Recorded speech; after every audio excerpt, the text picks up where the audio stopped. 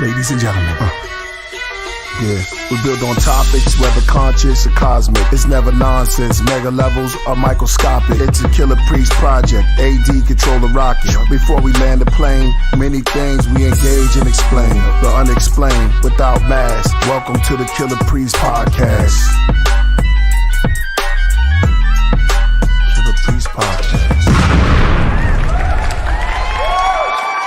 Nobody can love you better. Ain't nobody can make you feel this good. Ain't nobody can love you better. And around, arms around you. Yo, what up? What's good, everybody? Yo, shout out, man. Welcome to another episode of Killah Priest Podcast. I am your host, Killah Priest, and controlling the rocket is none other than A Dizzle. Yo, what's good? Welcome back. To my right, none other than Minnie Kepara. What's going on, y'all? Y'all know what it is, man. Kepara the Great. Let's get it. Exactly. I want to send a shout out to the best chat room, the smartest chat room on the internet.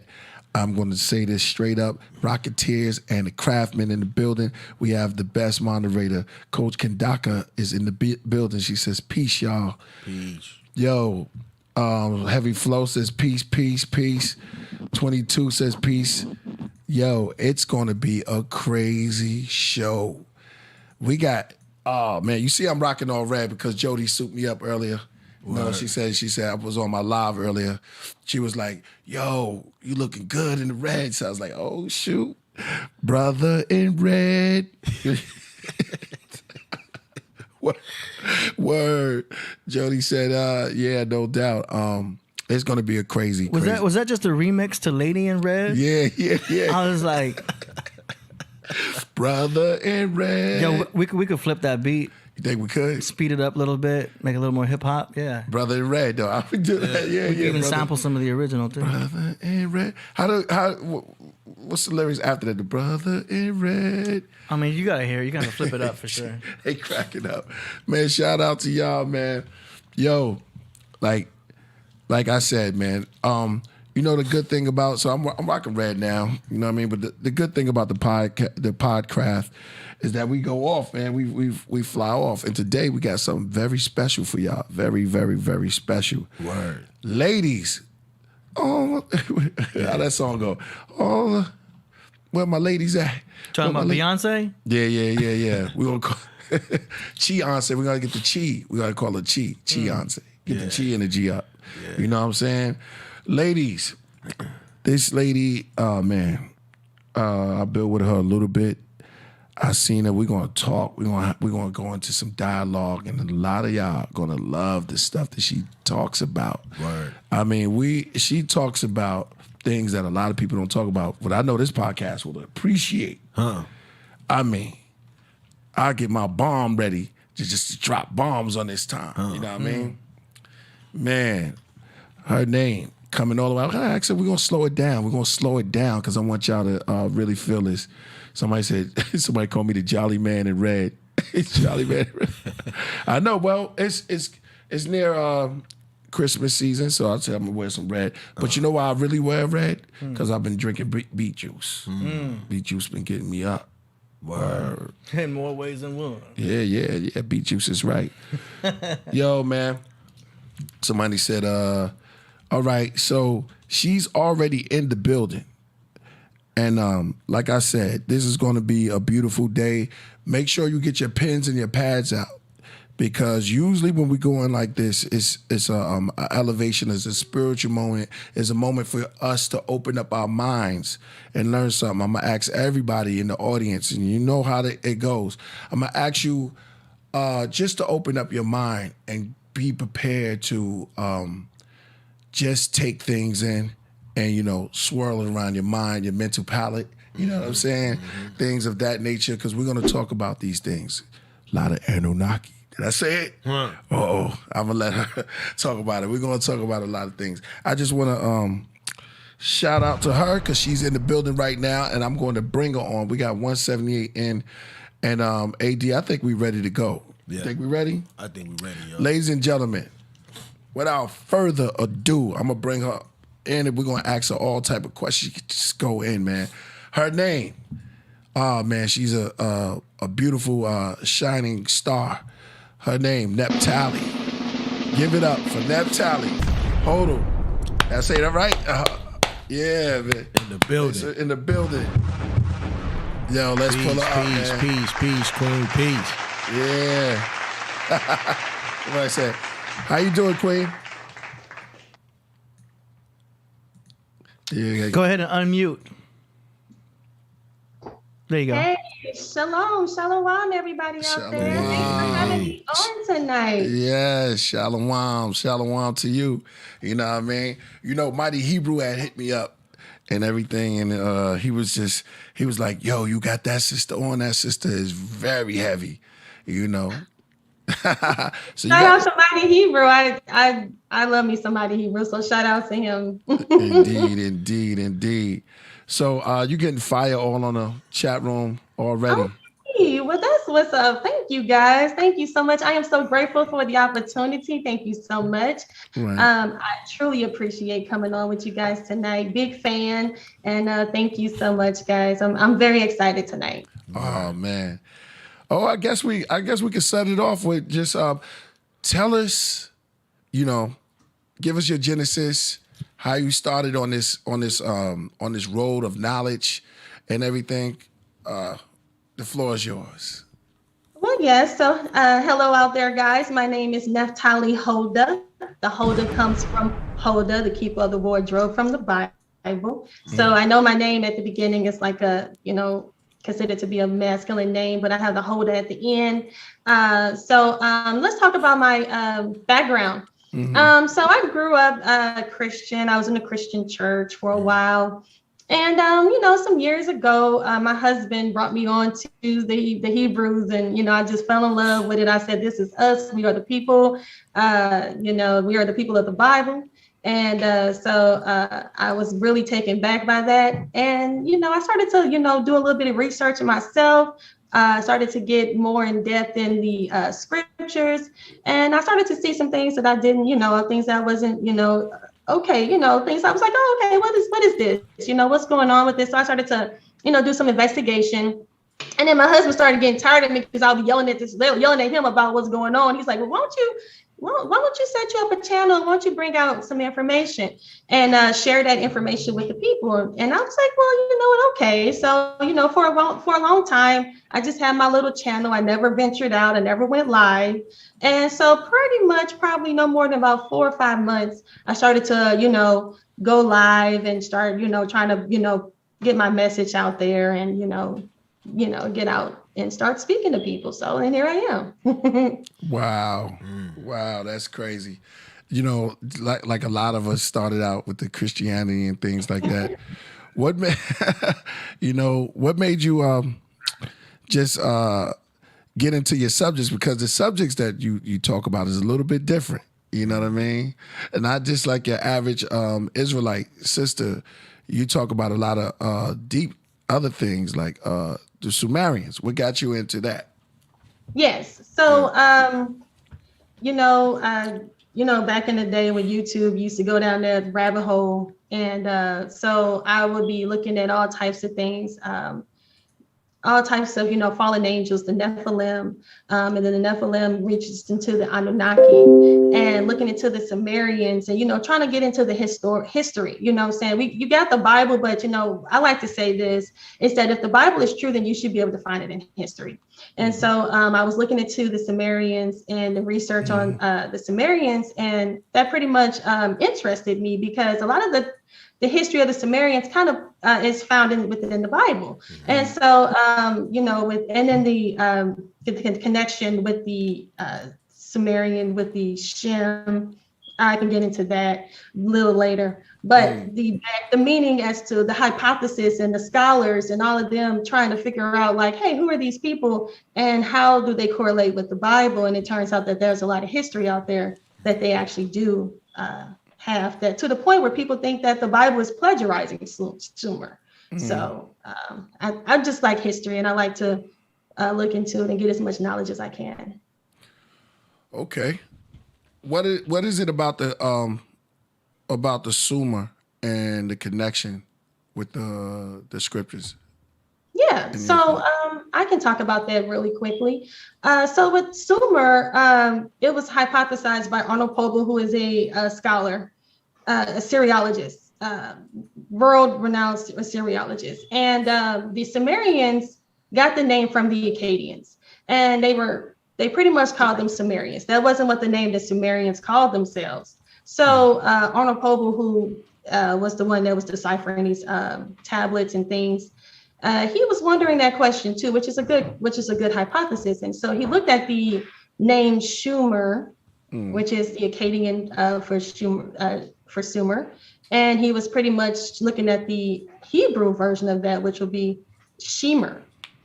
And so, and also in the Bible also talks about all these nations within the Mesopotamia. You got the Elamites, you got the Assyrians, you have all of these nations which come from Shem, but the only people that are not shown were the Sumerians, because we got again, you got Nineveh, which is Assyria, which comes from the Asher, which is also from Shem, Elam. So it's pretty much was like a daunting question of like, well, where are the Sumerians at? Everybody else is allocated for the Sumerians are. So that's when they started to, bring it together with the Shemitic people. Because the Elamites and the Sumerian, the Elamites and the Assyrians are all Shem as well. Okay. And the Ur Chaldeans, which is our Faxad. It all kind of makes a nice, little, story together. Okay. So when you add those together, are you saying, because it's been a lot of talk out there now about no one could really prove the identity of the ancient Israelites. Yeah. What would you say to that? What would you say to that? Well, the thing is that so what I'm going to bring out and I share my screen is that the Genesis 5 with the patriarchs, the antediluvian patriarchs, they're saying that those names, when they decipher them, actually break down to the same names as those that are found on the Sumerian kings list. Now, this is the works of these Assyriologists, not my work. I can only understand so much. But I agree with them to the point where they're saying that the Bible is plagiarizing the Sumerian. So it's like, I don't understand why they want to say it's plagiarizing, but why can't it corroborate? And that's what my stance is why when you see something that is similar, why can't it be taken as it being, the same or just a witness to it? Why does it have to be a plagiarism of it? And that's what that's something that I was just wanting to say. Oh, okay. So do you connect? Do you connect the connection with Sumer with ancient Hebrews? Yes, I believe that the Sumerians, and this is also found in Samuel Noah Kramer's book. Kramer's book. I can provide the source page number for you, but he actually said that he believed that the Hebrews actually had Sumerian blood. So it's also, like I said, a lot of these Assyriologists who are working with these tablets, who are deciphering the information, are seeing connections. And I would bring some of that out as well, some of the connections that the Hebrews had with these Sumerians. And like you said, it is pretty much, people say it's kind of hard to prove that they actually existed. But the thing is that with anything within science, they always say, hey, give us more time. We need more information. So I believe the same stance should be taken with the Bible, that we need more time and just more information for it to be discovered, to come out. Okay. So where did you start catching this kind of vibe? Like when did you start deciphering this? This is pretty deep. Yeah, so I started off looking into the Canaanites. That was something that was really big with me, was looking at who the Canaanites were, because the Canaanites had a lot of history. Like, they have pretty much the most history. Like, if I could prove that the Canaanites existed, then that meant that there is proof that the other people in the Bible existed. You know what I'm saying? Because the Canaanites have so much history. But what I found and what I stumbled across is that not only did the Canaanites have an extensive history, but the fact that they're now trying to say that the Canaanites are actually the Israelites. And because the Canaanites and the Israelites mixed so much, like they found the house of Omri, which was was with Ahab and Jezebel. That is actually found on a stele in Egypt, because so they have actual, the city of Amarna, which was actually a Canaanite city. So there's a lot of Canaanite history that's out there. But once I stumbled across that and I started to look into the Canaanites, I started to look into looking at Mesopotamia, and I started to see a lot of the names that were in Mesopotamia actually were the same names, like I said before, of the people of Shem. The sons of Shem's sons. So, all of that stuff started to connect dots for me. And I just started to look deeper and deeper into it. Now, when it comes to the Anunnaki, I take the biblical narrative as far as the fallen angels coming down. And it only, like I said, it only corroborates again with the Bible, because the Anunnaki are considered to be those that came from heaven. And the fallen angels are the ones that came down from the heavens. So it pretty much, it's pretty much like, and then when you get into the Dogon, and the people, the Dogons, when they said that they were visited by, mystical beings that came down, so it's so much information that corroborates with this claim with the, the Bible, the Sumerians, as well as the Dogon people who said they came from Egypt, right? That's what they say. Say that again. I didn't catch that part. What you said? The Dogon people say they came from Egypt. That's what they say. Oh, this is fact? That's what the Dogon people say. Wow. That's what they say. That when you look into their story and look into their history, Right. They say they came from Egypt. Wow. So they put themselves in that area of. That's pretty big. Yeah, that's pretty big. Yeah. That's crazy. Yeah. Oh man. It's a lot. Yeah, it's a lot. We're gonna get into it. We're gonna do this. I like to do things slow a little bit, because I already know. Me too. Yeah, exactly. Because it's a lot to it. I've did a little studying on you a little bit, and I know that you was a data analyst. That you was you analyze. Yeah. That's my background. I'm a data analyst. I analyze data. I know code. I can write in some. I'm not a coder. I'm not going to try to make myself sound like I'm anybody that's writing code and programming. No, but I do utilize SQL code to analyze data. Yes, I do. Right. All right. So I'm gonna stick on this a little bit about the Anunnaki, since you brought them out. Yeah. All right. So do you correlate that with the Nephilims, the fallen angels? With the fallen being, what are angels or anything like that? I mean, correct me if I'm wrong. I mean, what the Nephilims are the Anunnakis? You're saying that they going with the same story.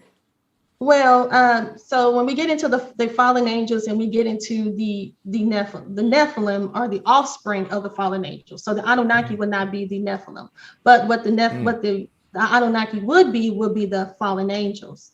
That's who they would be. So like when Satan had fallen from heaven, he would be considered to be what they would say the fallen angels. Now, it's also said that, the Anunnaki, it's also said that the Anakim, which are in the Bible, the Anakim, which is the sons of Anak, which is where they say Anunnaki is similar to the sons of Anak, which is sons of Anu. If that makes sense. The sons of... I hope I didn't like... No. That was good, because I'm gonna follow you a little bit. I'm gonna get on the road with you. Yes, right. yes. So, is that Anakin, or is that I've heard of that. What are the, like, giants? Yes, the Anakims were the giants. So they were the sons of Anak, right? And which is Nephilim. The Nephilim were the giants, which is the Greek word for Nephilim. Nephilim means giant. So when you get the fallen angels, that's where the Anunnaki. They're pretty much the same story. Because like I said, when I bring up Genesis 6, it says the sons of God came down and they mixed with the daughters of men. Okay. And they created the Nephilim. So what they're saying is they're speaking on the fallen angels who came down, and they mixed with the daughters of men, which is like regular women, and they created offspring, which were the Nephilim. We also find this all in the Greek. Right, I was about to ask you that because I know it's a Greek word. What was the original name of it? I know the Nephilim. Yeah, I just know it as the Nephilim. I don't really know what the Hebrew is because that's what they usually utilize. But that is a good question. I should look into what they called it. But I know the Anakim, they call them the Raphaim. The Raphaim. The Horims. Okay. Are other names that many they names. Many names. Yeah. Many names. Well, Greeks are different groups. Different, like the Moabites called them the Emim, you got the Anakim, the Raphaim, those are all different names that they have given to the Nephilim. Right. Okay. Yes. Okay. Yeah, I know the Moabites is in the building. We had one up there. The Moors say they're the Moabites. It's a lot of deep stuff that's coming out. You ever heard that term? The Moors and the Moabites. Yeah. I would like to actually have a conversation with one, really, because I want to understand why do they want to consider themselves to be the Moabites. I'm just interested because I know of it, but I just don't understand. I don't really understand. Right. We had one of the brothers up here the other day, and he was just breaking that down. Yeah, he was just going through that. And okay, so let's go into it. I'm ready to open up the gates and go into it. We can start with however you want to start it. You said you have sources and all of this, right? So if someone's to say, okay, can you prove the existence of, let's say, Abraham? Where would we start? That's it. Okay, so you say how will we prove the existence of Abraham? Yeah. Well, the only thing I can do is utilize source material from, like I said, bringing out the fact that if we can find the other patriarchs in the Bible, then if we can prove them, then why couldn't they, as well as Abraham, existed? If that makes sense. Yes. Go ahead. Okay, so like I said, let me get my stuff together. That too. All right.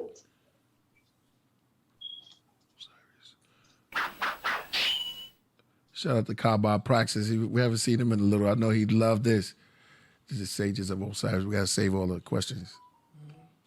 Just let me know when you're ready for super chats. Yeah. Anunnaki. Jody says the Anunnakis, the Epic of Gilgamesh, Bishtam. Oh, there's a lot of stuff. Oh, they coming in. The chat room is all. They love it. This is what they've been waiting on. They've been waiting to talk about the Anunnakis and the Nephilims and stuff like that. Usually they get knocked down by the Nomos. They get kicked out by the what's the spiritual beings, the netters. Because are they all the same? Yeah, they are. Netters are pretty much yes. I believe that when you get into like the Titans, which is with the Greeks, and then you get into the demigods, which is to be the Nephilim. Right. I mean, they're all the same story. The only difference is that it's told within someone else's perspective, another nation's people's perspective. But see, when you start to hear recurring things like themes from different nations and different groups, then the thing is that usually like a pattern, usually people will accept that as if, hey, this must be holding some kind of weight or some kind of validity because we keep hearing the same, like you keep hearing something over and over, you get to go like, hey, maybe there is something to this, but instead people look at it and frown upon it and stuff like that. So to answer your question about proving, Abraham and things like that. So I'm going to utilize, should I share my screen? Or let me, Indeed. Yes, you may. Yeah, let me set you up real quick. Okay. Bear with me, guys. Go ahead. Can you see my screen? Not yet. Go ahead and share on your end. Oh, I have to share on mine. In the building. If you're just tuning in, it's about to go a little bit deep. Somebody said Netta, the new Teray. Look at the chat room. They ready. They love this. Where the Greek gods the same? They got questions. I can't wait. All right. Okay, so can you see it? Indeed. All right, so this is on page 292 of the Sumerian. This is Samuel Noah Kramer's source. Right. His book, the Sumerian. Right. And so I have just a page that I took out. Right. So I'm going to blow it up a little bit so we can see it. All right. So he says here, however, there is another possible source of Sumerian influence on the Bible, which is far more direct and immediate than just described. In fact, it may go back to Father Abraham himself. It says most scholars agree that while Abraham's saga as told in the Bible contains much that is legendary and fanciful. So right here, he's pretty much saying that, a lot of the stuff is legendary and fanciful, but it says it does have an important kernel of truth, including Abraham's birth in the Ur of the Chaldees. Now, this is a world-leading Assyriologist, the world's leading Assyriologist who just said here that Abraham's birth is the truth.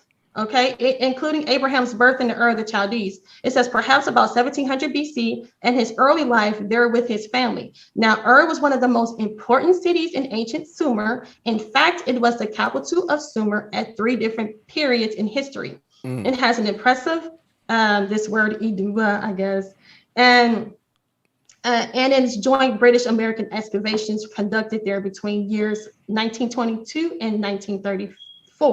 It says quite a number of Sumerian literary documents have been found. Abraham and his forefathers may well have had some acquaintance with Sumerian literary products that had been copied or created in their hometown academy. And it is by no means impossible that he and the members of his family brought some of the Sumerian lore and learning with them to Palestine, where they gradually became part of the traditions and sources utilized by the Hebrew men of letters in composing and redacting the books of the Bible. So it says, be there as it may, here are a number of biblical parallels from the Sumerian literature, which unquestionably points to the traces of Sumerian influence, the creation of the universe. It says the Sumerians, like the ancient Hebrews, thought that a primeval sea had existed prior to the creation of the universe, according to the Sumerians. Also, he says the creation of man, according to both Hebrews and the Sumerians, was conceived as having been fashioned of clay. Now, I take this as a very good source. Guys, this was on page 292 of the Sumerian by Samuel Noah Kramer. I have the PDF. If you guys want to see, I actually do have the PDF. And let's see right here. Right. Yep, here it is right here. This is the PDF. Because Samuel Noah Kramer. Yep, this is it right here, the Sumerians. And right there, the Sumerians, their history, culture, and character, Samuel Noah Kramer. And that was on, so all I did was just, took a screenshot of the page just to make things simpler for everyone to see. But as you see this, I have the full PDF. I'm not bringing out any information that's not true here. I don't get any wins with that anyway. Okay. So right here is the PDF. And as you see, he actually admitted to the fact that it was the one thing that the Bible actually had was a kernel of truth was the fact of Abraham's birth. So, and if those of you who are concerned as to like, who is this Samuel Noah Kramer? Right. I come bearing information on that as well. So let me make my screen come bearing sources. She's ready. So here we go. Ready for the smoke. Okay, this is good. Yes, good. I'm ready. All right. So here we have Samuel Noah Kramer. This is from the Wikipedia. It says that was one of the world's leading Assyriologists and world renowned. So right there we have that, and you guys can look into that information about Samuel Noah Kramer. So he was a world leading Assyriologist. So he's the one that's out there deciphering the many Assyrian tablets that have been excavated and things of that nature. Also, as well as Arnold Pobel. Arnold Pobel is another one who was who also believes that the Sumerians, are the as maybe not Samuel Noah Kramer may not think that the Hebrews are Sumerian, but he does believe they have blood of the Sumerians. So let me give you that as well, because I don't want to just keep saying stuff. I want to show it. She's saucing up, yo. So let me get that for you. Because I have okay. I'm about to make some tea sauce. Okay.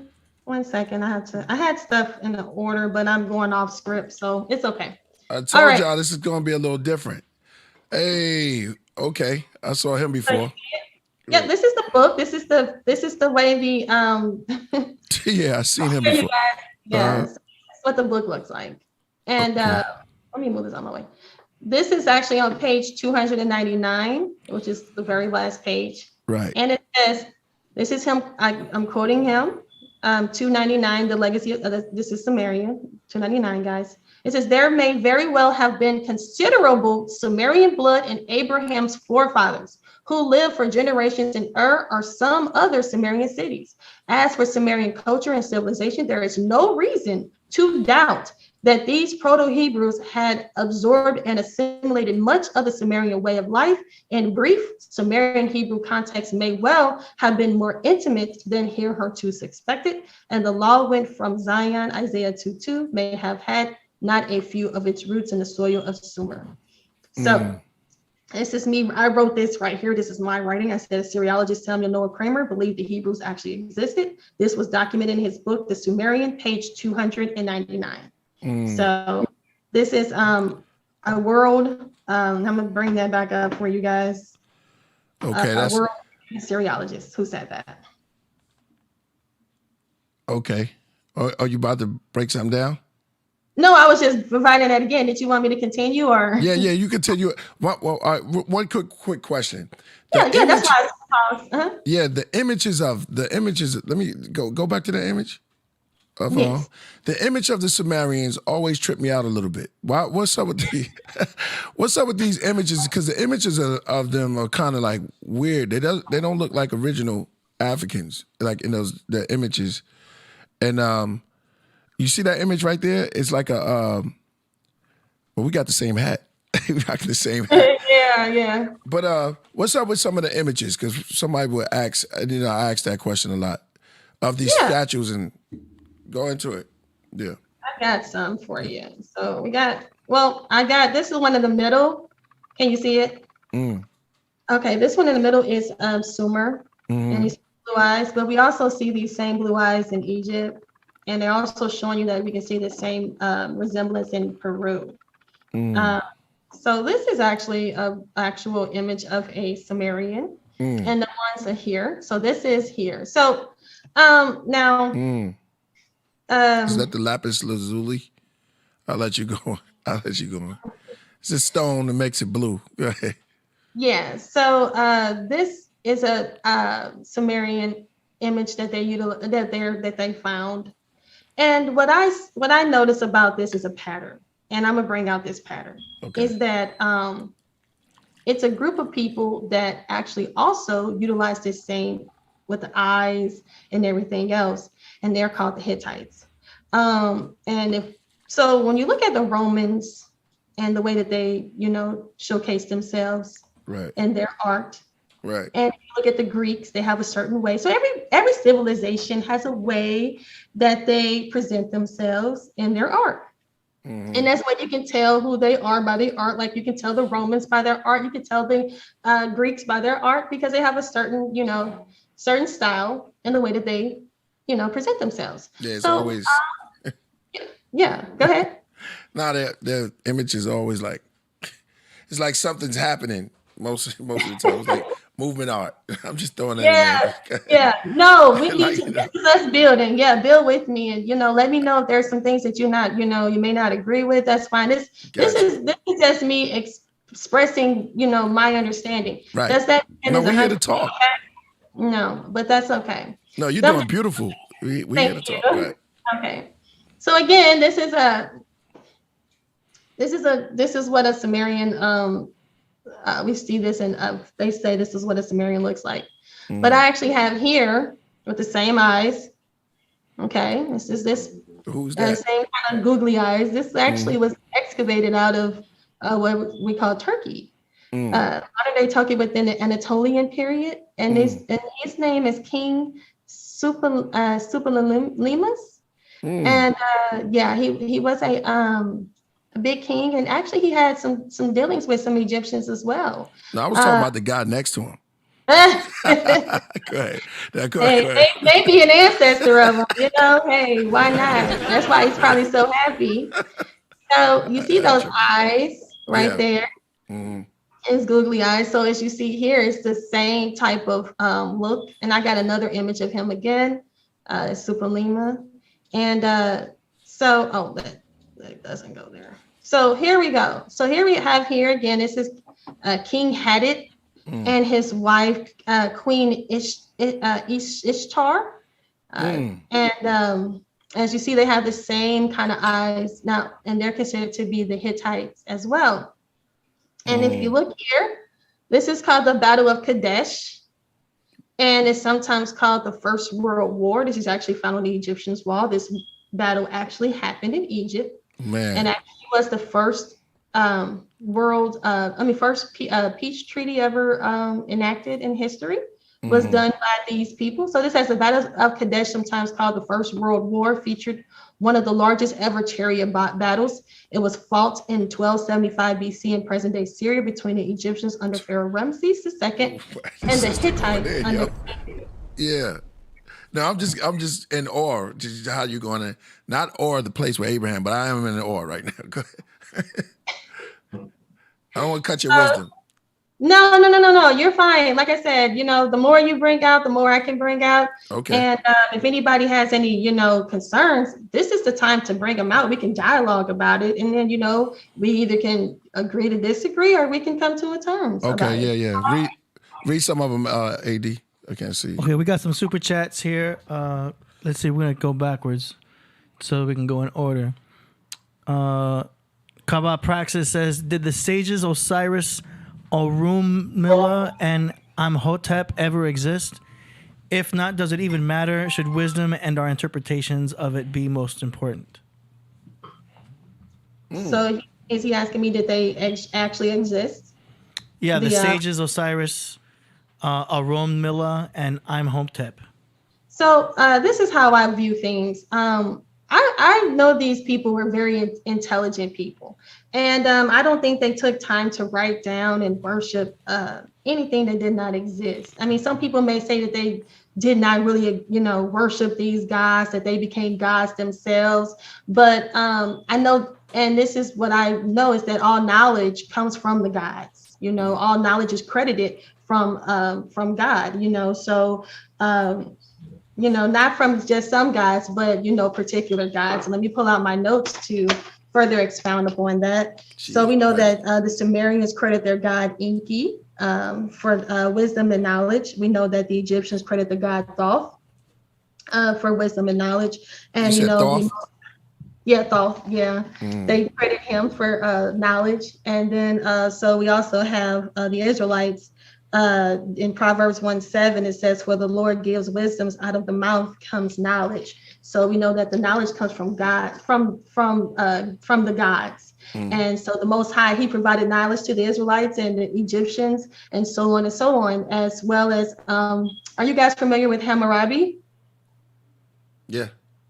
You're familiar with Hammurabi? Yeah, okay. Yes. The Hammurabi Code. Go ahead, I'm with you. Is there a song called Hammurabi? Yeah. Yeah. Go ahead. Yeah, so those are their own gods. Each nation has their own gods. So just want to make sure I say that, right? Just know that the Israelites had their god, the Egyptians had their gods. And here we have Hammurabi, who was an Amorite, and they had their own gods as well. So I just want to find out what Hammurabi had said in his preamble to the code of Hammurabi. So he had his code, which is, as you see, is found on this, I guess you can call it I'm not sure what you call it, an obelisk or a stele. It's an obelisk. Yeah. Just want to make sure. Thank you. Just want to clarify. Looks like a cylinder. Yeah. To go on it. Go ahead. Yeah, so it's an obelisk. And so right here, this is Hammurabi Codes of Law. This was translated by L.W. King. So this is how he started his preamble. Right. Okay. Sourced. It says, when I knew the sublime king of the Anunnaki. So right here, he starts off by saying, when I knew the sublime king of the Anunnaki and Bel, the Lord of heaven and earth, who decreed the fate of the land assigned to Marduk, the overruling son of Ea, God of righteousness, dominion over earthly men, and made him great among the Igigi. They called Babylon by its illustrious name, made it great on earth, and founded an everlasting kingdom in it, whose foundations are laid so solidly as those of heaven and earth. Then Anu and Baal called by his name me, Hammurabi, the exalted prince who feared God, to bring about the rule of righteousness in the land, to destroy the wicked and evildoers, so that the strong should not harm the weak, so that I should rule over the black-headed people like Shamash, and enlighten the land to further the well-being of mankind. So right here in Hammurabi's code of law, he is saying his obeisances to his god Baal, as well as the king of the Anunnaki. Okay, and this isn't a legit real. We know that the Code of Hammurabi was established within Babylon and all around there. So this was him giving. He was giving obeisances and was saying to the to the people that, hey, he feared God and they exalted him to be the leader. So he's giving praise to his God, who is Baal and Anu and all of that. Yes. You know, the Sumerians had many gods, right? Yes. And they them and Kemet had many attributes of gods. And so if Sumer, have I said right? Sumer, if Sumer influenced the Hebrews, wouldn't they incorporate many gods as well? That is a good question. So we know that in the beginning, which is before the flood, that I feel like my mouse is just going crazy. Right. That the world was under one speech, and they were under one rule, and they all became together, and they all started to worship in the same God. Remember, with the Tower of Babel and all of that. So that would make it, even though people want to blame everything on Nimrod and Cush. I know, I'll be telling you, man, leave Nimrod alone, man. Terah was right next to him, right. And Terah was Shemite. So we all are everybody. That's why he had to scatter and confound the tongue, because everybody was included into that.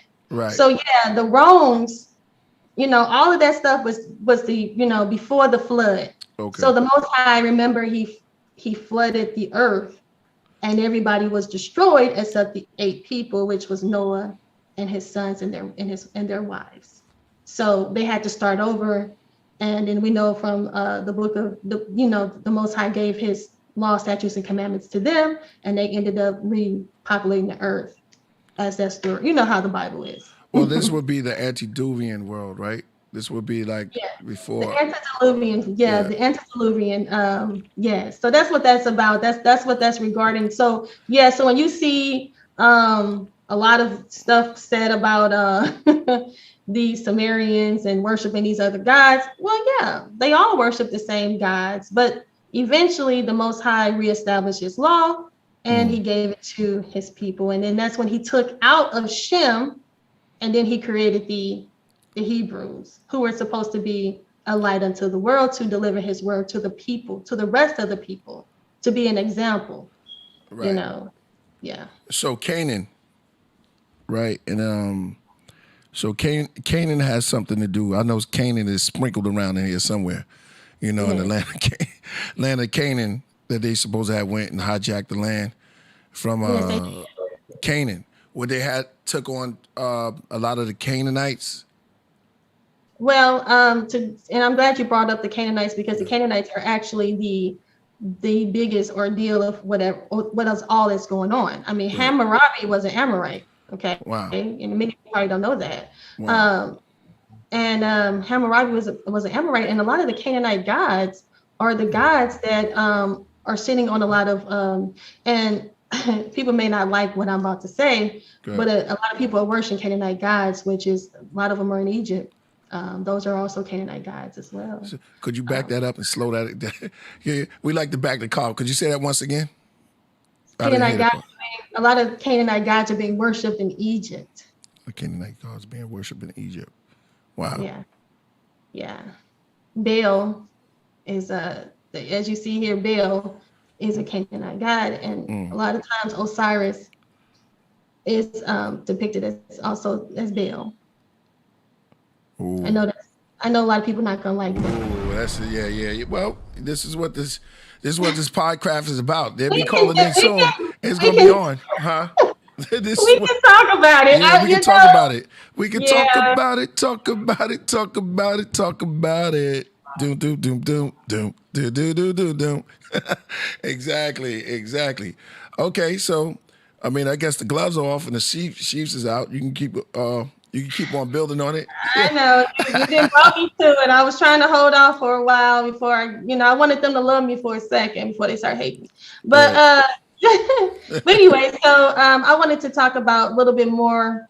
Okay. I was talking about. Let me bring my screen up a little bit.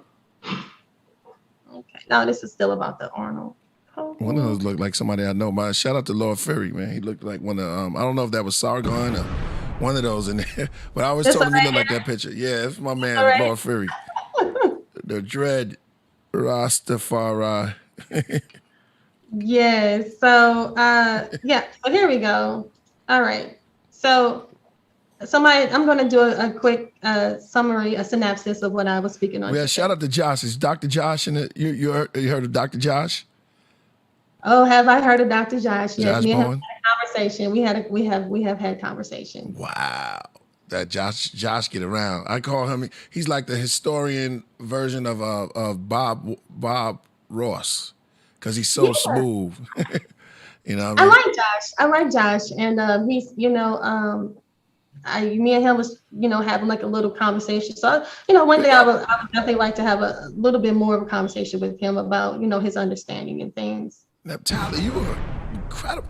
Naphtali said, all right, ladies, I don't care what y'all say, ladies, you gotta step up. I mean, y'all should be proud of this sister sitting here, going in right now, talking about Hammurabi. She's saying words just like that normal chicks just don't say. You know what I'm saying? She's going into the history, breaking down sources, coming out with, I mean, you doing your thing. The chat room is alive right now.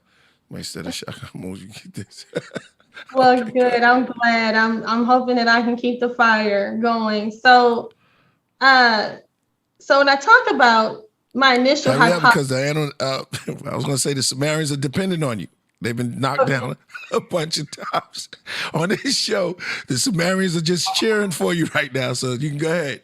Okay, so my initial hypothesis was that are the Sumerians the original ancestors of the Hebrew people?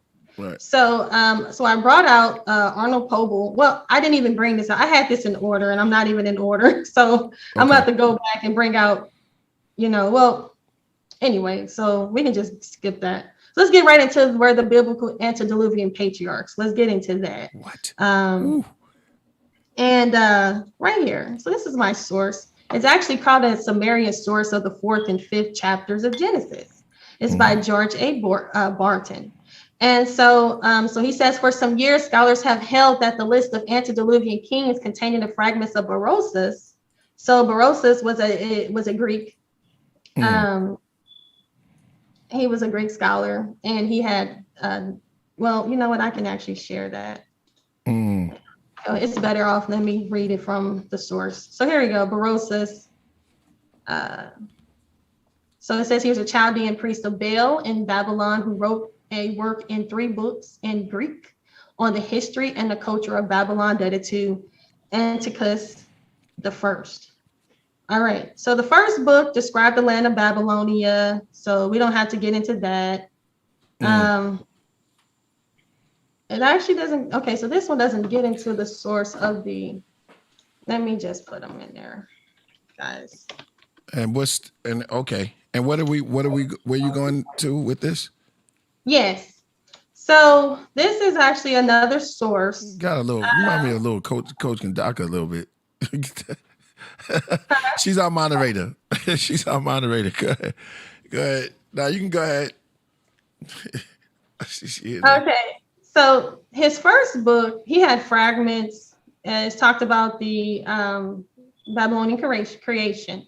Now the second book, it describes the history of the Babylonian kings from Alium down to Nebuchadnezzar.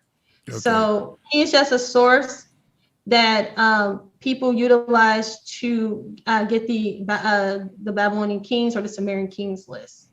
Okay. Mm-hmm. Now the reason why I bring this out is because let me get back to my presentation. So this is the source that they were utilizing originally to prove that the patriarchs of Genesis 5 are the same as the kings listed on the Sumerian kings list. And they were utilizing Berossa's kings list, but it only had fragments of it. So that's why I showcased that so people can know that. Oops. So it says these efforts were not fully successful. Some elements resisted all the solvents that could be turned upon them. But he says, I believe the Sumerians it says at last. So he said at last, he believed the Sumerians original has come to light in a tablet from Nippur and the University Museum in Philadelphia. He says Dr. Popel had published the tablet and translated it, but overlooked what seems to the writer its most interesting relations. All right. So what was so great about this tablet? So this is where the tablet was. It was found here in Nippur. This is the Temple of Baal. This is the temple right here. And so what the tablet was pretty much saying was, and if we keep going, it had a list of these names right here. And it says the names and reigns of the kings that concerns us. So these are the names of the kings that were on the king's list. Is everything okay?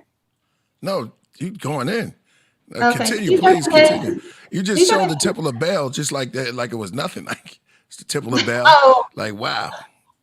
That's hard. I thought it was pretty interesting myself, because look how extensive it has stairs and it has, probably got some labyrinths. I'm just joking. Yeah. But, this wasn't put overnight. Yeah, exactly. The bulldozer, you know what I mean? No, this took high intellect. Some people like to say that these people weren't intelligent. Like the people back in the day weren't intelligent. This utilized some real good, intelligence. The same thing. I agree with you on that. People back then are not. They weren't slow and dumb. They were very highly intelligent. People always been smarter than a lot of us today. They had indoor plumbing. They had.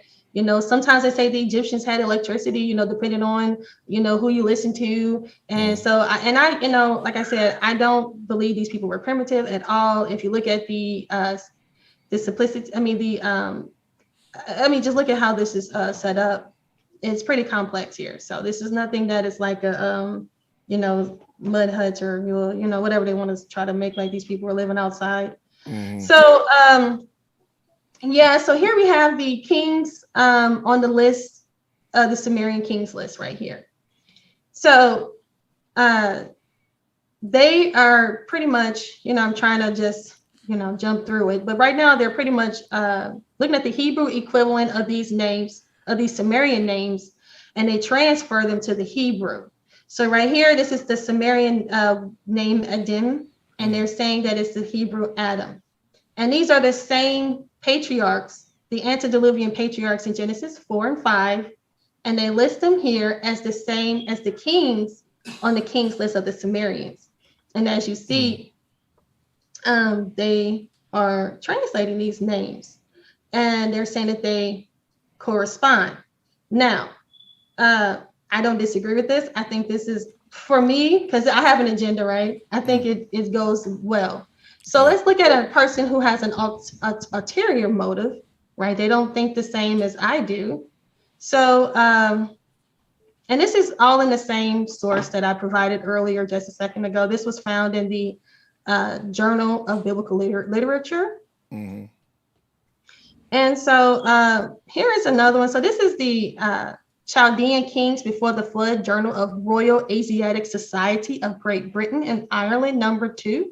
It says the Royal Asiatic Society of Great Britain, 1923, page 251 through 59. Okay, and this I got these off of JSTOR, if anybody's familiar with that. It's not. Yeah. So, could you state that source again? Yes. The source is the Chaldean Kings Before the Flood. It's found in the Journal of the Royal Asiatic Society of Great Britain and Ireland, number 2. The Royal Asiatic Society of Great Britain and Ireland, 1923, page 251 through 59. And you can find this at the www.jstor.org.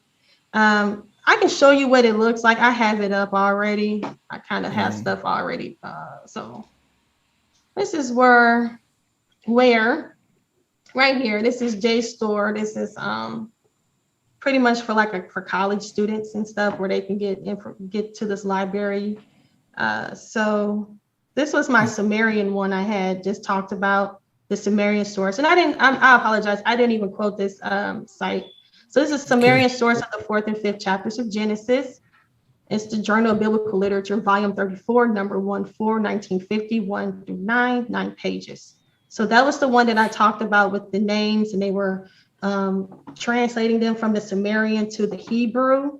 And that's where I got this from, so. And then the other one that I'm about to mention now, no, that's about Berosus. Hold on. As we keep going, are you familiar with Hindus, the ancient Hindus, and some people say that they were like the Sumerians were coming off of some of the Hindu philosophy?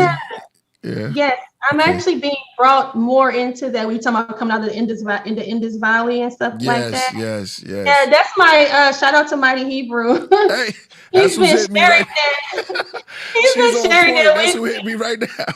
Exactly. Yeah, he's tuned in. That's why he knows because he's been teaching me too. Wow. So I listen to him and he shares information with me, even though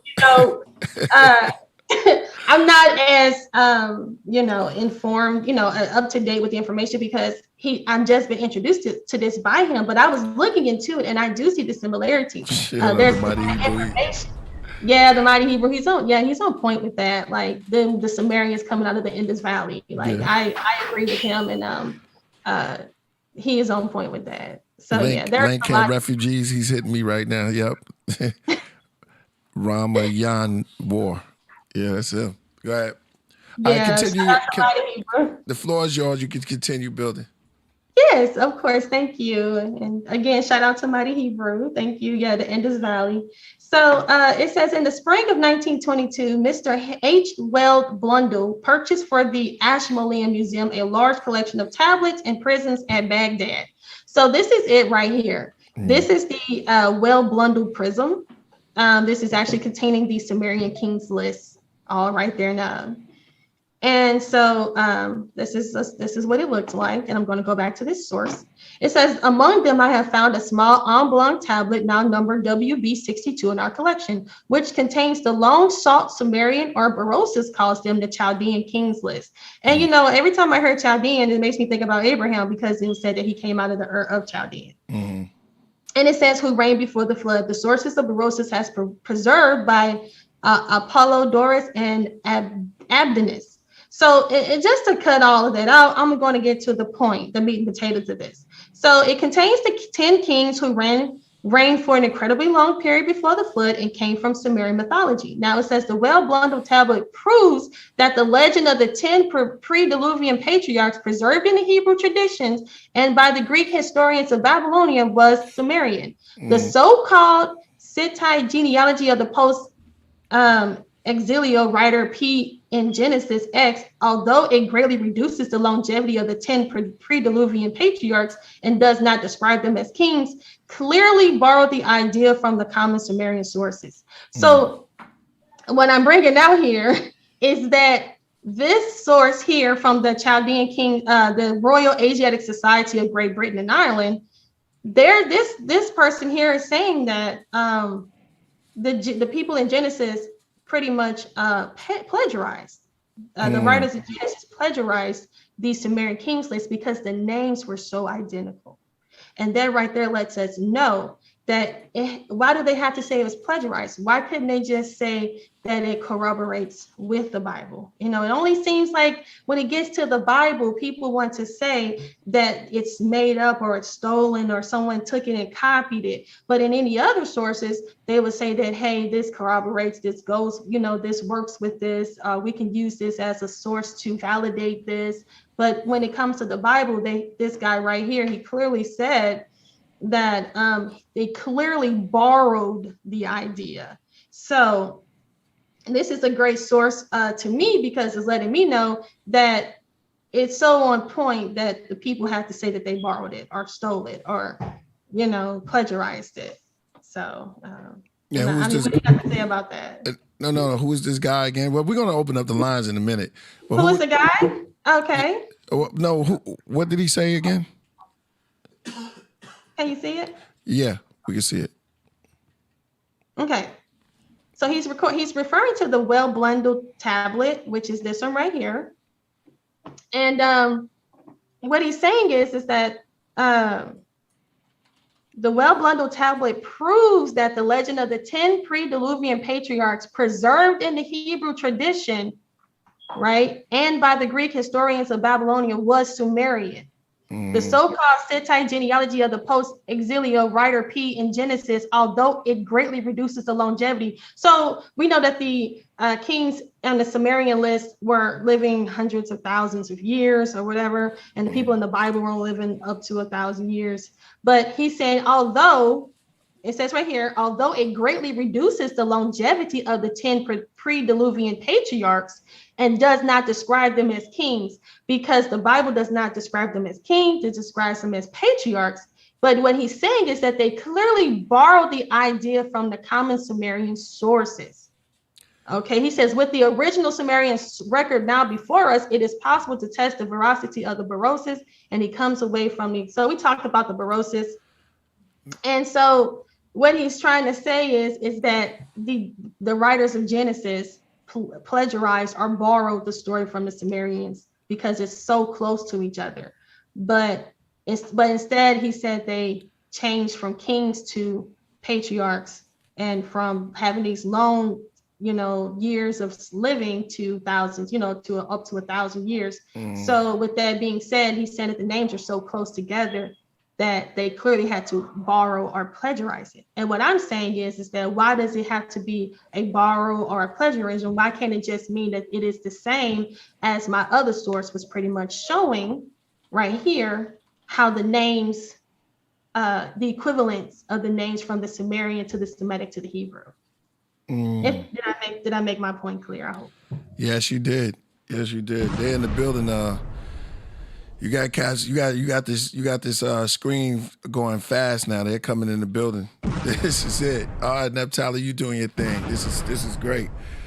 Like I said, new information. I always said, we do a lot of Bible bashing and kicking. And I think you're a part of this, like evolution. Certain things, sometimes when there's too much of something always comes up and combat. You know what I'm saying? That which everybody's push up against. You know what I mean? I remember there was a time when there was no Kemet around. You know what I'm saying? And everybody was kicking on them. And then all of a sudden they did a rise. You know what I'm saying? So each time everybody get a rise. You know what I'm saying? Everything comes up. So you're doing a great job. Now it's like I can feel, your perspective, a female's perspective on seeing this, and not just this, just that. Knowledge is infinite. It's for everybody. Wisdom is beauty, and that's how you look at it. You know what I'm saying? That's how I see it for myself. So when it's coming like this, like I said from the beginning, please have an open mind and allow yourself to learn. If you're not, and then weigh and judge. You see, you see how it fits in your life. Well, I say eat the meat and spit out the bones. Because the thing is, like you said, right. there is a lot of information that's out there. Right. And the thing is that although, like with Kramer, for instance, right, he all right, go ahead. Did not fully agree with Pobel on his stand about the linguistics of Sumer in the name. And was Pohl okay? No, was that his teacher? Pobel was his teacher. Pobel was his teacher, right? Okay. Yes, he was. So he didn't agree per se, but because I have his quote actually right here. Let's read that quote. Yeah, I want to hear this one. This is very deep. Yeah, go ahead. Yeah, so he says, if Pobel's hypothesis turns out to be correct and Shem is identical with Sumer, we must assume that the Hebrew authors of the Bible, or at least some of them, considered the Sumerians to have been the original ancestors of the Hebrew people. Linguistically speaking, they could not have been more mistaken. Sumerian is an agglutinative tongue unrelated to the inflected Semitic family of languages of the Hebrew forms a part. But he has a but here, okay? So, he says that he does not agree, and I don't know if I showcased what Pobel said. So he says right here, I'm kind of moving. I hope people keep up with me.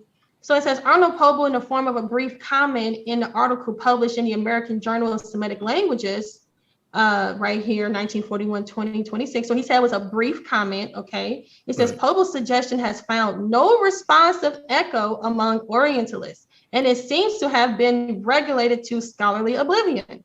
He said, it is my conviction, however, that it will stand the test of time and in due course be recognized as a significant contribution to the Hebrew-Sumerian interconnections.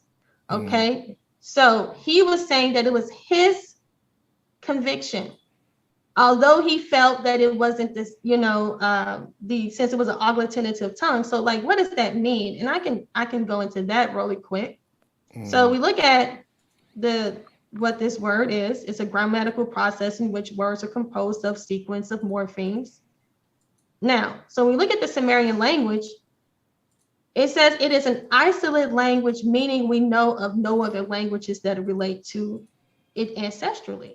It says right there, it's a language isolate, right? Which is with the agglutinative, which is the same thing. But here it says, although there are some theories that the Sumerian is a member of the Uralic languages. So there are people that are now saying that this language can be with the Uralic languages, okay? Which is like Hungarian and Finnish, another language. We know some people are bringing out that a lot of West Africans have languages that compare to the Sumerian. Right. But right here, it says the Uralic languages. Right here, this is according to the World History Encyclopedia. So that was when, Kramer at the time, he was saying, hey, this language is this, but I'm going to put this out there. So when people start looking at this, in modern times, then they'll be able to, determine if this truly is a language isolate. And as we see right here, that they saying that some people saying it's a Uralic language. And when you get into the Uralic languages right here in the Encyclopedia Britannica, it correlates into the Indo-European language. The Uralic languages goes into the Indo-European languages. It says right here, Uralic and Indo-European languages are not generally thought to be related. More speculative studies have suggested a connection between the relationships.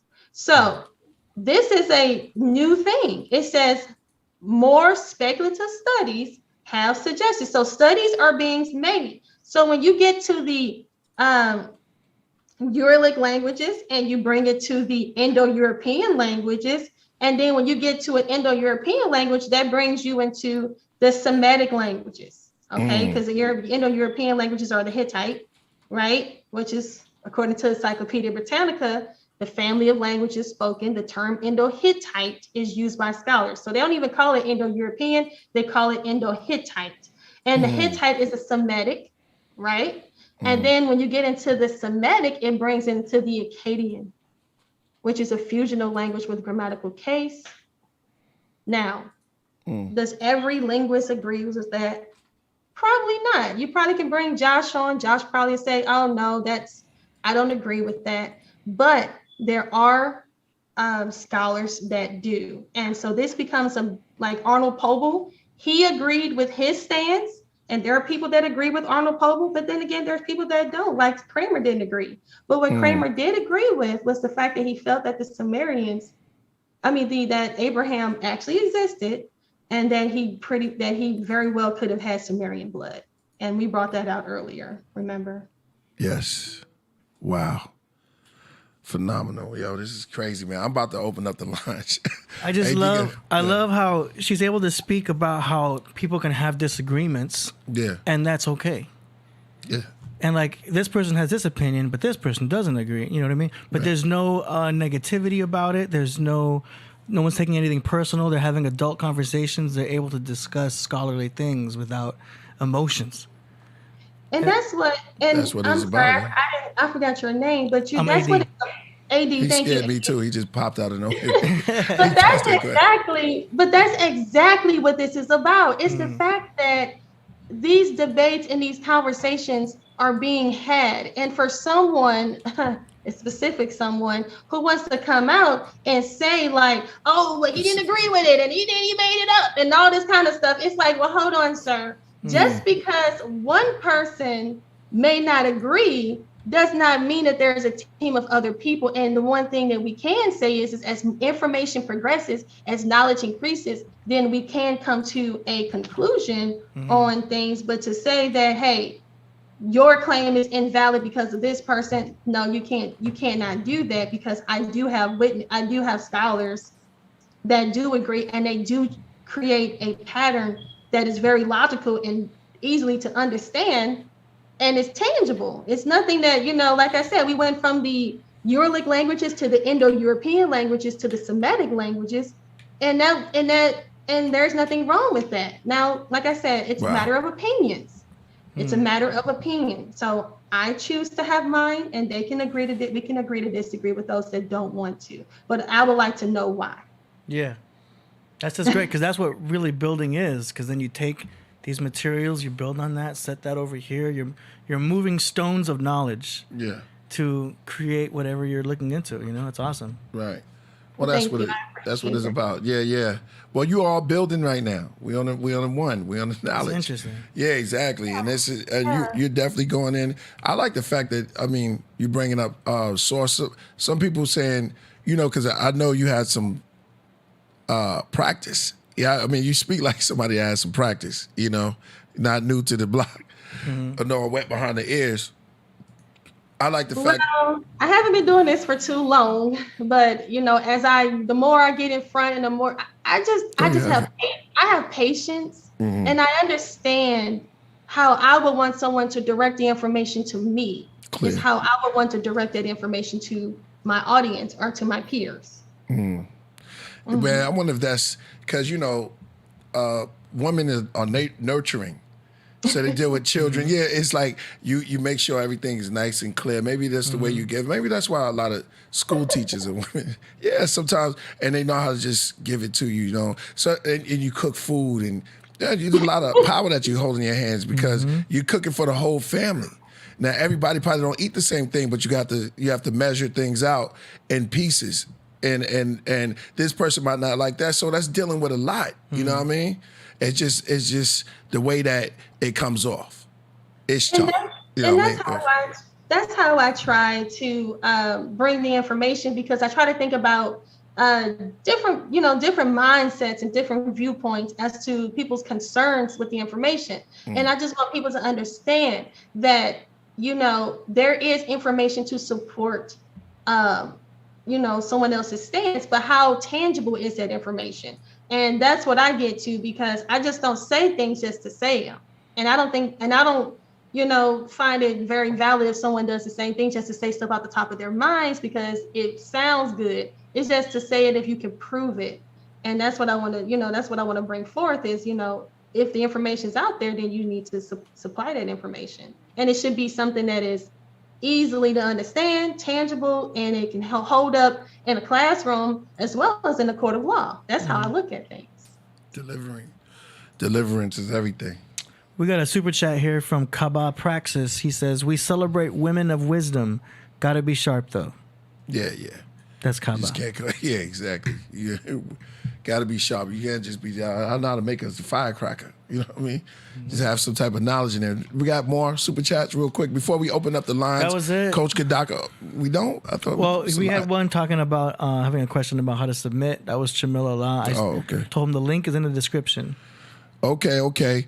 All right, so Mighty Hebrew, are you ready for, or did you start your presentation yet, or are you ready for some calls? I kind of did in my presentation. This pretty much was my presentation. I just kind of was just going in. I didn't do it the way that I had planned, but it worked out. It's nice. It's organized. You got your PowerPoint going on. Yeah, sometimes. Oh, you know about PowerPoints? Come on, Yeah, now. come on, AD. I didn't know. Yo, but this is good though. This is good because we dive into a lot of. We never really touched on this. Inky, Enlil. I know Dr. Josh spoke on Inky and Enlil, but into the depths because going into. I know a lot of people want to know about the Anunnakis and who were they? Were they real? You know what I'm saying? That were they angelic? What's your take on that? What you said? Yeah. So I'm gonna start off with these group of people, which is a Dogon. You know, Fire. and Fire. When did that roll up to your door, AD? You put the cat on. Oh man. Exactly. I'd be like, hello. You guys want some water? yeah. How would you guys feel about the Dogon showing? I love that. I would wear that. Let me see the suits again. You want to see it again? Because I'm trying to find my stuff for it. But hold on, let me pull it back. There we go. There they are. It's That's hard. the Dogon. And they were able to find the Sirius star before NASA. Mm-hmm. So these people who are considered to be primitive, right? And they have no telescopes, but they were, their cosmology is so remarkable that they were able to, place out the Sirius star, and that was not discovered until the 1970s. And they have records of them speaking on this star and showcasing it where it's at,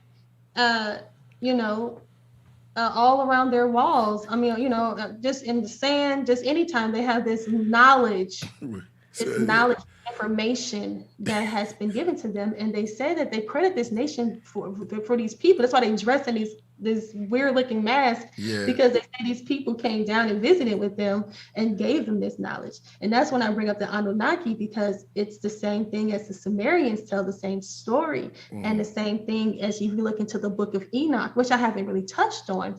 But when you look into the book of Enoch, it's credited with Azazel, the angel Azazel came down and he taught man how to create weapons, makeup, and do all types of all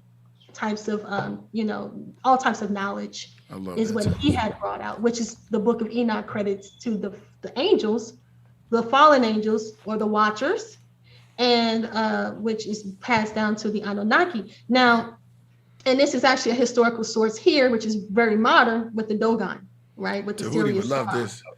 Okay. Right. So I want to get more into the, let me see. So here we go.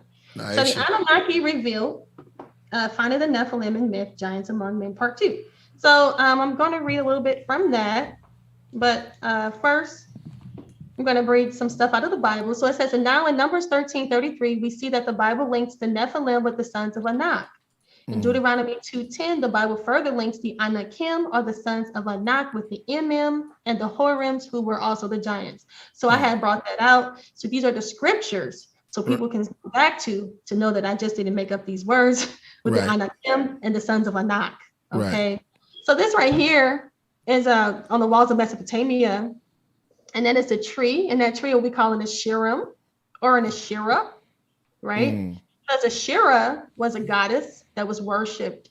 And the way that she was worshipped was by a tree or a grove or a pole or a pillar. Now we're learning. So when you get into the Asherah is a Asherah tree. And that's what this is. That's what it represents. So when you see groves, like, the Bible says, do not make thee a grove, do not make thee a grove. It's talking about an Asherim. It's talking about an Asherah. And a lot of times it's like totem poles, obelisk, and even the modern day stripper pole is associated with Asherah. With Asherah. Okay. Yeah, stripper pose. Well, asterisk is okay. Yeah, asterisk. Yeah. Asterisk, her equivalent. Asterisk, Astarte, Ishtar, Ishtar. Semiramis. Right. Same, but the Shira, which is the consort of Bill. This is her tree, and she's always like a Christmas tree. That is also considered a Shira. So yeah, that is, and it's also from the Canaanites, the goddess of the Canaanites, and the Canaanites they smoke what was called cannabis. And for those that I am smoking that as well. Yes. I always find that amazing. Yeah. Now we're talking. Yeah, because they it was called cannabis or canny. Does it? Yeah, something. Yeah, like like what we call the cannabis from the Canaanites. They used to smoke that, and that was I don't know if they smoked it, but that was their plant. Yeah. And so associated with Asherah and Asherim. Yeah, and like I said, so Asherah is also associated with. So Asherah is associated with a fertility cult or a sex cult. So a lot of the orgies, ritualistic sex, stripper poles are all kind of like I know people probably like it's a history to everything. We're grown here. Damn. Yeah, we're grown here. We know. Yeah, I didn't know this. You didn't know it get down out there? Yeah, they was getting down. Come on, man. I know they had Samson couldn't stay out of whorehouses, right? Yeah, and they were bringing the Shira poles inside of the temple, and Shira poles. I like the way you say. Yo, so it was like a VIP room. That's why we were scattered. That's why we were, because they love the Ashera pose. They love the the ritualistic things that were happening. Right. So just not to get I don't want to get vulgar or anything, but that's how and that's what they're standing over here looking at. It's they call it the tree of life. That's what they would call it. But when you get deep into it esoterically, it's actually an Asherim. It's her tree. It's how you worship Asherah, which is the queen of heaven. Sound like a Sherm too. Yeah, a Sherm. Yeah, a Sherm be having you going at a Sherm. A Sherm. Yeah. So I say, who were the Anunnaki? Well, the name of the Anunnaki in Sumerian means those who from heaven to earth came. Mm-hmm. So those who from heaven to earth came. They were also known as the Anakim, and in the Hebrew as the Nephilim. This shouldn't be Hebrew. I don't know why I wrote that. Those who were cast down from heaven. In the Sumerian language, the term Anunnaki meant from heaven whom came to earth. The Watchers were known as the Anunnaki, or the heroes of old, men of renown, as mentioned in Genesis 6:4. And the Anunnaki were fallen angels that left the heavens and took the daughters of man for wives.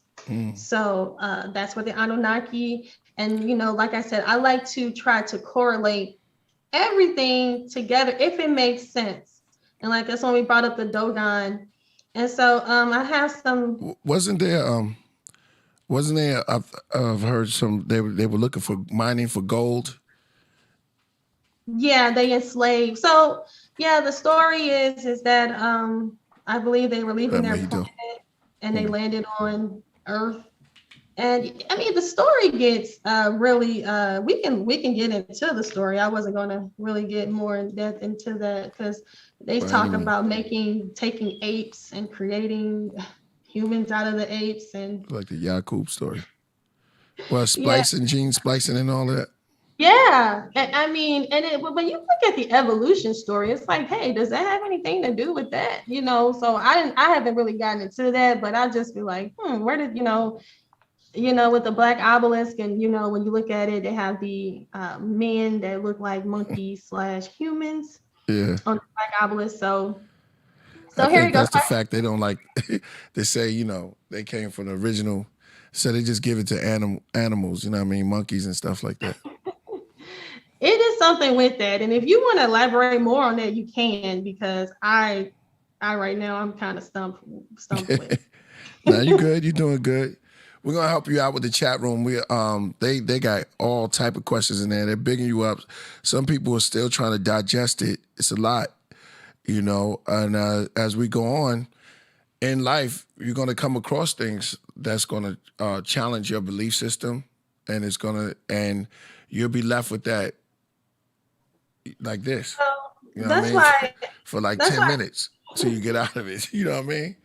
Yeah, that's why I coined my channel Naphtali New School of Thought, because I bring in a new school of thought, and it's just a new school of thought, a new way of thinking about things. Because people want to say that history, this is all myth, this is all legend, these people made this stuff up, and it's like I give people a little bit more credit, a little bit more credit, a little bit more intelligence, a little bit more insight to think that they are making all of this up is beyond me. And to see different, like I said, we have the biblical narrative, and right now we're looking at what is found in the Epic of Gilgamesh. Yeah, but what about the guy who made Hooked on Dynamics? What's that? I think you're talking about Dianetics by L. Ron Hubbard. That's from that cult. Yeah, L. Ron Hubbard said he saw little creatures. The story he got is that blows. That's all that Scientology stuff. Yeah, that shit's crazy. But you're gonna get mad at Gilgamesh because you know what I'm saying, Inky and all of them, because they wrote their messages. But L. Ron Hubbard can sit up there and tell you, you know what I mean, that he saw a green person with a green head that gave him the science of all life. You know what I mean? Exactly. Well, but that gets into the reptilian, get into the reptilian, and when the people talk about the Nagas and all of that. So, that has its, some people have their interpretation of what that is. I think of it as the serpent, and some people, I don't even want to touch on that right now. Nah, we love that over here. We talked about the serpent, how everybody blames the serpent and everything. We got a guy who brings serpents to every show. Yeah, to Hootie. Yeah, exactly. That's what I'm saying, and I don't want people, like I said, because I correlate the serpent with Satan. So that's mine, and I know, and that's why I say I don't want to get into it, because I understand some people be like, "Oh, well, no, it's all good." I know, right? Snake is so mad. Like, no, that's all. But the symbol of it. Yeah, there's other cultures that dealt with the serpent, and they were highly regarded, and just like even in the scriptures, it's. Even though it's the serpent, it's also the great red dragon. You know what I'm saying? It's not just the dragon, but the great red dragon. So even they even bigged up Lucifer in some of the stories, and he was supposed to be the high archangel, right? That's right. That played all the instruments. So therefore, when you get a perspective of looking at it like, okay, you get the yin and the yang. You can see it on all levels, because you need a positive and a negative to keep the whole thing rotating, and that's everybody plays a part in that. That's what makes the whole yin and yang right. But a lot of people can't deal with the balance. They want all this way, and then you tilt the scale, and now all of a sudden it's all the way up here because you got so much of this. That's just my little take on that. Well, and you know what? I am one of those people that lean to that it's. You like that song? Lean, right? I lean to the fact that it's no good in it, but I could, like I said, that's why I'm not very knowledgeable on it. Right. But from what I've seen, like you said, with Lucifer, and he was considered to be the dragon. Yeah. I mean, the serpent and the dragon and stuff like that, and some people have there's so much information out there, and I would have to really have a dialogue with people to really get an understanding of how are they coming up with their conclusion, because I don't seem to come up with that. But Nakash, that's another bill. That's another bill. For another day, right? Yeah. Even when you see the alphabet, the way that it's made, it's almost like a serpent going down, and then coming back up, because the spine, it goes into a lot of esoteric things. I like all of that stuff. So like talking about like the Kundalini and all of that. Yeah. It goes into a lot of.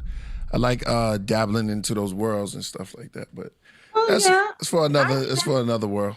Yeah. So that's what I'm saying. Like, I don't really have a lot of knowledge on it, because I just lean to that, and I stay that way. So right. I'll look into it some more. Like man was created on the sixth day. The sixth day you can look at carbon on the periodic table. So it goes. So what I'm just showing you that we are open up for this. Yeah, if we are open up for these type of doorways that you want to open. So don't ever feel like, we all about that. And I know about we have the Kabbalah and they symbolize it, symbols in there. And you deal with Solomon because if you deal with the Hebrew writings, you know about Solomon who dealt with both sides. He was a very intelligent man, and also he was a warlock almost because he dealt with wisdom. A lot of people say when you look for wisdom, you only look for the righteous side, but he had 360 degrees or he would not know. He wouldn't have fall off, right? There's a night and a day to all of that. So it's a balance with the whole thing is a 360 degrees. And if you look at that, that's actually a serpent biting his own tail. Well, I just want to ask you a question since we're bringing up Solomon, but so have you looked into the Testament of Solomon and all of that, and him getting the ring and controlling the demons and stuff like that? Did you look into that? You're going into some deep stuff right there. Yeah, Hammurabi, and that's going into a lot of Masonic things that he had controlled the demons with his ring, and he made them work. And if you look at who else has the ring? Green Lantern. And all the Marvel is spelled with an L. You know what I'm saying? So all the Marvel character, even though Aquaman is from DC, it goes deep when you go into all of that stuff. But the ancient L's were dealing with gods because the word God meant L. But I'm not here. It's not my turn. It's your. Damn, priest dropping bombs. I like to listen too because, like I said, I like to learn too. So yeah, just hearing this because, like I said, because to hear this perspective, the Garden of Eden was not. The Garden of Eden had a whole bunch of other stuff in there. You was touching on it going into it when you talking about this Sumerian. The word Eden and the word Enoch is just like going into Enki. If you look at the words, So when you go into a lot of that stuff, that's heavy, It's going into a lot of the epics of creation. They have stories that's similar. A lot of ancient cultures do. Yeah, they do have a lot of similar stories. So yeah, one day we can definitely, touch more on the serpent and, like you said, with the duality, I guess, with because when I look at what's this Solomon. Okay. And with the even though he was a warlock. Mm-hmm. And he had the ring, and he was able to control the the spirits, the demons. He was these demons were considered to be ancient, older, more sophisticated. He was outclassed. So I think there's like a point of time where you can't really deal with them because you will be outnumbered. You will succumb to them. I mean, how do you feel about that? Well, it teaches you, in the story, it teaches you that wisdom is the most principal thing, but in getting wisdom, you have to be still on point because you can fall off because he rose to the top. And with all his wisdom, he ended up still falling off because his lust for women, you know what I'm saying? His things about the concubine. So I just take it as like a learning lesson of all the wisdom that you get, you still have to be on point. There's still a lot more to learn because just basic things could throw you off, And so I'm thinking that the Solomon story is kind of deep. It's like, he wasn't even the illest one. His illest one was his older brother, Absalom. Which means father of peace. Solomon was he was like the one who came behind him. I don't want to it's not about me though. Dang, it's not about me. No, I'm here just adding on to, I'm just adding on. That's good. That way, because like I said, I have my perspective and right. I need to hear other people's perspectives so that I can learn. Right. That's why I go in and I read and I try to get as much information as I can, but I'm glad, and this is very refreshing because you go on people's platforms and you just want to build and you just want to have a conversation, but sometimes they get triggered and it becomes like a debate, and then it just becomes a little, confrontational just because you have a difference in doctrine or different in belief. But that doesn't mean that you can't have a conversation about it. And I'm just thankful that we're able to do that. No doubt. Nice. No doubt. Wow for that. It's each one teach one, like you said. We as we building, we all learning, and we all studying. We rehearsing for the big show, and it's just a dressing room, and we all just bringing bricks to the pyramid, to the table. And listening is an art. So when you listening, I'm listening to you. You bringing out a lot of good facts and a lot of deep stuff, and I'm just adding on to what you said. You brought up Solomon. Please do. Yeah, Solomon. You can add things metaphorical to your life, because we are all Solomon. Like the story of Cain and Abel teaches us about people that's around you, that that it could be your own brother that try to kill you. You know what I'm saying? Those stories are there for reasons also to teach us about, it could be somebody that's close to you, and that person could snake you. And you got to look at that as a deep, on all levels, as a deeper level than just physical. It could happen in your life, because we all run into people that backstabbed us, watch out. And that's what happened with Cain. He hit him in the head when he wasn't looking. You know what I'm saying? And it's why? Because he got jealous. Jealousy exists. That's an emotion. That's a feeling. And so the scriptures teaches you in other ways too. And just the stories, it teaches you a little bit more when you look deeper into it, when you put your third eye glasses on. Well, yeah, because the scriptures are really a real life, and that's something that the Bible provides, is that it's real life events that has happened, and that is showcasing how the outcomes of the consequences or the rewards of what happened within these people's lives.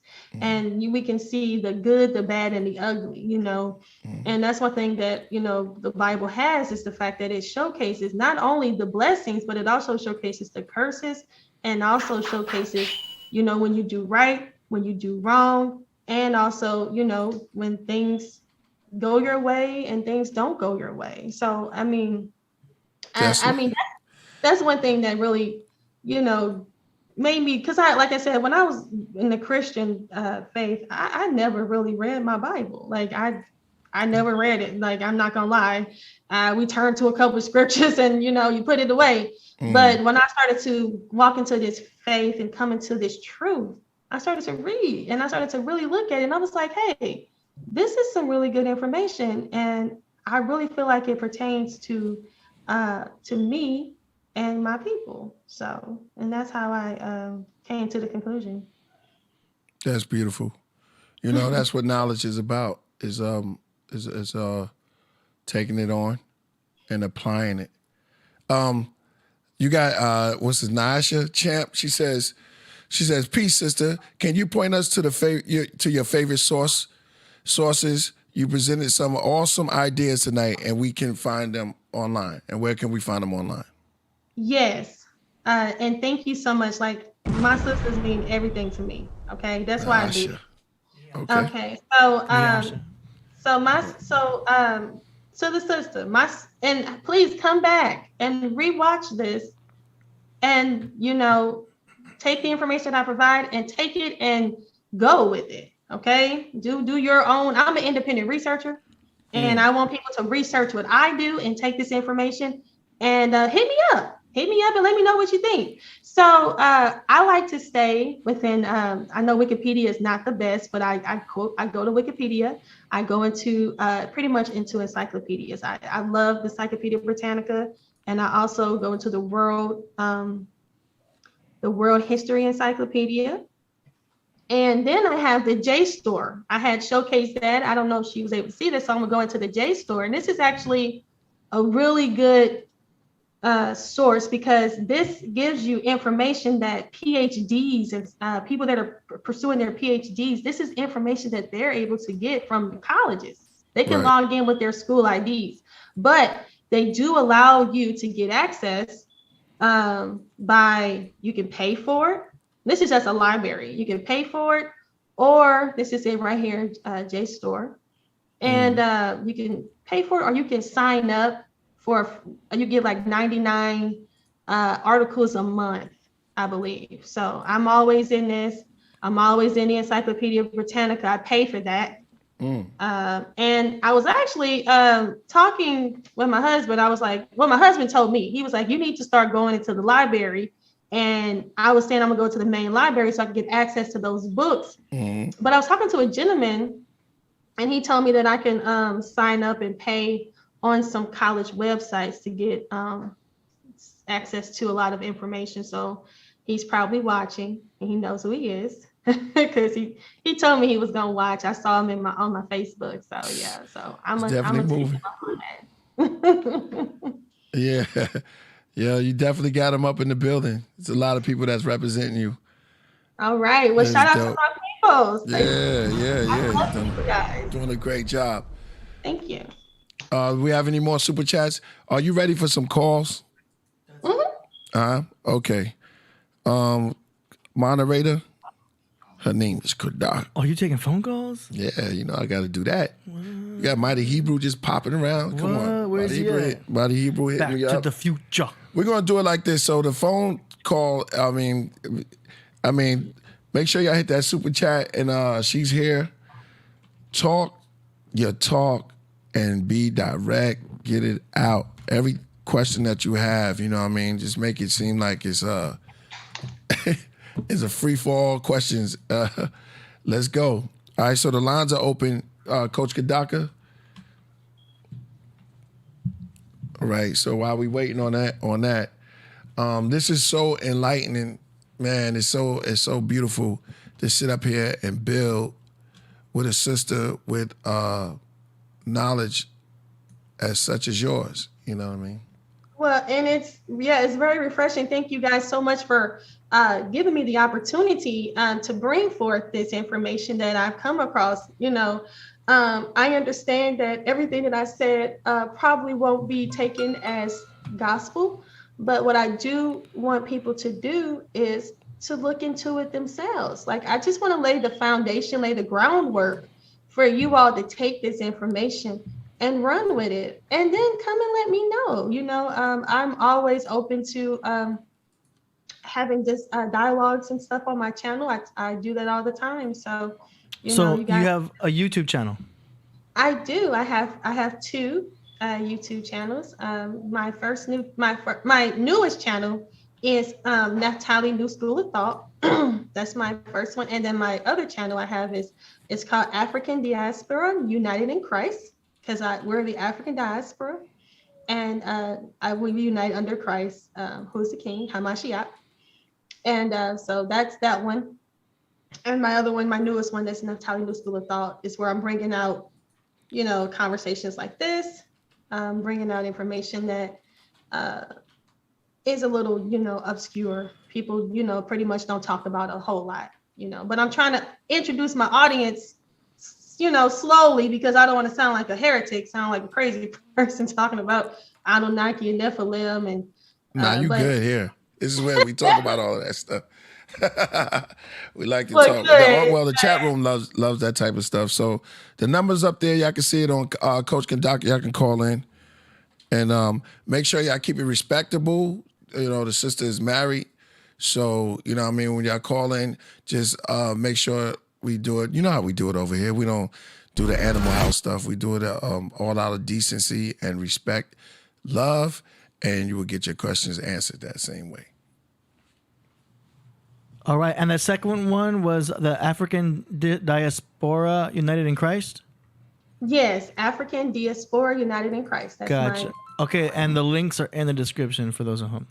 Well, thank you so much. Okay. Yo. To accept, press 1. To send a voicemail, press 2. All right. Let me get him up in there. Yo. Tell us your name. Yeah. Peace. Yeah. This carve-out practice right here. Hey, big up the Hey, Kaba. what up, Kaba? Hey, he finally came. Everybody. We got him out the woodworks. Go ahead, what's up, Yeah, bro? you know, this is a beautiful show. I appreciate all of the information and everything. But I just have a question to the sister, because I like to ask these type of questions, right? Okay. What is the telos, or the purpose, or the aim of what she teaches? Like, what is it that she envisions that will take place when the people hear her teachings? Like, what is the main goal? Good question. Yeah, that is actually a great question, and thank you so much for calling in. Mm-hmm. So my goal is Hey, go on, hang up because I can't hear. All right. Thanks. See, that's how I like it, man. Call in, ask your question, and then hang right up so you can hear the answer. Yeah, that was perfect. All right. Go ahead. yeah. So you know, to know the history is to not repeat yourself. You know, to know history is not to repeat history. So pretty much, is to know history is to have knowledge and to be able to move forward and to have a future, instead of us repeating and the cycle of, you know, what our ancestors have. So, you know, like what I like to tell my children is like, you know, we got all the cheat codes already. We can tell you how to maneuver through this world, this life, you know what I'm saying, without you know, I could tell you where to find this hidden treasure. I could tell you that because we already lived. So that's why we try to tell our children, you know, hey, don't do this, don't do that, don't do this, because we've already experienced those so that you wouldn't have to experience. So when we look into history, we can see what happened with our ancestors. We can see what happened with the other groups of people, what they went through, with the rights, the wrongs that they have done, to know their experiences, so that way that we can build upon what they've already established, and to know not to do the things that they have done, but learn the ways and to do the things that are right that they have done, if that makes sense. I hope I answered this question. Well said. Well said. Well said. Okay, we got another one coming. All right.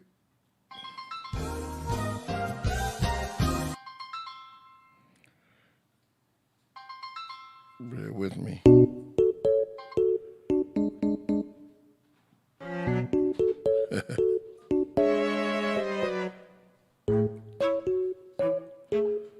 They hung up on that one.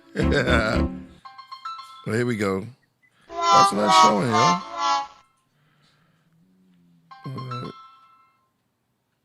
Okay. You know this is right here. That's why that was like that. All right, AD trying to play me out. What's up? We got Mighty Hebrew on the horn. She started laughing right away. What up? What up, bro? What's up, Sister Naphtali? Well, make sure it's loud enough. Can you hear me? Can y'all hear me? Yeah, hold on. Can y'all hear me? Yeah, we can hear you. Hey, shalom, Sister Naphtali. Hello, Mighty Hebrew. How you doing tonight? It's on. I hear you dropping them bombs. Can she hear me good? Can y'all hear me? Yeah, we can hear you. Yeah, you know, I've been learning from you too. Absolutely. I definitely enjoyed the discussion tonight. Something that Priest said that was very well needed. That it's good to see a sister up there, quote up there, dropping knowledge, wisdom, and understanding, citing her sources. You know what I mean? I like one of the sources that you use out of Kramer's book, Sumerians, which in fact shows that the Sumerians, they have a connection with the Shemitic people and the pre-Shemitic people. Your comments and your comment box, Killah Priest, there's a brother by the name of Sand something. He's absolutely correct. When you start to study up on the Sumerian people, they were in fact Brahmins that came from out of southern Tamal, out of the Indus Valley. You have what was known as the Ramayana War. And in that war, a lot of them migrated into the Mesopotamian Levant Valley areas. If you look into Bereshit or Genesis chapter 11, it talks about those that came from the east and migrated and found the plain of Sinar. Sinar is the Hebrew word for the Greek term, or some people even take it back to the term Sumer. Okay, and you see that we came from the east. He uses the Hebrew word kadim, which means in those valleys. There's one of the there was some that you was asking, is there any source or references? Like the patriarchs, like Noah, Abraham, different things like that. Right. If you go into a random records, anybody can type up something that's called the Fish Chronicles. When you type up the Fish Chronicles, you'll clearly see. As a matter of fact, Sister Naphtali know about this. Hold up, because more people calling my phone. Hold on. My phone going off the hook right now. Hold on. Let me tell his brother to hold on.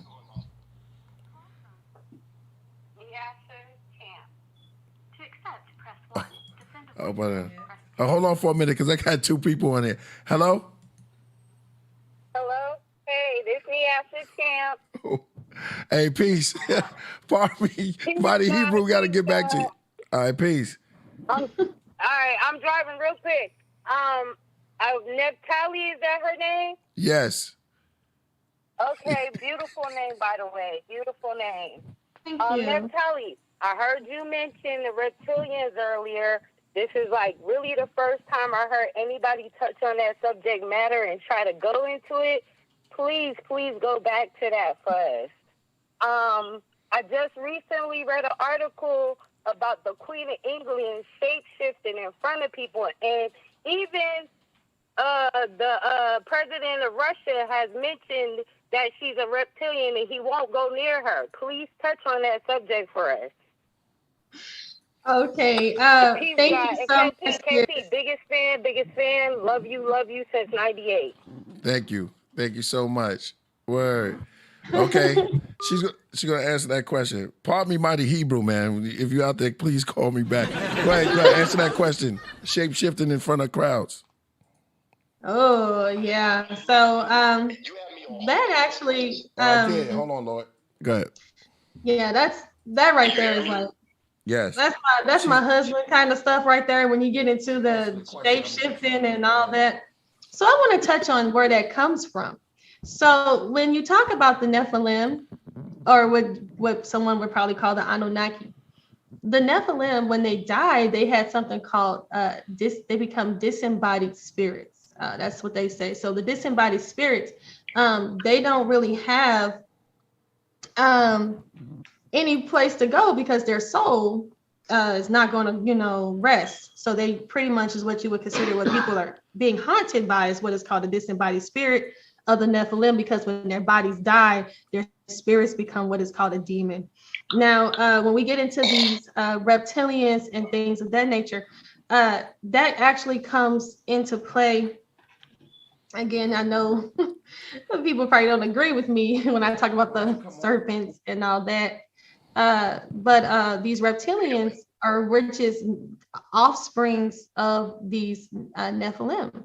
And the Nephilim, the son, the fallen angels mixed with the daughters of man created the Nephilim. The Nephilim mixed with the daughters of man again created the Nephil, which are much smaller. And then the Nephil made it with the daughters of men, and then they created what is called the Eliod or the Eljo, which is more of the offspring of the fallen angels. So all of this pretty much stems from the fallen angels.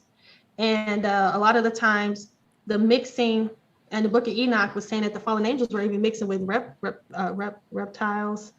So it gets pretty deep. I can definitely prepare something more on the reptilians for you. Yeah. I have a video. If I can show this little video, show a clip of the video, but yeah, what the sister's talking about, when they talk about Canterbury means can't bury, meaning they don't die. Canterbury, which is in England. The play on Canterbury is can't bury, and that's some esoteric for you right there. Yeah, that was fire. I like that. That was fire. Make sure y'all call in. I'm gonna burn some sage while we doing this. Burn some sage. Yeah, exactly. Wow, it's off the hook. Make sure y'all call in. I think Mighty Hebrew want to come in on the Zoom. Are you cool with that? What? I'm sorry? If Mighty Hebrew come in on the Zoom? Oh my God! Yeah, where's everybody at? I thought we was gonna have more people. Bring whoever on. I love. She's ready for the. Yeah, she wants it all, y'all. So y'all call in the numbers up there. Does Hebrew have the link to the Zoom? He said, "Give it to me." Does he? Okay, yeah, just to make sure. My Hebrew is he is wonderful. That is my elder there. So yeah, I respect. Yeah, man. Big up to my Hebrew, man. Word. I'm gonna send him the links right now. Word, yeah. So yeah, we touching. Oh, hold on, we got another call for you. Call from. Yes. Say your name and the reason why And you where calling. you from? Hello? Yo, let me put him on speaker. Go ahead. Say your name and where you from. Century Cats from Washington State. Hey, Washington, up in the building. Okay, what's your question, my brother? So I have a question and I have a comment to make. My question is, if the Hebrews was corroborated by the ancient Egyptians, the Kemet, because there's no Kemetic record that corroborated the existence of Hebrew language. So, because I used to argue with Christian apologists, and this is one of the questions that I ask them every time, and they provide no answer to that. Because if what's claimed in the Bible was true, like the historical accounts, Could you hear him? how come it wasn't corroborated by other civilizations like Kemet? You know, because the ancient Kemet kept record about pretty much everything in their neighborhood, because Hebrew as a language came out of Phoenician. You know, it was a Phoenician language according to the Christian historian. So how the Phoenicians were under the Kemet. So if Hebrew language actually existed, and Moses, Abraham, and all these guys existed, it should have been corroborated by ancient texts or records by the Kemet. So that's a question that I wanted to answer. And also, my comment on the.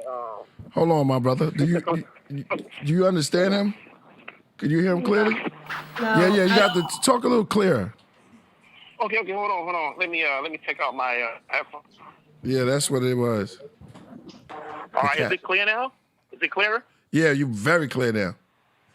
Okay. So my question is, if Hebrew language actually existed in history, in the timeline that it was placed, and also the Bible, how come the ancient Kemet didn't corroborate any of the stories?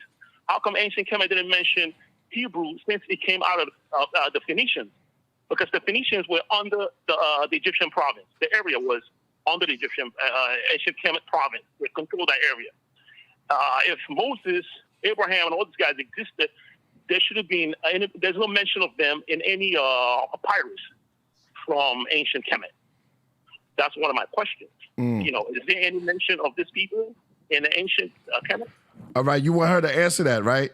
Or you have another question? Also, I have a comment. Yeah, I have something to say about. Okay. She said about there was a claim that the Sumerian language is similar to West African language, and I want to know where's the source? Where's the source of that? And what language actually? Which part of West Africa? Is it Nigeria, Ghana? Which language in particular? Then and also she said something about the Dogons.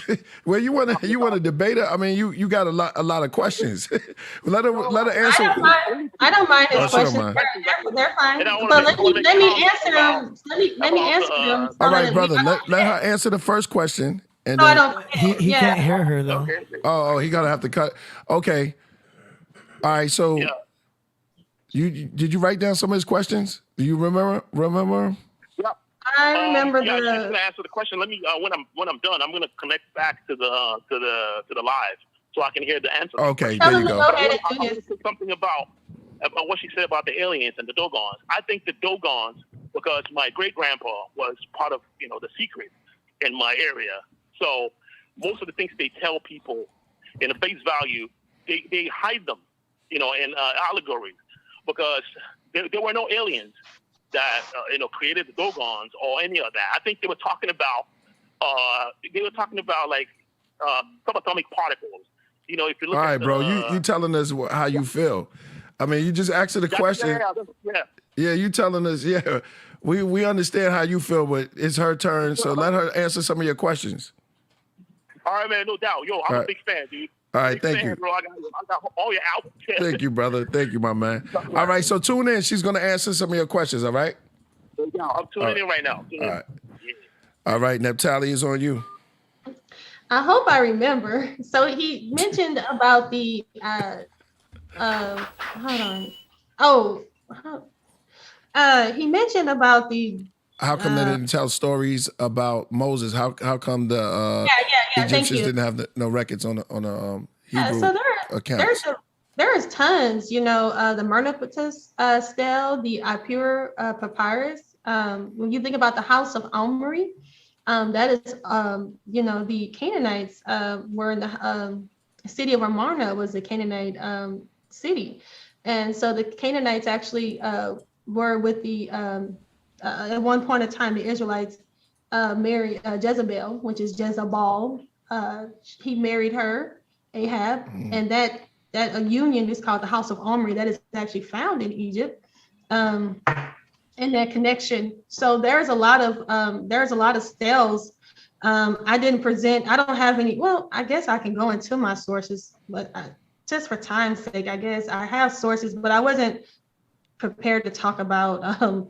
I was talking about the Sumerians today, but like I said, look into the Apura papyrus, look into the House of Omri, and look into the Amarna tablets. A lot of that talks about the Israelites as well, mentions them. When you talk about the West African language with the Sumerians, that was not my argument. I said that there are people that speak on that. What I spoke on was the Uralic languages, which was the Finnish and the Hungarian, which was the Uralic languages is what I spoke on. And then I think I'm saying there are other people that talk about that, but that's not my argument. I just made a reference to it. But my argument was the Uralic languages, which was Finnish and Hungarian. And then I believe his last one was about the Dogon. How can you explain, how do they know where Sirius was? The constellation of Sirius, the Sirius star. I mean, you say there is no aliens. Everybody knows that there is something that came, some form of higher intelligence that have come down and visited. There's many stories. Like I said, we don't have to take the biblical narrative, but like with the ancient aliens, that is another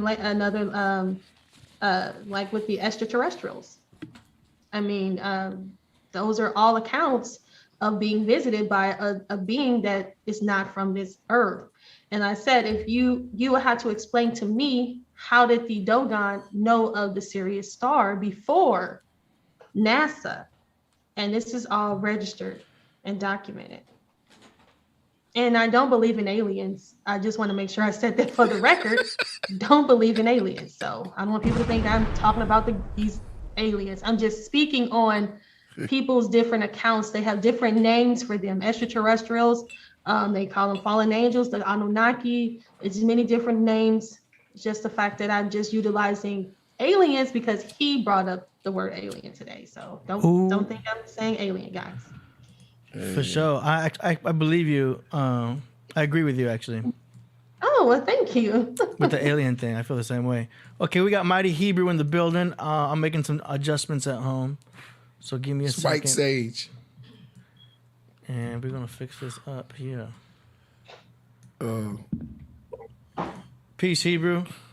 So I was saying, Shalom. Palo Santos. Yeah. What's up, AD? How you doing, man? What up, Mighty Hebrew? What's good? And what's up, sister? What's up, sister Naphtali? Shalom, Mighty Hebrew. It's nice to see you. Oh man, it's nice to see you too. I was enjoying the discussion, but before I get into that, because that brother from Washington called in, I want to say something real quick in a quick response. Go ahead, you can have the floor. I need a break anyway. Go ahead. Hey. Well, basically what I want to say is one of the major problems in Egyptology day, you start dealing with this in academia, is the chronology. The chronology is all 484 years. This is a historical fact. This is why you have neo-Egyptologists challenging modern-day contemporary Egyptologists, because a lot of the history that they're dealing with is off. Like, here's a prime example. If you're talking about the Amarnite letters, okay, they found them in Amarnite, Egypt, in Akhenaten's tomb. Now, one might say, damn, this doesn't make any sense. If Akhenaten is a contemporary of Moses, how is he talking about to the Canaanites about these Harabus invade? See, the problem is Akhenaten wasn't a contemporary of Moses. He was actually a contemporary of Solomon. Let me easily prove this simple. When you read in the book of Kings, you start in the book, or the first book of Kings, chapter 6, start from verse 1 to 4. You'll see that Solomon reigned 480 years after the Exodus. During the 4th year of his reign, he started building the temple. Historically, they say that Solomon died 930 BCE. So in that retrospect, if he reigned during the 4th year, then that means that was 966 BCE. You go to the book 1 Kings, chapter 11, verse 42, it says that Solomon reigned for 40 years and then he died. Now, in the Amarnite letters, you'll clearly see that Akhenaten is getting complaints from the Canaanites that these Harabus or these Harabus are invading the land. Now, what's funny is when you go to the Americas, you'll see something known as the Los Salones inscriptions in Los Salones, New Mexico, and head out of the Ten Commandments. In Paleo-Hebrew, you also can go to the Long Island inscriptions in the Davenport Stela, and so many Iowa Stelas and things where you see 3 or trilingual languages. You see ancient Canaanite, you see ancient Hebrew, and you see ancient Egyptian. Now, why is that? Because there was a triple alliance in ancient times with King Solomon, Hyman, king of Tyre, and Akhenaten, king of Kemet. So when we understand, or the Nasut of Kemet, so when we understand these Hebrew language inscriptions that they found in the Americas, what we come to understand is that these were colonies that the Israelites were going by the way of the Sea of Izion, going into South America, going into North America, to Lake Superior, bringing ores and taking them back to the world. Even when you go to Lake Superior today, on the tourist attraction, you clearly see that they have signs talking about there were people that came from the east, that strange people came from. Yes, sir. I just want to give I got it. I'm not going to cut your wisdom, but I got to give a big up to one of the best MCs that's watching a podcast now. Brother Jay is tuned in, so big up to Brother Jay. Man. Yes. Give a shout out to Brother Jay from X Clan, man. Yes. I'm a major fan of X Clan. I grew up off for X Clan. Rest in peace to Professor X, who, in fact, if you look at the movie Sonny Carson, The Life of Sonny Carson, that was Professor X's father. So I'm highly familiar with X Clan. As a matter of fact, I seen your podcast, Killah Priest, when you had X Clan or Brother Jay on there. Brother Jay was a major inspiration. That's who's. No, go ahead. You was gonna say something. No, that's the one who's watching it, and it's actually Brother Jay' whole idea for the X Clan. I'm gonna just make that clear. Yeah, yo, Brother that's crazy. Jay, I want to tell you, Brother Jay, you inspired me to be an MC.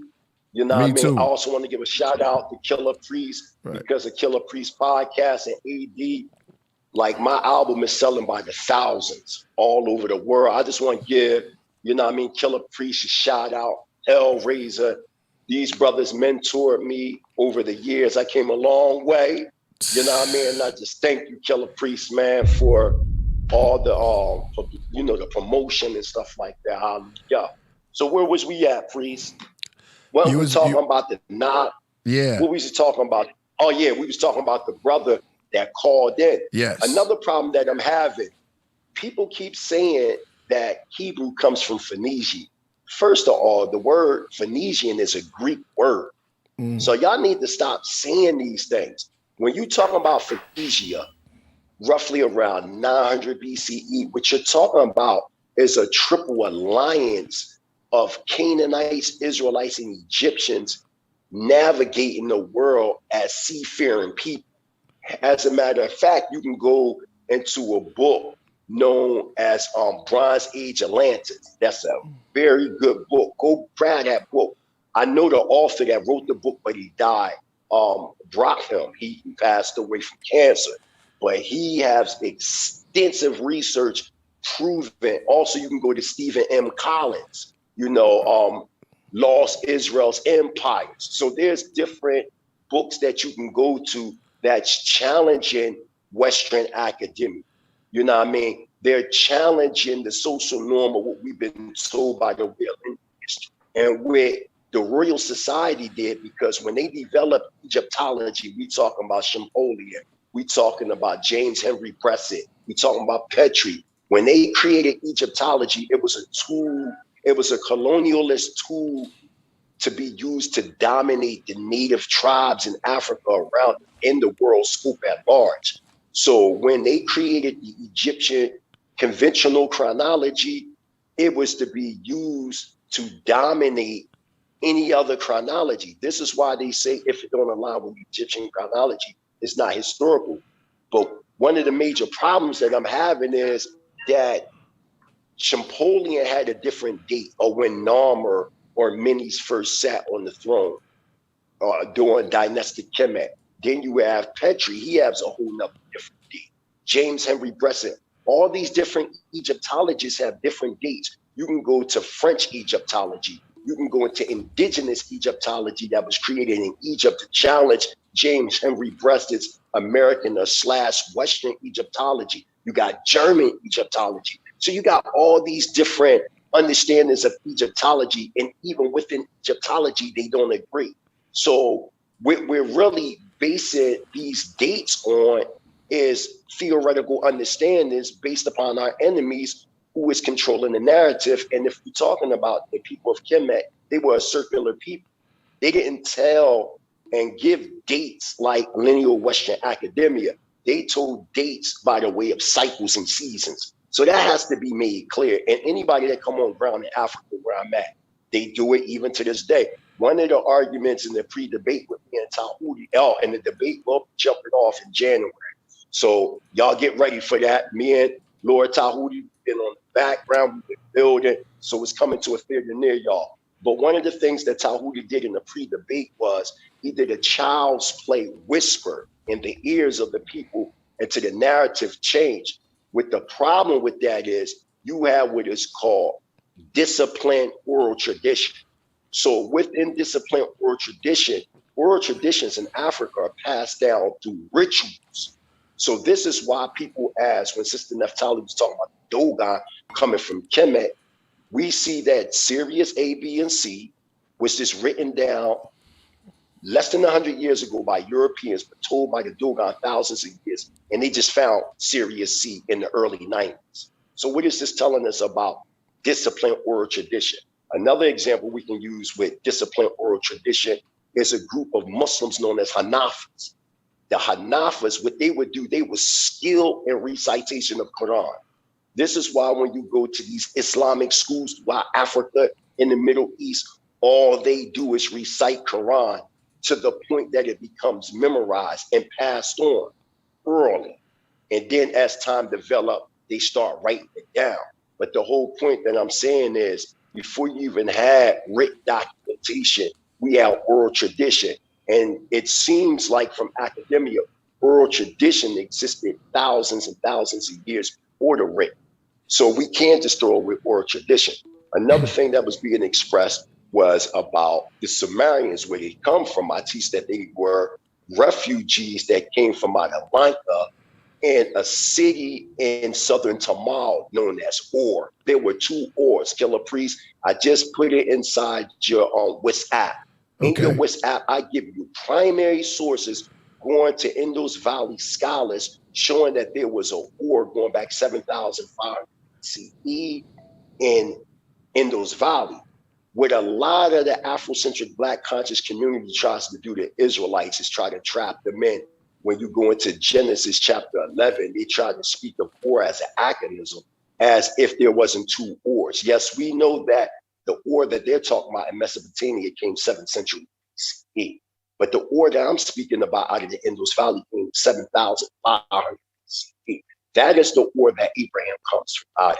Abraham was from a Hebrew tribe of the Haraparian civilization known as the Yadavas. The Yadavas were a group of ex-Brahmins that broke off. Even when you look at the Sumerian epics, and then if you look at the Ramayana wars, you'll see that the Sumerians were refugees that migrated from the Indus Valley to Shinar. When you read in Genesis chapter 11 or Bereshit 11, you'll clearly see that it said that we came from the east. The Hebrew word is Kadim, which is which is India. And we found a plain known as Shinar. Shinar is the Hebrew word for Sumer. Also, he was talking about Nagas. Nagas come from out of southern Tamil from the Indus Valley. When you talk about the divine dynasties, the first divine dynasties, the second divine dynasties, the third divine dynasties, we talk about pre-dynastic Kemet, before what you know today as dynastic Kemet. The Nagas, 210,000 BCE, colonized Upper Kemet. Lower Kemet was colonized by the Nakals, or the Nakal society that came from out of an island known as Huldah. This is a historical fact. You can go to many Indus Valley sources, even when you start talking about the Mayans. The Mayans are really known as Maya Naga. That's why when you look at all the serpents and all the elements of the Mayans are Hindus. The original Mayans, when I talk about Mayans, I'm talking about pre-Mayan or pre-flood Mayans. I'm not talking about post-flood Mayans that came later. I'm talking about pre-flood Mayans that lived in the area known as Patala, miscalled Atlantis, that came by the way of the Indus Valley. These are just historical facts. And one more thing about the Nagas. It's funny that we talk about Naga, which means serpent people in Sanskrit. Well, when you go into the Hebrew, the word serpent is Nakash.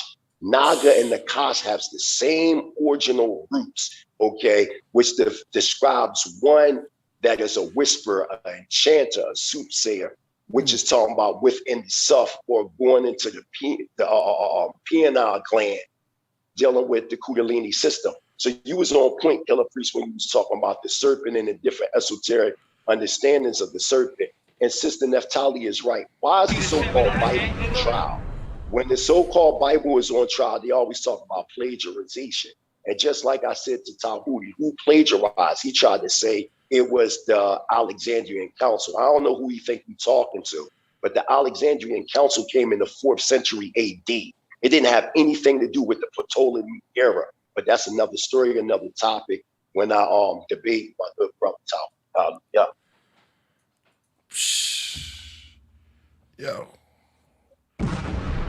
Yo, sometimes I go back and forth, bro, between, oh man, it's hard, man. You make it hard, because sometimes I can go back and forth between you and Zion Lex.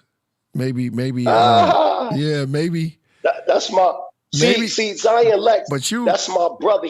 He's on point when he goes back to Sumer. But the thing go ahead. No, go ahead, Killah Priest. No, go ahead. You were saying something. Go ahead. No, but you be going, man. Maybe divine prospect, but I never really not seer. Not seer is kind of, but you're in another stratosphere, bro. I gotta tell you, sometimes you be going with Zion Lex. Where Zion Lex talk about is post-Diluvian, 9,564 BCE. Right. That's what he's talking about when you start talking about the development of Sumer.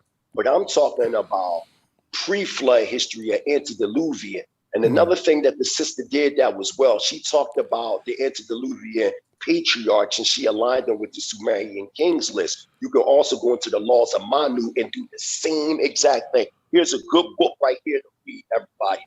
Get this book, y'all.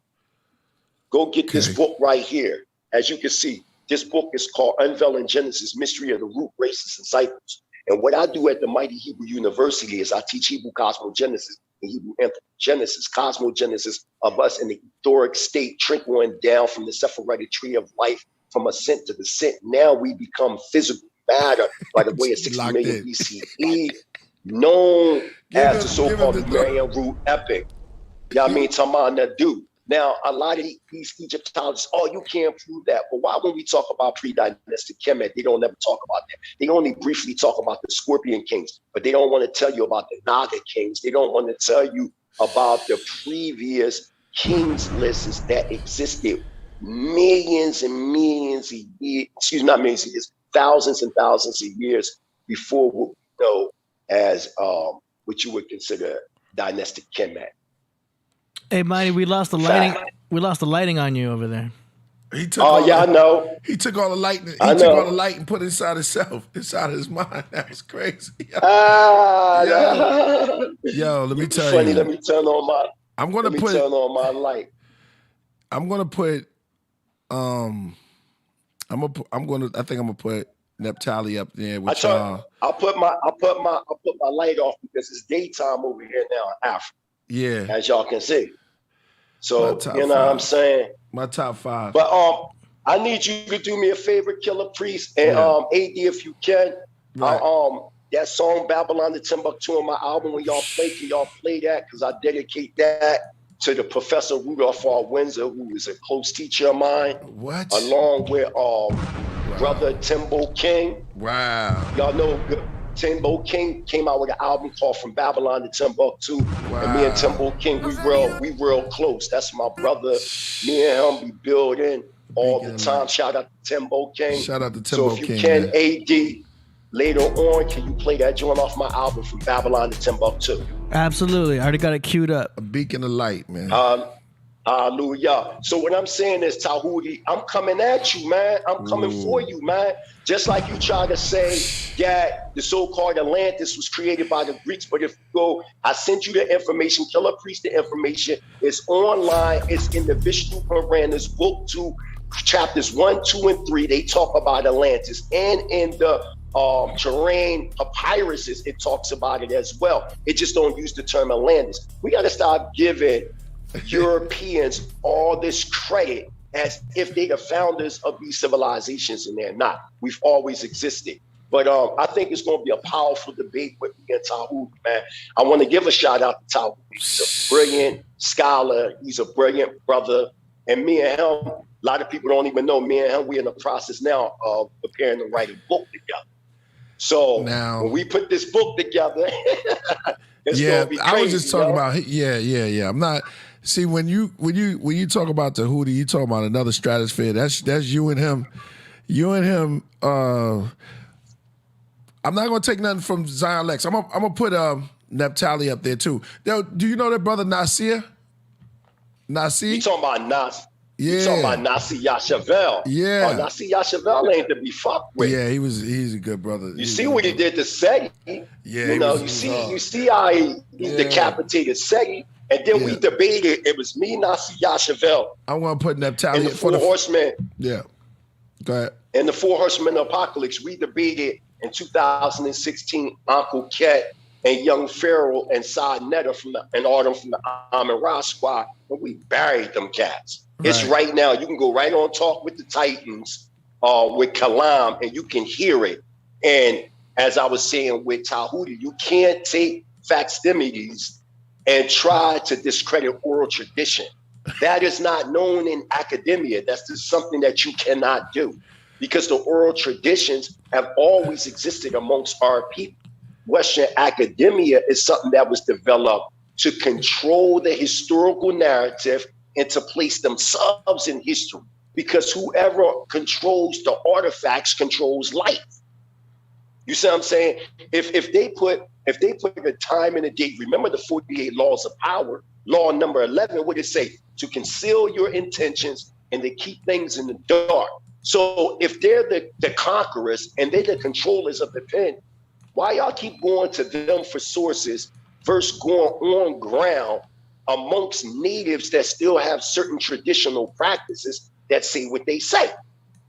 That's my whole argument. If we're going on ground and showing that there are Indus Valley records that show that Kemet was a colony of the Indus Valley, why y'all can't accept that? We have the Puranas, we have the Vagveda, we have, I'm gonna throw one jewel out there to y'all that's gonna be a part of my debate.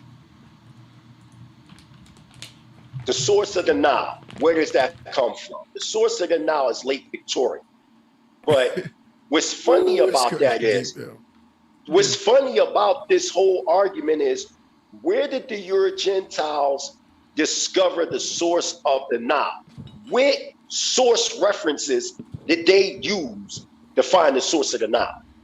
Why didn't they go to any natives such as the Bija tribes of Sudan? Why didn't they go to the Samant? We talking about the actual descendants of the people of Kemet. Why didn't they go to the Dogon? Why didn't they go to these people to find the source of the Nile? Guess where they found the source of the Nile from? Hindu records. Right. Hindu record. Even the word Nile is a Sanskrit word, which is Nalis, which means blue. It means blue. So how is it that even in ancient Kemetic language, you got all these Hindu words? Why is the pantheon of Kemet the same exact pantheon of the Hindus? Why do you have people like Ashby that write books like Assyrian Resurrection, Egyptian Yoga, etc., etc.? They try to tell you this stuff come from Kemet Yoga and all that. No, man, that stuff come from the Indus Valley, man. That stuff come from the Indus Valley. And when you start studying up on Abraham, you're going to find out that the original Hebrews were known in Indus Valley records as the Yadavas. This is just a historical fact that common people from India know about this stuff. That's why when you look at your chat line, you'll hear some people saying, you got to go back to the Indus Valley. You got to go back to the Sanskrit. Yeah. This is true. This is absolutely true. Stop lying, trying to make it seem like Kemet is the foundation of civilization when it's not. We've always been here. We've always existed. We just varied in different names in different epochs of time. That's it. You can't date the original man. You only can go by cycles and seasons, and that's it.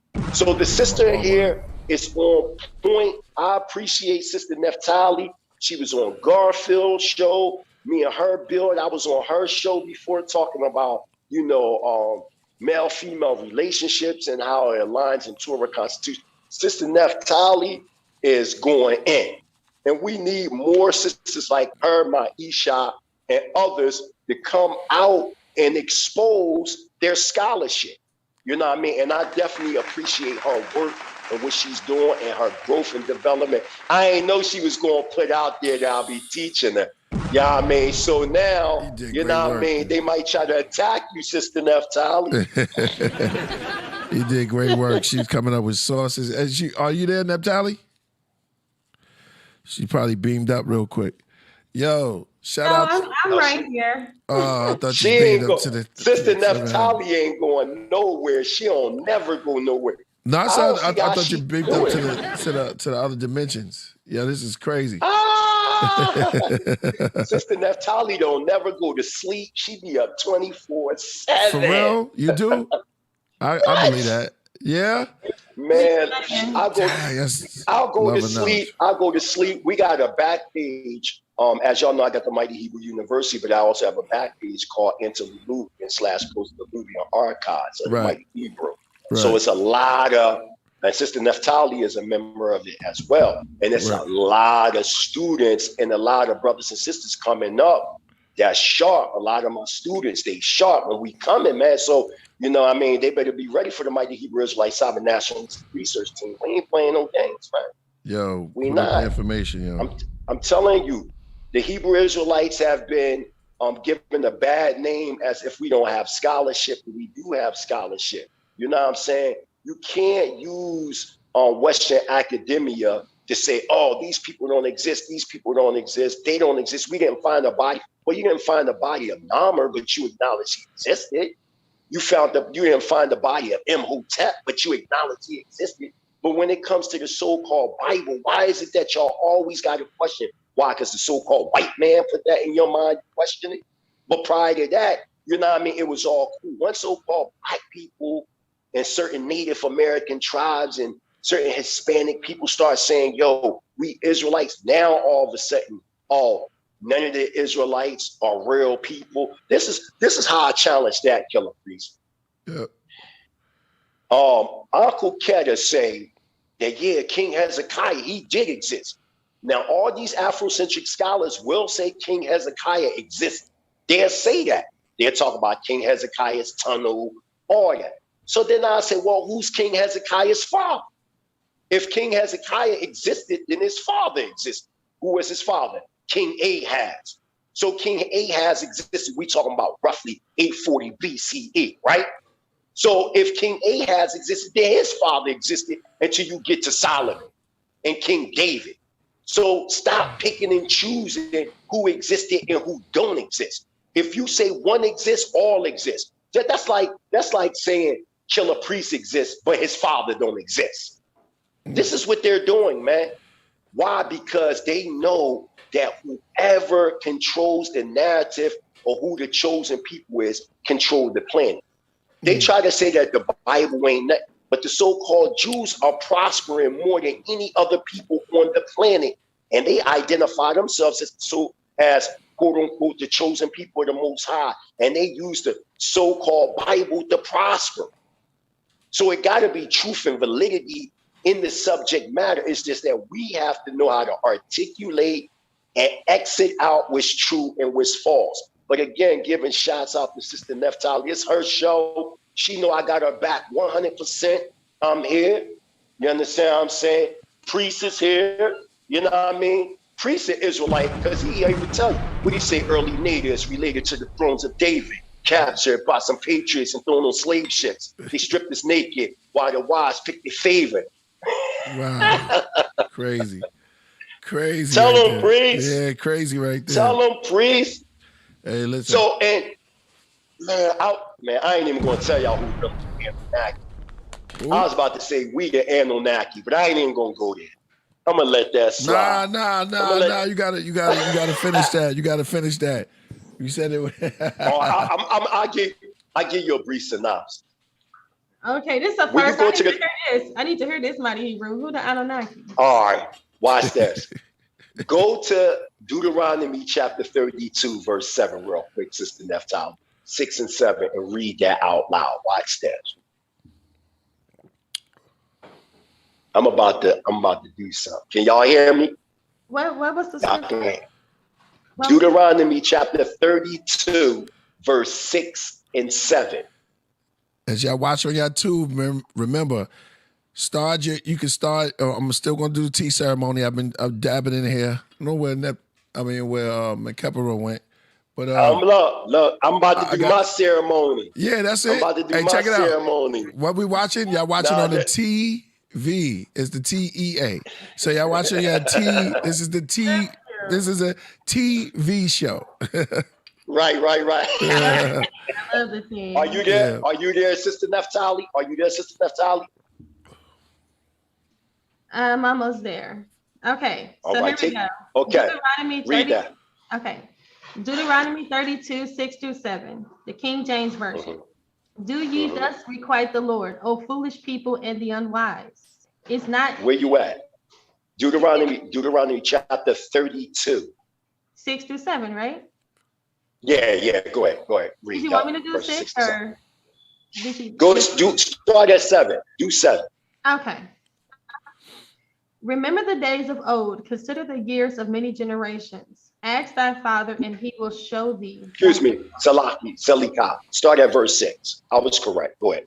Okay. Excuse me. Yeah, okay. Do ye thus requite the Lord, O foolish people and unwise? Is not he thy father that hath brought thee? Hath he not made thee and established thee? Remember the days of old. Consider the years of many generations. Ask the Father, and he will show thee thy elders, and they will tell thee. Next verse. Go to the next verse. Oh, I only put in 6-7. Let me get the next one. Yeah, go to 8. Because I see. Go ahead. When the Most High divided to the nations their inheritance, when he separated the sons of Adam, he set the bounds of the people according to the number of children of Israel. Stop. Now, it says that when the Most High made the sons of man, or the nations of the earth, he separated them according to the number of the children of Israel. So I'm saying to myself, how is that? If the children of Israel came after the table of nations in Genesis 10, when you count up them nations, there's 70 nations in Genesis 10. Now, when you go into Exodus chapter 1, it talks about 69 souls came in with Jacob.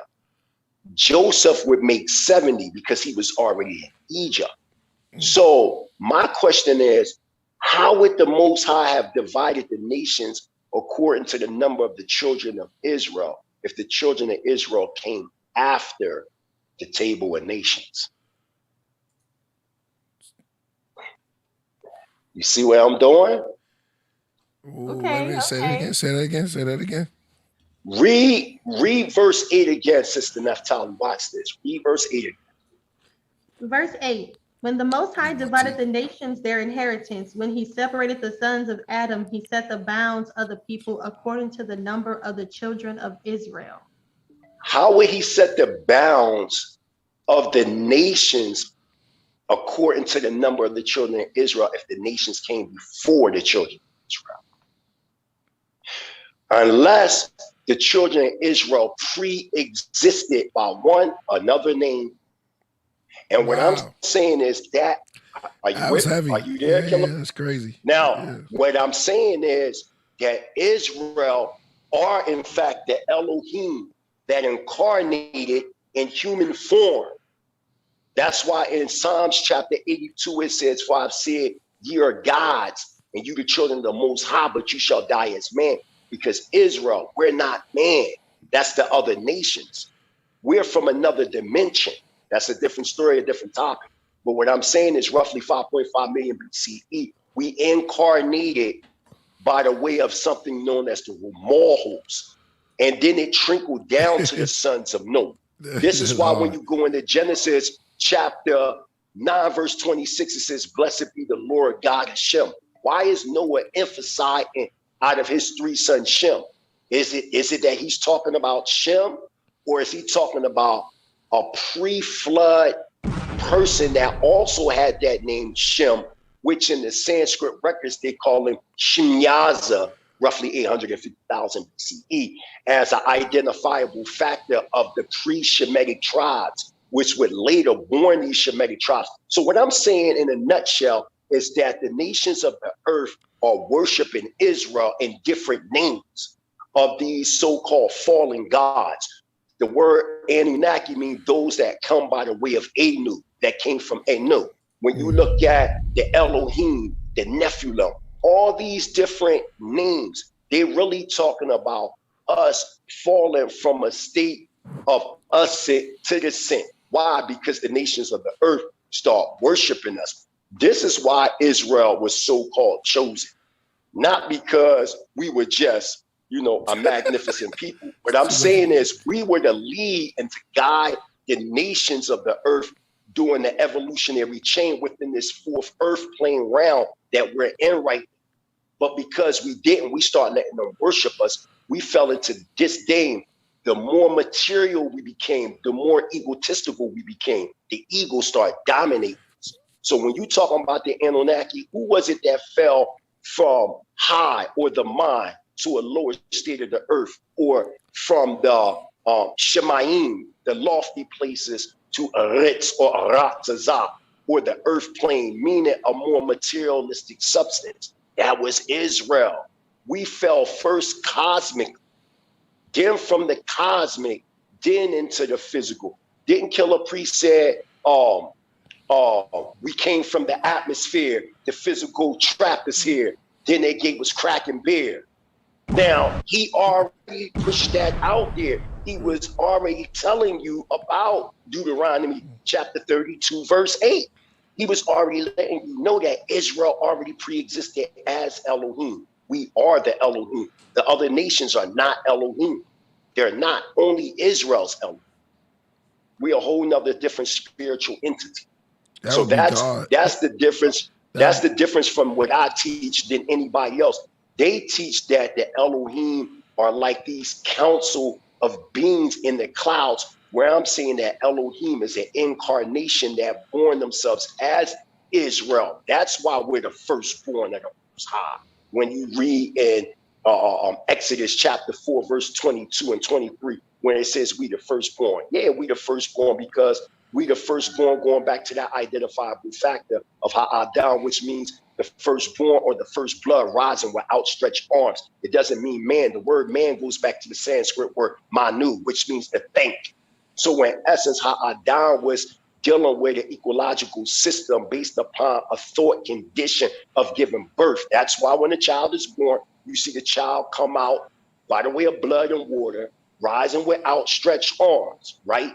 Ha'adam, when you look at the ancient Sinaitic Hebrew script, you'll see the hay or the ha is an image of a man with outstretched arms. The aleph is an image of an ox head defining strength. The daleth or the da is an image of a doorway. The meme is waters. So when you say Adam, you are actually saying firstborn or first blood.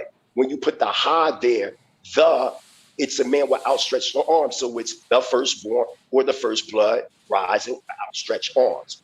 So when you go into the Bereshit code, this is defining information millions and millions of years. But because we're using Ushar's Bible chronology, right? Going back to so-called October 2nd, 4004 BCE. That come from out of Ireland, man. That come from out of Ireland. We didn't tell time like that. The word Yam means that which containeth light. So each day is really an epoch or an epic, which took millions and millions and millions of years. But they got us thinking it's a literal day. Now you can take it literally because they're multidimensional people. So you can go, abstract and take it literal. But when we really go deep into Hebrew cosmogenesis and Genesis, we clearly see that it don't mean that. God on earth. That's hard. Yo, Naphtali. Naphtali's feeling that. Yo, you just went in. We got sage burning up here, so sometimes it get in your throat. Yo, that was hard. Absolutely. That's the whole challenge is to become God on earth. Killah Priest, what I'm going to do, listen, Priest, what I'm going to do is I'm going to go on my other phone because this phone is dying out. I'm going to hang up and come right back in. All right. All right. And remember, y'all still can call. The number is still up there. Y'all can call in. Man, says, Priest Hebrew, do you participate in any religious rituals? And if so, who are you making the offering to? I think he just bounced out as soon as you asked that question. We're going to get to those other super chats also. Yeah. Naphtali, this is it's going to be, you know what? I thought about it. I said, you know what? I'm going to put you up there with the researchers, the scholars. I'm gonna put you up there with Zion Lex. Yeah, I'm gonna put you up there. Yes. And yeah. I could have you up there. You definitely, because you impressed me with the thirst for knowledge, the studying, the time you put in. Even what's the name validated you. Lovely. He said you don't even go to sleep. You know what I'm saying? And I can feel that vibe on you that you really, but you like the Lauryn Hill of knowledge.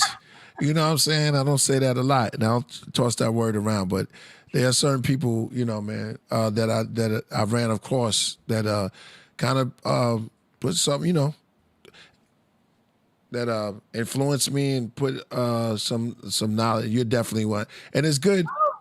It's a good thing to use the feminine energy the correct way. The feminine energy is a powerful tool if it's used the correct. It's almost like witchcraft. And what I mean by witchcraft, I mean the craft of it being called the witchcraft, but it's actually good. It's like voodoo. You know what I'm saying? What they call, actually the magic is of a beautiful place. People don't know how to use their magic. They don't know how to take their magic and use it, because you can say words that go into people's souls, you know what I mean? And a person could have a bad day, or they could just be, and it's something that you say that can trigger something that'll uplift that person. Whether you sitting down, you know what I mean, by yourself, or you could be with anybody. But the words are powerful, so I'm gonna put you up in there. Yeah, you look one of the statues, brother. You on point. I see you, Mighty Hebrew. Yeah, I see you right there. Exactly. Y'all funny, But man. thank you so much. I feel so honored. I really truly appreciate that. You deserve it. So much. I mean that just I'm on heaven right now. I'm in heaven right now. Thank you. I worked Sister so Naphtali hard. be dropping them bombs. You dropping them bombs, sister. I seen you when you put Garfield in that corner. I said, you got it. What happened? This is how she put him in the corner. See, a lot of people don't know when Sister Naphtali be on, I'll be in her inbox. I'll just be like, get him. So her and Garfield talking. This is the first time she come on his show, right? So she was cornering him so bad, he called him brother Josh, and then called this white boy. But the white one, good morning, Grayson. Yeah, man. And he called his white boy. But the crazy thing about it is that the white boy was really on her side. It was crazy. It was like he wasn't saying she was wrong because his objective, he was trying to debunk the book, The Sumerians by Kramer. But when you go at the end of the book, something that I'll point out, along with Zion Lex, when Sister Naphtali was on Zion Lex's show, he clearly pointed out, if you read that book, then you know that Kramer is clearly saying that the word Sumer goes back to Shem. That's what he's saying. And even when the white boy was on the show, I don't like using really the word white boy, but wasn't he like a linguist? He was like a linguist or something. When he was on there, when you brought up Kramer and you said his name, basically he was saying the man is a legend and that his scholarship is on point. He said that out of his own mouth. So if this man that you try to come on there to discredit, and then it took a whole bunch of men to try to jump a sister, and you still let her weave out and knock you out. You know what I'm saying? And then from there was another show that you did, and what you did was you try to play the sister and had a sister come on there, and then it became a 2-minute mark. Then you disrespect the sister. Then there was another show that she went on. I think it was like these Christian apologetics. See, I'll be watching. Yeah, you think I see everything. So there was these Christian apologetics trying to disrespect you, and then you hung up, and then dude gonna say, see, that's because I'm speaking the truth. No, because nobody's gonna sit back and deal with the foolishness. And as I keep saying, if your methodology or your scholarship is only regurgitated intellectual property, you have a problem. Let me give you this quick statement real quick, priest, and I'm gonna pass it to the sister. But hold on, before you do that, we have a question for you from the super chat. G Perry. Okay. Mighty Hebrew, if you agree we are multidimensional people, why do you choose Hebrew Israelite incarnation of such greatness? Why not? That's like you asking a Chinese person why you choose to be Chinese. Why is it when it comes to so-called black people trying to regain their heritage, why y'all want to make it seem like, I'm not saying you, brother, but somebody has to be within that sphere of reality.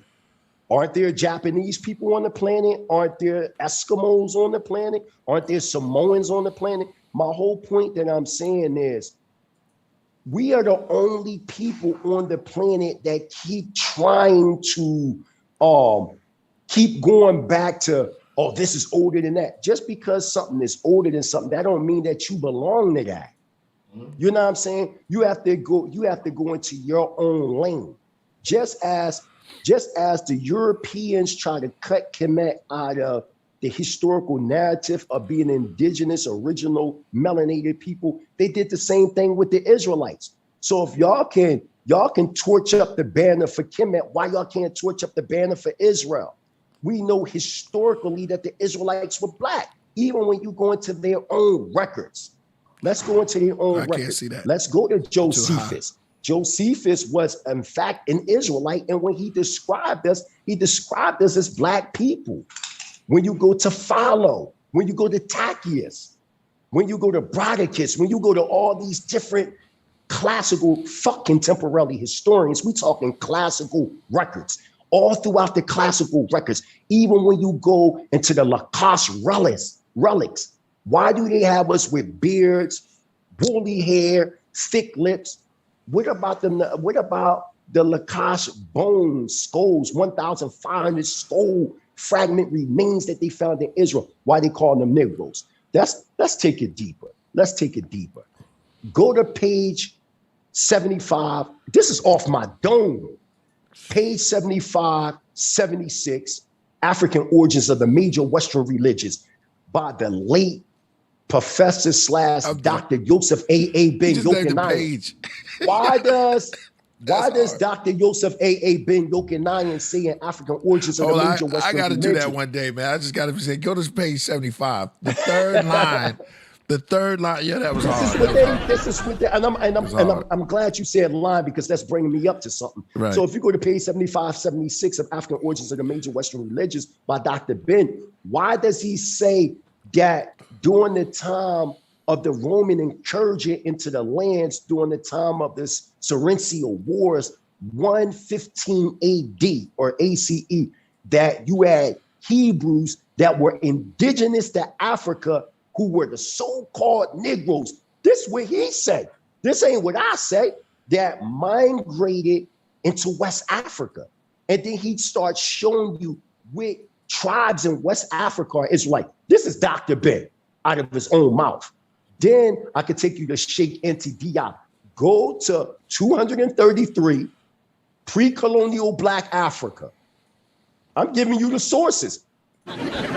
Sheikh Enti Diop is the founder of Carbon-Dating 14 method. He was from Senegal. He said, he quoted the writings of the Sudan, or the history of the Sudan, that was written in 1652 by Tariq el-Fatah. This is what he says. He said that there was a minority in the Niger bent in villages in the area known as Timgarma,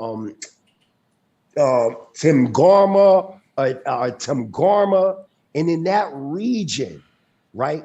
If I'm pronouncing the name right, if I'm not, please forgive me. Oh, Timdarma, that's the name, Timdarma, that specialize in growing vegetables out of fresh well water and not from river water. This is what Sheikh Anta Diop said. Then let's go to Dr. John Henry Clark. When you go into the Arab invasion of Egypt, in the introduction, we got Dr. John Henry Clark out of his own mouth talking about the Romans invading and pushing the North Africans deep into the heart of Africa. But in that book, he doesn't mention any names until you go to Africans in the Africans Revolution and Crossroads. In the book, he says that it is a need now for us to study, quote unquote, the Jews or the Israelites who were exiled from out of their land and how their temple was ravished. And he said out of his own mouth that there was some evidence that the Israelites migrated south deep into Africa. Why is these scholars saying these things? These are y'all master teachers. Y'all coming to the Hebrews arguing with us, but your own master teacher, you need to resurrect your master teachers and debate them. Debate Dr. Khaled Muhammad, who clearly said that we the Hebrews. Debate Farrakhan, who's still alive. He said that he'll put his life on the line. He said the Black people in America are the real children of Israel. Let's go to page 74, and Our Savior Has Arrived. That was written in 1974 by the late Honorable Elijah Muhammad. He said it. He said that we the Israelites. Let's go to Malcolm X's autobiography that was written by Benjamin Kareem. He said it out his mouth, Malcolm X. He said that we the Israelites. He said that. Why is all these prominent Sweet Daddy Grace, Father Divine, Father Allah, Clarence 13X wasn't the first one to say that we were God. You had St. John the Divine of 1920 who started the concepts and beliefs that we were God body in human form and said that we were the Israelites? What about Rabbi Arnold Josiah Ford in 1913? We ain't even go into Rabbi Leon Richelieu, who started the Moorish Zionist Temple of the Moorish Jews in 1899, who came before Noble Jew Ali, who started the Canaanite Temple in 1913. We know the history facts. And then they became incorporated with the Moorish Science, the Moorish Science, or the Moorish Temple, the Moorish Science Temple of America, because they incorporated, you know what I mean, their movement. So my whole point that I'm saying is you have all these different, we ain't even talking about Israel and Aphrodites. I could take you to 1798, where ex-slaves were running and they created Israelite communities in the Carolinas. The fuck is y'all talking about? Then y'all sit up here and lie and make it seem like we don't have no credible history. We ain't even get into Prophet F.S. Cherry, 1886. BMS Crowley, 1896. Come on, man. Why y'all sitting up here talking about Israel, the Israelites? We weren't there in the revolution. Don't you know that the term Black Power started from Israelites? Do y'all know that? Do y'all know that most of the founders of Marcus Garvey's movement were Black Jews? Y'all do know that, right?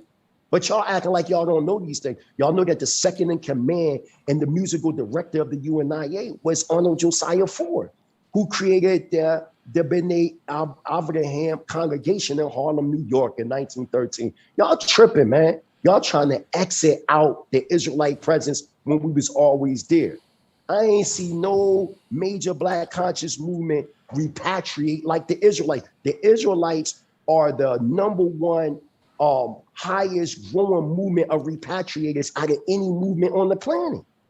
Then y'all act like y'all don't know about Damona Israel and the late Ben Ami and my grandfather, Prince Asiel Ben Israel, the late Prince Dr. Shaliah Ben Yahuda that started the School of the Prophets Institute in Damona Israel, Northeastern Africa. Why y'all act like Stevie Wonder ain't been over there? The late Whitney Houston, the Neville brothers, Bobby Brown. Come on, it's so many people. You heard Hellraiser say, Whitney Houston. From Red Hook, from Red Hook to Damona. Y'all heard him. Like y'all acting like, yo, it's no way of stopping the Israelite community. It's the fastest growing Black movement on the planet right now. Man, it's so powerful. I'm here in Tanzania. I done ran into brothers from GMS over here. Like, come on, you got Israelites all over Africa, and y'all sitting up here acting like none of this stuff is true. Then y'all lie like you, Reggie. I'm coming at your top right on Killah Priest podcast because you tried to say last week, but the video was old, but you was debating Garfield. And when Garfield went in the bathroom to get information from Rob Bourne, I don't understand how you can do that in the debate. But anyway, you was, but you sat up there and tried to say that y'all converts, y'all this, that, the third. First of all, anybody that know the Igbo history of Nigeria, they would know that prior to the European Jews converting the Igbos to Judaism, they was already practicing the Hebrew culture. In their oral traditions, they teach that they descended from a Hebrew man by the name of Eri, from the tribe of Gad, from the 46th chapter of Genesis. You can go all throughout Hold on, Lord. Hold on. We got a caller called in. Peace. Good. Peace. Peace to the gods, peace to the gods, peace to the earth, peace to the lands, peace to the birth. That Peace. Brother, he is looking like a statue of that though, G. Hey, yo, Killah Priest, I see you at the rave, man. You and Ghostface, man, doing y'all thing, man. Good looking, brother. The question is, though, you got into it earlier. I'm bringing it up because y'all keep saying something about it. The Yaqub and Esau story, G. Bring that. He ready. He ready. Yeah. He ready for it. He ready for it. Come on, bring it up. Now, okay. You do have some Israelites that teach that the so-called white man. And I would like to hear it. I would like to hear y'all too go at it, G. All right, so you got to hang up so you can hear it. Right. All right, peace. All right, what's your name? He already hung up. He came in like the whole light. The whole Esau and Jacob story came by a man by the name of Prophet Frank S. Cherry. Wow. He was the first one to start teaching that history roughly around 1913, somewhere around that time frame. Here at the Mighty Hebrew University, we don't teach that. We teach that Esau was in fact a black man. You know what I'm saying? A different story, a different topic. I'm not trying to show any division. Only thing I can do is give you my understanding. Wow. What I will say is that in ancient times and pre-flood times, at the Mighty Hebrew University, we teach something called polygenesis. We don't teach monogenesis. We teach that during different epochs of times, different species were developed. When you look at the Neanderthalians, what do they have? RH rampians or RH monkey DNA in them. Why? Because there were certain species that weren't a part of their family that they mixed with. Even when you start talking about the ghost gene DNA that's in some of the Sun tribes, the Yoruba, the Twas, I'm saying that that ghost gene was a species that don't exist no more by the way of polygenesis. So the so-called white man is a product of what we would call the Aryan root epic. Within the Aryan root epic, that came roughly 1 million BCE to today. We are still in the Aryan or the noble root epic. And in this root epic, this is where the variety of complexions come in, from the darkest of dark to the creamiest of white. So when one says that, you know, the white man came from this, the skin came from that, there are different periods of time that you see this manifestation take place. It was just 6,000 years ago that the so-called white man came from, you know, the if you want to say Europe or Russia, whatever people want to say he came from, but he existed on the planet longer than 6,000 years. He only came about based on when, you know, different nations in the East started to record them, but they're known throughout the Sanskrit records as the moon-colored people. This is just a historical fact. But you do see parallels of the story of Esau and Jacob. You do see, you know, Esau in his conquering mode. So you see these elements of the Euro-Gentile, not necessarily that Esau is the Euro-Gentile. My brother just come through. What's up with my brother, man? I need you to make, Makitara, I need you to make a piece for me, man. I need to get your information so you can make a piece for me. I got this picture. I want you see these beads I got? I want them bigger, but I want them in solid gold. And I got this emblem I want you to make. Solid gold, man. You talking about a whole lot of money now, Mighty Hebrew. We must got some cash out there. You got some gold, you go send me from Tanzania or something, yo. And you talking about gold like that, man. You know what I'm saying? That's you talking about kilos now. I'll work something out with you. It ain't gonna be fully solid gold, but it's gonna be something nice. Okay, and I need you to hook something. That's what I specialize in, man. I specialize in nice. You know what I'm saying? Have Killah Priest text me your email. And then from there, we'll work some logistics out. Yeah. What kind of piece you want? I want you to design it out of your own mind. It's gonna be Hebraic, but I want you to add your own flavor to it. I don't even want you to tell me. Whatever you give me, that's what I'm gonna rock. Word. They don't make no pieces out there. They got pieces out there. And have you been on my website? No, I never been on your website. Yeah, I got this made out here. I got these made out here. Yeah. But it feel good to, you know, support your own people. I'm not saying these ain't our people. I'm just saying, you know, our connection. Yeah. You go on my website. It's called jewelsfromthethrone.com. Oh, okay. Jewelsfromthethrone.com. Jewelsfromthethrone.com. Yeah, because that piece you had on the last time I was looking at that joint, I'm like, because I got this idea here when I seen Loaded Lux in the video.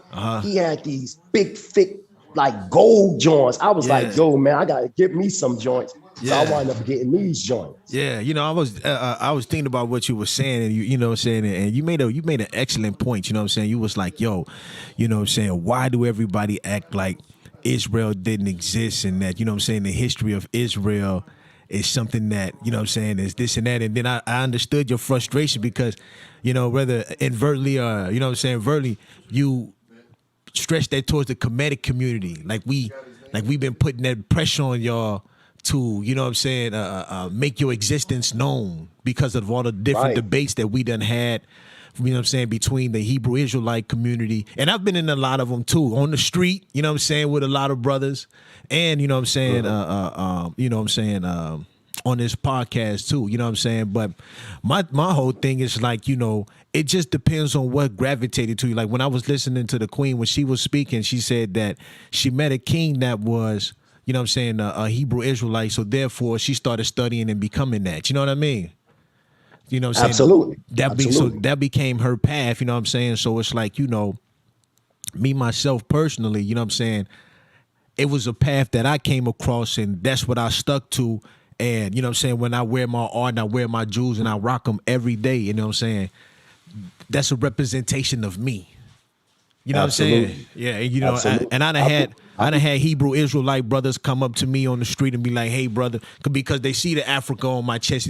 "Hey, brother, you know you ain't from Africa," as if you know me personally, like you know my history and you know my bloodline and you know everything about me because for some reason me and you we kind of look alike, so you just automatically assume that I'm from the same tribe that you from. Absolutely, you know what I'm saying? And I'm not. And I'm not one of them Hebrews that teach like all the slaves came over here were Hebrews. That's not true. Yeah. That's not true. Even when you look in the scripture, it clearly said that the Egyptian also would get scattered and go into captivity. So when I see brothers and sisters that cling on to the Hebrew paradigm, the Moorish paradigm, the Kemetic paradigm, I believe that we're clinging on to these things because we're descendants from these people. Yeah. You know what I'm saying? We not just, from my background, I go back to the Hebrews of Nigeria. Mm-hmm. But that's not to say that I'm saying what you manifest is that's who you are. Yeah. Your spirit is going to animate that which is. So if you attracted, let's say hypothetically, you attracted to Kemetic artifacts, Kemetic culture, Kemetic philosophy, and you're heavily attracted to that, it could be possible that you're the descendant of them people because your spirit is attracting to that. Yeah. You know what I mean? So my objective is, I don't have no quarrel with Kemet.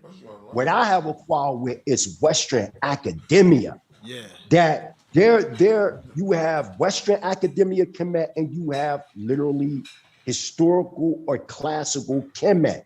Yeah. And what I'm trying to establish is that you're saying that this, you're saying that, but I haven't heard any Kemetic people on ground saying these things.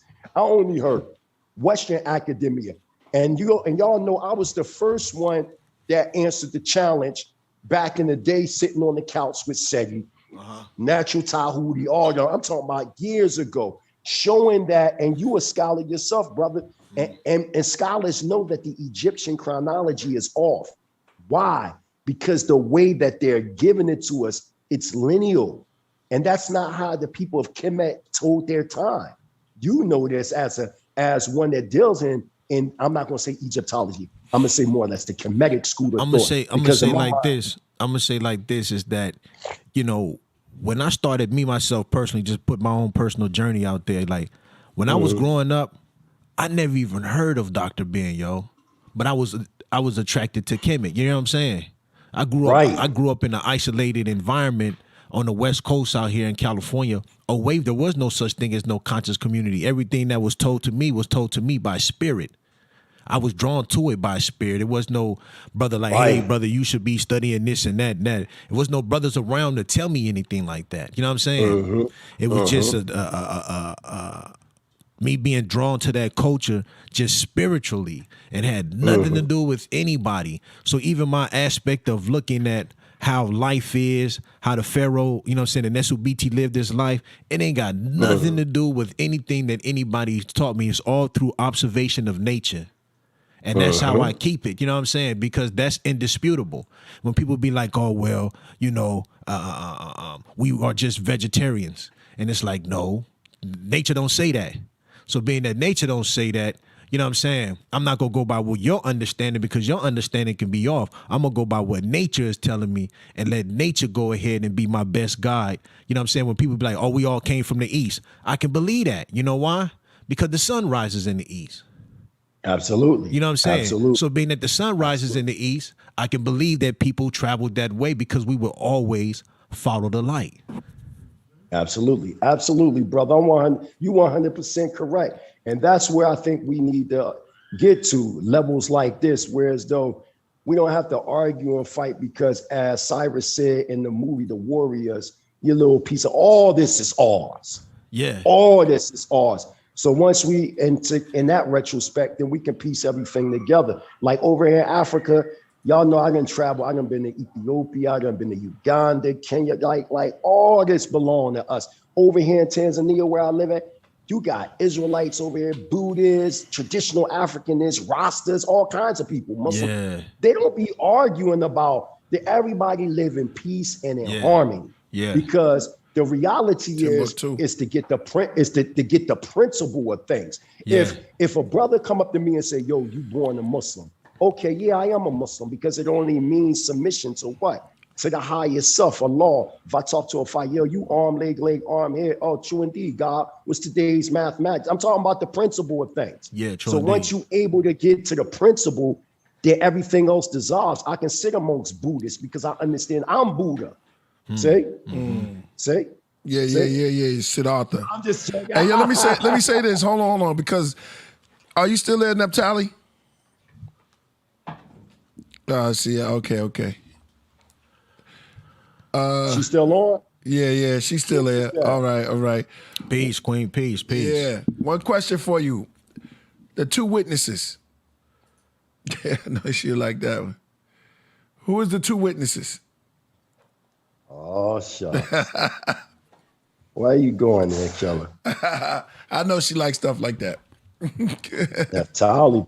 Yo, Naphtali ain't no joke. Don't underestimate that sister, boy. She got to look like she about to. She look like she about to chew that question up. I done seen her. We go in there. Let me rock I done this. seen her. Yo, I seen. I'm that doing it for the debate chat with her. room. Listen, I seen her debate Nepal. I seen her debate Nepal. Oh, man. This one yours. Did it dirty. I never drunk it. I never drunk it. Yeah, I just poured it. Over there because I was gonna give it to you. I'm sorry, I was eating something. What was that you asked me? I'm a little intimidated now. Now I said, who? To your understanding, the two witnesses that it talks about. Are you up on that? And who is the two witnesses that it talks about in Babylon? No, I'm not familiar with the two Little too witnesses. deep. Okay. I figured you like that because you already talked about the Nephilim. I just need a little bit more information. You know the two witnesses that in Daniel's dream, he saw the two. Yeah, Daniel's dream, he saw the two witnesses. That always get me. That always. Yeah, I see you over there. I see you. That's the mushroom. That's the manna, huh? That's where it go down to. Yup. Right. I'm gonna have to look into that. That's a good question. I have to look into that. Mm-hmm. Somebody said, that's a good one. Randy said it's the left brain and the right brain. To witness, that's hard. That was actually hard. So you are witness to thyself. Yeah. Absolutely. Yeah, that was dope. It's funny that the brother said you're a witness to thyself. Let me throw something at y'all. Y'all know, you always hear, you made prayer. Well, there's no Hebrew word for prayer. The word that they're using is tafillah. The root word is palah. That's what it means, to judge oneself. Somebody the said root word. So when you go into tafillah, you really judging yourself. That's why when you hear religious people say, yo, I pray for you. In the Hebrew culture, we didn't just pray for anybody. In the Hebrew culture, work and worship is synonymous. So if you say, shashamin tavo, for 6 days you shall work or worship. So everything we do is a continuous action. The clothes that you wear, the food that you eat, the conversations that you have on a daily basis, et cetera, defines your worship. Even when the brother was talking about eating habits, there's no argument over here because you can go into Bereshit of Genesis 1:29 where we ate the vegetation, and then you can go into Vayikra or Leviticus 11 and things that we can eat and what we can't eat. So amongst us at the Mighty Hebrew University, if you want to eat flesh, so be it. If you don't want to eat flesh, so be it. Right. I just want to say this, Naphtali. We're gonna Are you still there? Because I wanna send you off in the righteous way. I am still here. I'm sorry, guys. I'm you holding wanna- on. Yeah. Are you willing? Are you ready? I mean, you got your point across and everything. I'm gonna have to let you go as soon. But do you want to leave the audience with anything? It's up to you. Yeah. No, I do, because it is getting late, and I've been up since 6 o'clock in the morning. I was up all night too, preparing for this, so I'm pretty tired. So I apologize, but I thank you, Killah Priest. I thank you so much for inviting me on. I'm sorry, what was your name? I didn't get your name. AD. Oh, AD. I know you, but I'm talking about the Oh, you talking about Menkepera? Menkepera. Okay. The great. I thank you so much for having me on. I had a great time. Guys in the chat, please come out, check me out. Africa Diaspora United in Christ is my channel. I also got Naphtali New School of Thought. Just check me out, see how you subscribe. You can follow me on Instagram. I'm Naphtali Huldah. And on Facebook, I'm Naphtali Israel. And again, I thank you guys so much for having me on. I had a great time. Please have me back. I would love to come back. We can talk about various topics. I'm very open to any topic. Absolutely. So, Man, I would like for you just to call in whenever you want. You're always welcome here on the Podcraft. We call it the Podcraft because we always taking off and going into the galaxies and going into deep realms. So it's like Star Trek, but this is we got a rocket, take a rocket. Go ahead. Okay. Well, is there anything you want to say to me? And I will. Tell the audience. Yeah, tell the audience the information where they can get in touch with you and any plugs you got, and you know what I mean. Yeah, so I want to definitely let you guys know again that my channel is African Diaspora United in Christ, for the diaspora that's been dispersed. We are the Jews. Also, my other channel is Naphtali New School of Thought. I want to shout out my peoples, FOPE, Mighty Hebrew, Zion Lex. I want to definitely shout out my other brothers, the Negro Only and Real Willy Bullies. I want to shout you guys out. I wanted to shout out TCA with Thoughts, Camera, Action. Thanks for the love. Thanks for the support, guys. And that's it. And I want to shout you guys here with the Podcraft.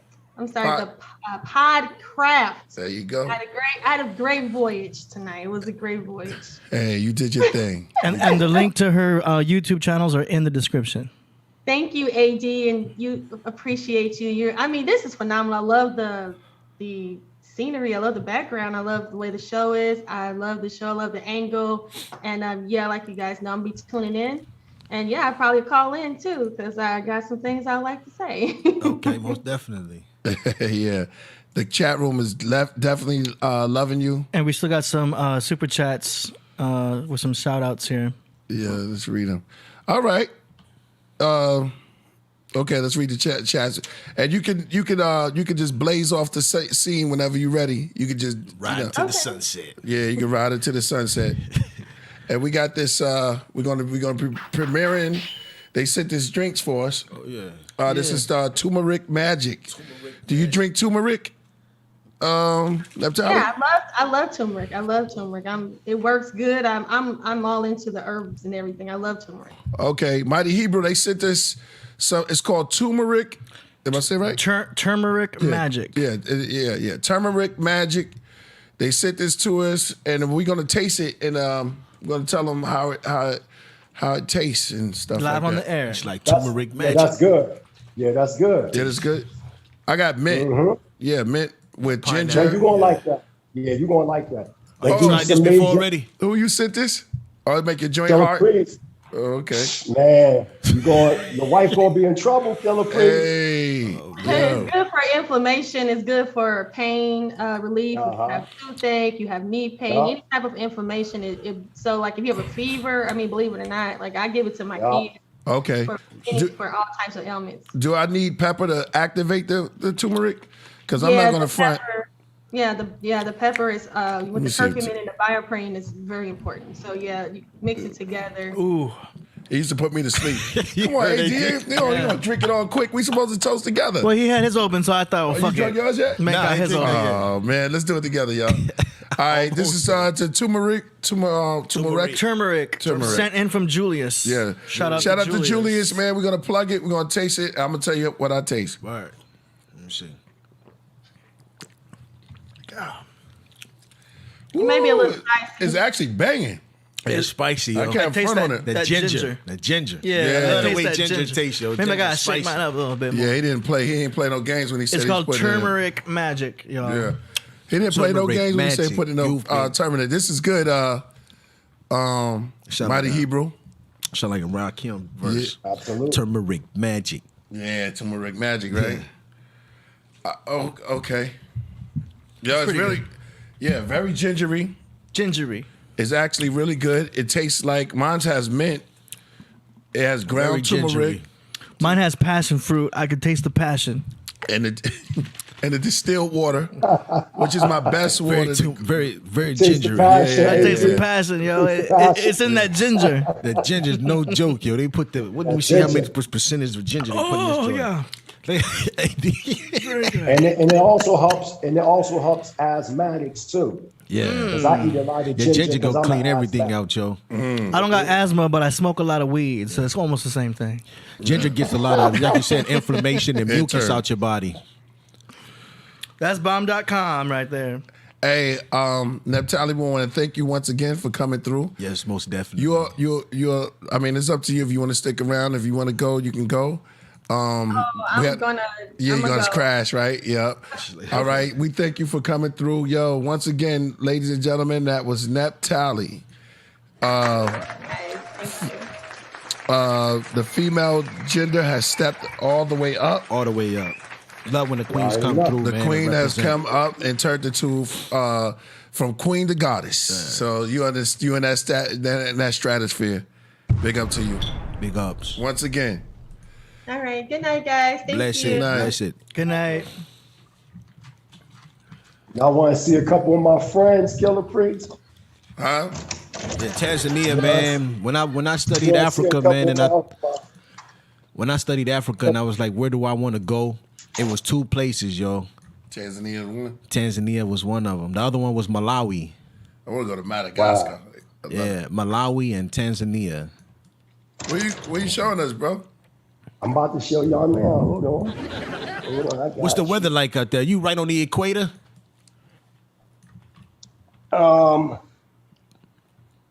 Yeah, basically, I'm like not far from. I'm sorry. I'm not far from Lake Victoria, and Mount Kilimanjaro is right in my backyard. Wow. Yeah, but I'm basically near the equator. But what I'm going to show y'all is my friends. Hold on. I just had to put on let me turn this camera around. All right. So let's go see my friends real fast. That's Our dope, friends. Man. We're going to go see some of my friends. Mojitos. I got y'all. God. Y'all see the chickens, right? But here go some of my friends. Oh, you got you a whole chicken coop. Oh, you got some goats, huh? Yeah. This one always breaking out. This one right here. So I got chickens. Y'all can see her. That's a chicken coop. Hey, what's the predator? You got any predators over there that eat those goats? That's why you keep them in the pen like that? No. They can come out. As you can see, here go all my land right here. That's dope. You know what I mean? It's not all this is mine. That's dope. All this. How much the cribs cost out there? Oh man, that's the thing. Listen, Super USD, cheap. right? Yeah. Right. It'll be like 8,000 USD a year. So you can to get the a next nigga, I'm on my way. 8,000, I got that right now. Right. We are out of here. 8,000 a year USD, you can get like a 12-bedroom mansion. Oh yeah, I gotta get my passport tomorrow. I ain't lying, yo. I ain't lying. Yeah, you definitely gotta get that passport from the gate. Oh, matter of fact, let me show y'all one more thing. $8,000 for a crib. Killer Priest? Oh, yeah, remember Killer? And we got whips all that. This one of them. But how much it cost for me to bring my whip out? See, that's the question people want to know. I remember I used to work with a car company, and we used to sell rips to people in Nigeria. Right. And the most important thing, the hardest thing was like Look at my food I'm growing. This is all my food I'm going inside my garden. What's that, All turnips? this stuff. Yeah, I got everything in here. Yo, this You is funny, man. You got See? beets? Yeah. No, I got tomatoes, I got avocados, I got papayas, I got cabbage, garlic, That's ginger, fire. Gotta give it to all him, man. kinds of stuff. Corn. See? Yeah. Look at the corn. Like, say? You doing it, brother. You doing it. That's what I like to see, sugar man. You're not even cane. talking about it. You just Oh, you doing growing it. sugar cane? Yeah, I'll show it to you right now. Hold on. Tomatoes, I'll show it to you. Hold on. All these trees and stuff, we playing. Manure, we getting it in. We Yeah. getting it in. We ain't playing. I'm gonna show you What kind of sugar cane. predators We do you just- have around there? Is it the baboons Oh. that you have to worry about? Yeah, they the only ones, but they eat from our banana trees. We got banana trees. Oh, okay.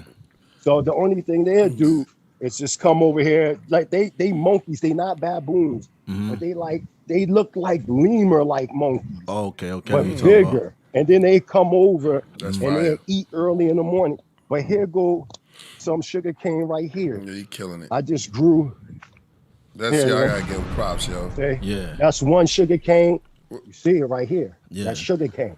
That's a Here go another one. That's sugar cane. See? Yeah. Oh yeah. They mad That's young. another one. Yeah, these is mad young right here because I just put them in. I just put them in. Yup. So what's Y'all the can see average it from weather the- temperature out there? And what's the storms and stuff like Oh that? my Is it- gosh. Some days it can get extremely, extremely hot, but the lowest it'll get, no more than like 80 degrees, yo. Hold on. 70, Put 75, the car in 80 reverse, degrees. yo. You said no lower than No lower. 80 degrees. No lower. Wow. No lower. And Wow. look, we got a water system. Let me show y'all something else. Ooh, this So is- right Yeah, here, because you right, right there, and you right there on the equator. right, you see that right there? Yeah. You know how in America, you got to pay like a monthly bill, whether if it's water, gas, whatever. Yeah. No, this is free. You control your own like a sovereign. So Your own if what? your What's that water again? run out, That's the water right this there. right here, you can pay your water, your because everything is ran off of electricity. Okay. Right here is our wells. These are water wells. Oh, the ones up We there in have the two air. water. Yup, that one right there, and then that one down here. So there's two water systems. You have the water system that we have through the town itself, and then we have our own wells that we get the well water from Mount Kilimanjaro. So let's say if the city water turn off, we always got well water and we'll never run out. Never, If yo. there's any pandemic, we'll always have water and People we'll always talking, have yo. He food, doing yo. Doing it, the yo. thing, man. Fuck that. You are Because- doing the thing, yo. Mighty Hebrew. A lot of cats Right. talk about it. You walking that walk. You are showing us, yo. trying. That's like a villa, man. You got like a villa. Real It's talk. like Yeah, I work. a mansion out there with all that land. Man, that's beautiful, bro. Yeah. Yeah. And the chickens, they just walk around, run around. That's a rooster though, right there. Oh, yeah. That's a rooster. Yeah, I had one of them niggas. What they call them joints down south, barnyard pimps? Yeah, little Yeah. cow. Oh my gosh. This boy be banging all the chickens out the frame. Barnyard pimps. I had one called Kellogg's. Kellogg's. Yeah, oh, yeah. Yo, I know how they get down. You already know how they get down, man. But it's very nice out here. Y'all ever want to come visit? And you know I'm from Trust me, California, so I want to ask you got one question. Yeah, I'm from My California. wife from California. I'm from Philly. She from Cali. Do y'all got any greenery out there? That's the $1 million question. Absolutely. Oh, that's what he Let me show you something. Let me show you something. Since you said that, right? Let me show Okay, you something. hold up. I'm about to call my wife right now. We about to pack our bags. That's all. That's the only thing Look, that kept me I from got moving you. anywhere. My man. I got you. Look, I got you. Look, hold on. I got you right here. Look, turn it over. I Look don't what know I'm if you doing. want to leave. Huh? Let me see. Oh yeah, it's time to go. I gotta go. Hold up. I'm growing that now. All right, see y'all later, yo. What? Oh my What's that? God. What's So, that? that's cannabis. That's cannabis, yo. Let me That's bring all it I to the needed to see light. was one plant. Oh, you grew that. Yeah. Okay. Oh yeah. So is there in the law restriction on anything like that? Yes and no. It's like Charlie We'll Brown. talk more. We'll talk. Hey, what's up, no sense? Oh, I'm on shit. Killer What Priest is Live. that? Yeah. Yeah, we'll talk about that. That's like Charlie Brown Christmas tree. I just needed to know. Remember, that's straight canon. Yeah, let me see. Hold on, let me get it for y'all. Hold on, I'll bring it to the light. Hold on. That's the only reason I've been staying in California, because every time I call people down south, I can't smoke no weed outside. I'd be like, dang, that's. Oh, hold on. A lot of people can deal with, can hang with this weather. Oh yeah. Say. Yeah, that's fly. Yep. See that, right? Yeah, you killing it. Yo, big up to, man, you always doing it, brother. That's a So good during thing, the daytime, at nighttime we bring it in, and then during the daytime we put it out. Okay. So one of my sons, they have the lights that change itself, but you doing it manually. That's hard. Everything is manual. Yeah. Everything. All our herbal essences. Get the feel. Listen, look. Get the feel. All our herbal essences is natural. Right. All of it. Right. And they have you like. Here come the cat, man. He about to wild out. I can see the face. Yeah, I mean, deep meditation, you can. You know what I mean? We already proved it historically in the Hebrew text that the Levitical priests did deal with the canvas. That's just a fact. It's archaeologists found these things on Israelite temples. You know what I mean? And Israelite, stones. You know that, Killah Priest. They just recently discovered that. Well, they were found roaches. They found cannabis oil. He said they found roaches. All kinds. Man. Them niggas left some holy roaches. That's it. The Levites, as well as the Kemetic priests, all them dudes is lit. Yeah, he about to wild out. Yeah, grab him right. He knocked over the camera. No doubt, brother. Yo, that's all the confirmation that I needed. Yeah. Listen, and I'm telling you, it's like this. Only thing I say to y'all, get y'all plane tickets. Y'all get over here. I got the rest. My treat. Hey, that's what I'm telling you. That's it. No more. Hey, what's the best food? I mean, what's like the local food? Hold on for a minute. Watch this, y'all. Yo, Gracie, come here. I'm gonna let one of the Tanzanian sisters tell you themselves. One of my maids. Yeah, I got you. No doubt. So you can ask her, what's the best dish? Come here, Gracie. They can't see you now. Yeah. Even if they can, so what? Ask her. Peace. How you doing today? How you doing? Good. That's good. I want to ask you what's the best dish. Yeah, I was gonna ask you what's the best dish. Spicy. It's ugali and vegetable with some fish. Ugali, I love fish too. Ugali comes from corn. Comes from corn and fish. He murdered it with her, yo. You styling on us now, bro. You styling on us. She said with vegetables and fish. Yo. Thank you, Casada. That was hard. Hey. Yo, that was hard, bro. That was hard. Mighty Hebrew. I'm gonna call you King. Are you King? Ninaweza kusema Kiswahili. Get out of here. What's that? Huh? What language you speak? Mumbo, you know some Swahili, man? Indio. Indio. yeah.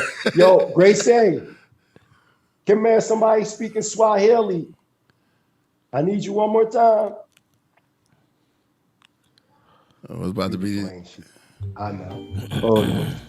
Somebody speaking Swahili. Go ahead, talk to him.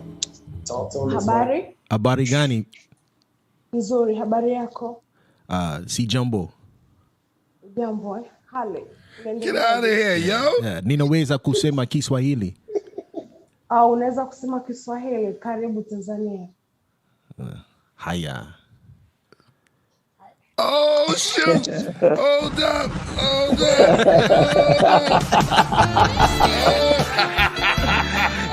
It was hard. Thank you. Word. Yo, that was hard. For real? What y'all just was saying to each other. It was like, y'all just went in. Yeah.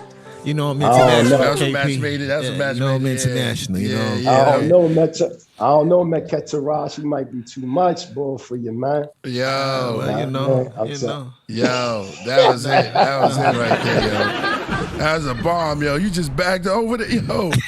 You just bagged it real quick. Like, yo, I'll be out there soon. Yeah, that was great. Soon, yo. That's why. That's why I said that's all I need is just a confirmation. Yo, Absolutely. Yo, that was We hard. love it out here. We ain't never coming back. Yo. We love it out. Yo, that was hard. That was dope. That was dope.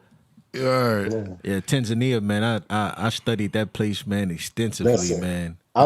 Listen, Ben Ketara, I'm telling you for a fact. You come out here, you ain't going never, ever listen. Come back. Never ever. That's got a homie. right? Yeah, I got a homie that went to Kenya, yo, and he went to Kenya. And he was like, yo. Ben Ketara, look. For real? How's the Saturday scene?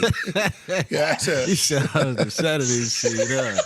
Oh, and everything. You funny. Yeah. You funny. Nah, because I know the Shabbat. Yeah. Listen, we do Shabbat. Listen, so I after know Shabbat, Saturday is popping. You go Saturday night Yeah. to a club out here, it'd be like 400 or 500 motherfuckers in.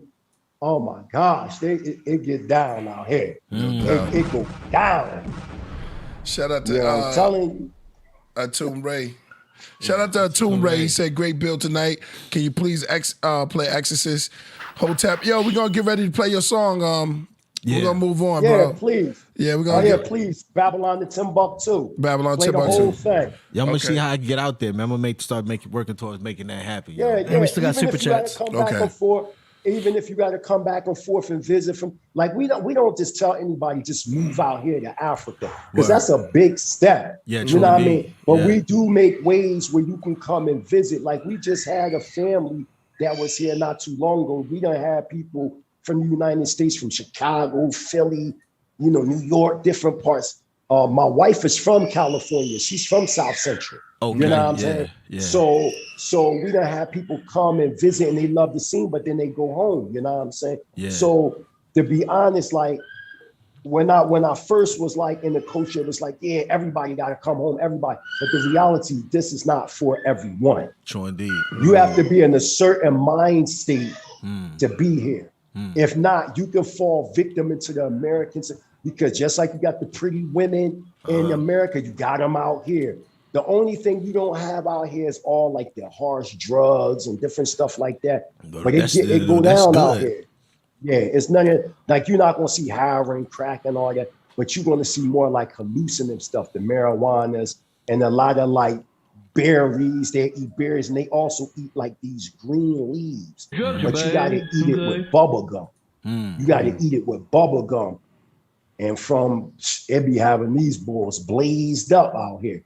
But other than that, it's tight out here, man. And there's a lot of love out here. But there's also the cons involved, because regardless you having dark skin, they still look at you until you make yourself known as a Mzungu, which is the foreigner or the so-called white man. Because you speak English, you can be more prone to what is called a foreigner's fee.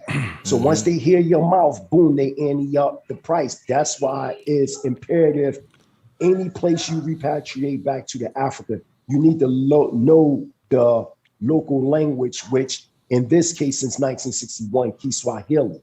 But you still have each tribe, they got their own personal languages. Then they have the Kiswahili, and then they also speak English. Not everybody, but a lot of people do speak English too. Yeah. Man, I know. So it's all love. Yeah. Yeah, that's beautiful. All right, yo, let's finish up these super chats, and then we're gonna move on to the music. All right, we got one from Nyasha Champ. She says, peace, sister, can you point... Wait, hold on. We already did that one. Divine Unique says, 10 on the strength. A dub for the love makes 30 because you keep it dirty. Peace to the sister, peace to you, priest, peace AD, peace mighty Hebrew, Rasul, and Mankep. I hope all is well and you're in good health, peace and love. That's from Divine Unique. DHNJ says, peace, priest, this could have been a more fire show if Tahuti was there. What's up with the planning lately? You missed a fire guest the other day, Davina.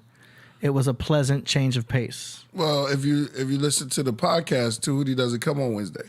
Yeah. But Yeah, he come on Mondays. Yeah. But we could arrange it where she comes back on a Monday and let them. Yeah, Davina's coming back. Just so y'all know. Oh, Davina, I missed Davina. Yeah. Davina was on what day? Last Wednesday. Oh, okay.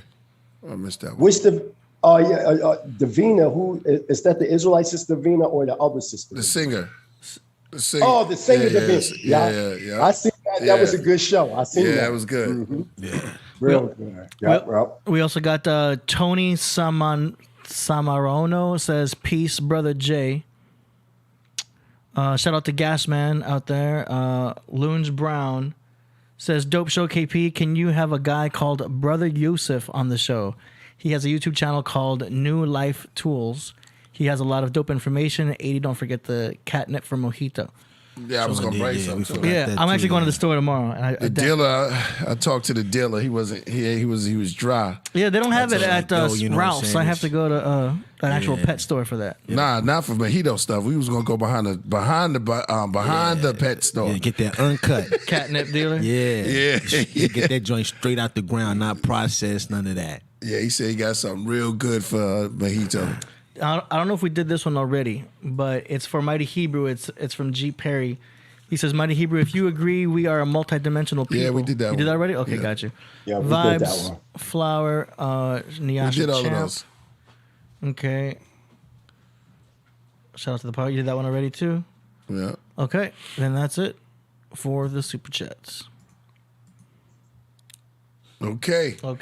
Let's move on to the music. Mm-hmm. Okay, let's move on to the music. We're going to start with the Mighty Hebrew. Mighty Hebrew, I'm going to share the screen so you can hear everything. Okay, bad. This right here, Babylon to Timbuktu, this dedicated to a powerful elder of ours, Professor Rudolph R. Windsor, also dedicated to my brother Timbo King. He came out with an album called From Babylon to Timbuktu. You know what I mean? Excellent album, a classic. You know what I mean? So, you know, that's a close brother of mine, comrade of mine. So I also dedicate this to him as well. Check it out, y'all. Okay. And here we go.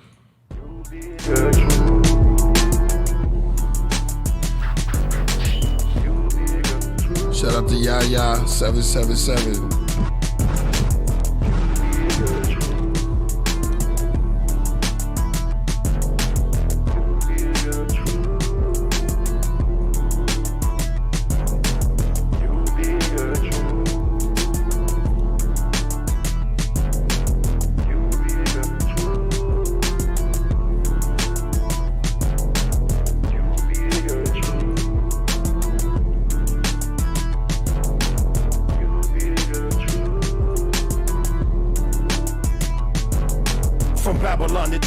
We travel through. Righteous sun that be the first carries the jewel. Jewel falls from the sun hand as the tool, but the last shall be first and rule as the jewel. From Babylon to Timbuktu, we travel through. Righteous sun that be the first carries the jewel. Jewel falls from the sun hand as the tool, but the last shall be first and rule as the jewel. As the child of Bashan, produce smoke from the tribe of Yahweh, Yah Most High Shan. Cosmic doom from the wild, walk within darkness, Yah mind in the outer black focus, limitless, eternal images crossing over as seas and mother's wombs being formed in bloom as a Hebrew, Israelite, divine light, body of the Sephiroth, get the manifest power, crush gold, silver, bronze, and iron from Daniel's visions, 4 kingdoms diminishing, mathematic judgment, reign supreme, absolute authority, bomb, poison, ivory, the shadow of Egypt, brought democracy, ruled by demonic beings, stopping righteous creeds, kingdom resurrect theocracy, using Tanakh, teachers from the all-I see, Yahweh, Allah, Hayam, will forever be. Absolute reality, knowledge overstanding through wisdom, manifest ether, good, right, burn good from evil. Jacob rises, Edom falls without sequel. Words can be lethal, it's truth to be used. From Babylon to Timbuktu, we travel through. From Babylon to Timbuktu, we travel through. Righteous son that be the first carries the jewel. Jewel falls from the sun hand as the tool, but the last shall be first and rule as the jewel. From Babylon to Timbuktu, we travel through. Righteous son that be the first carries the jewel. Jewel falls from the sun hand as the tool, but the last shall be first and rule as the jewel. Invaders took space with wicked behavior. Spooks at beside the door, be the traitor that was trained by the slaver, being the slave, eating beef and swine and signing his name on the bloody line amongst a round table. They got sheep trapped around wolves in the stable, wrap their minds with religion. True bank cereals, reaching living temples, transcend to the temple. God's battle axe, bay nails, Maccabean hammer, beyond 9 inches. True vast, no dimension, no division. 12 stones to 12 tribes, be the soul of the human body. Light up the Mahdi, manifest landing. Warren spirit of Yah, Ben Ami, son to my peeps, Misraim. Knowledge bring us out, the house of bondage. As the prince of power, devour chaos. Stay Dracula, divine war, rhinoceros. Death for a brimstone, prophecy of truth been fulfilled for the youth. From Babylon to Timbuktu, we travel through. From Babylon to Timbuktu, we travel through. Righteous son that be the first carries the jewel. Jewel falls from the sun hand as the tool, but the last shall be first and rule as the jewel. From Babylon to Timbuktu, we travel through. That is fire right there. Mighty Hebrew. Yeah, you Thank you. You, like they say, you put your ankles in it. You heard me? That was fire. Delivery. Absolutely. Yeah, you did that, yo. That was hard. Nice. The link is in the chat. Yeah, that was dope, yo. That's definitely Absolutely. Anybody want to get my album, get it. Mind Mental is Never Destroyed. It's on Spotify. You can go to YouTube Music, Amazon. It's all over the world. That's dope, yo. No doubt. Shout out to Hugo Rivera. He's going to China. He's postponed on specifically Beijing and Tibet because of the pandemic.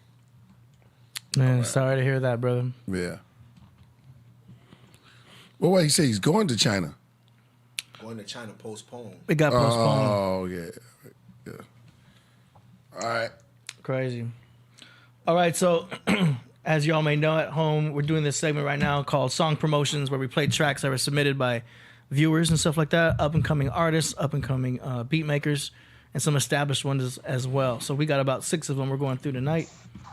Let's get right to it. The first one is by Living Legend from Baltimore. The track is called Soldier. Give me a second. Gonna switch browsers here.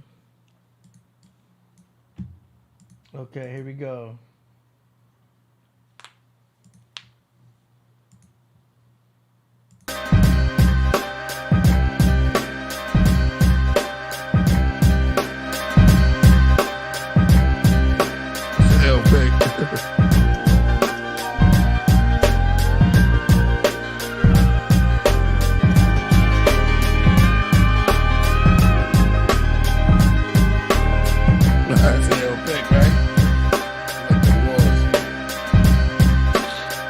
That beat is fire.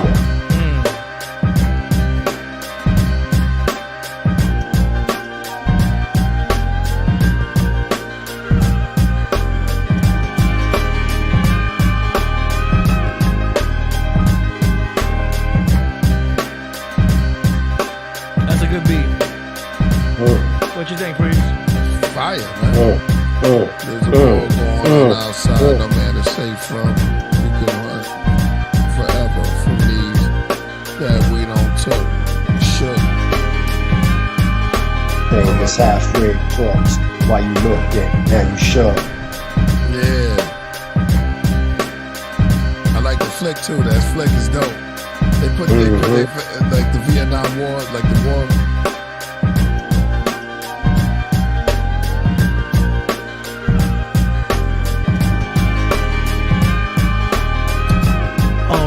That was Living Legend from Baltimore. Instrumental was called Soldier. Cool. It's great. I like the snare. You know, I'm picky about snares. That was fire. Sounded good. I got no critique for it. Someone can tear that beat up. Same thing. Yeah, that's fire. That's, you know what I'm saying? I like the beat. It's dope. Very good. Yeah, I said, peace, McCap. I sent you a couple of emails about some info I would like for the check out. Peace. Word. I'm checking it out. Okay. I'm gonna send you an email back. This next one is by the Mark of Buddha. Hey. Don't remember Mark of Buddha. Here we go. Buddha. It's the Mark of Buddha.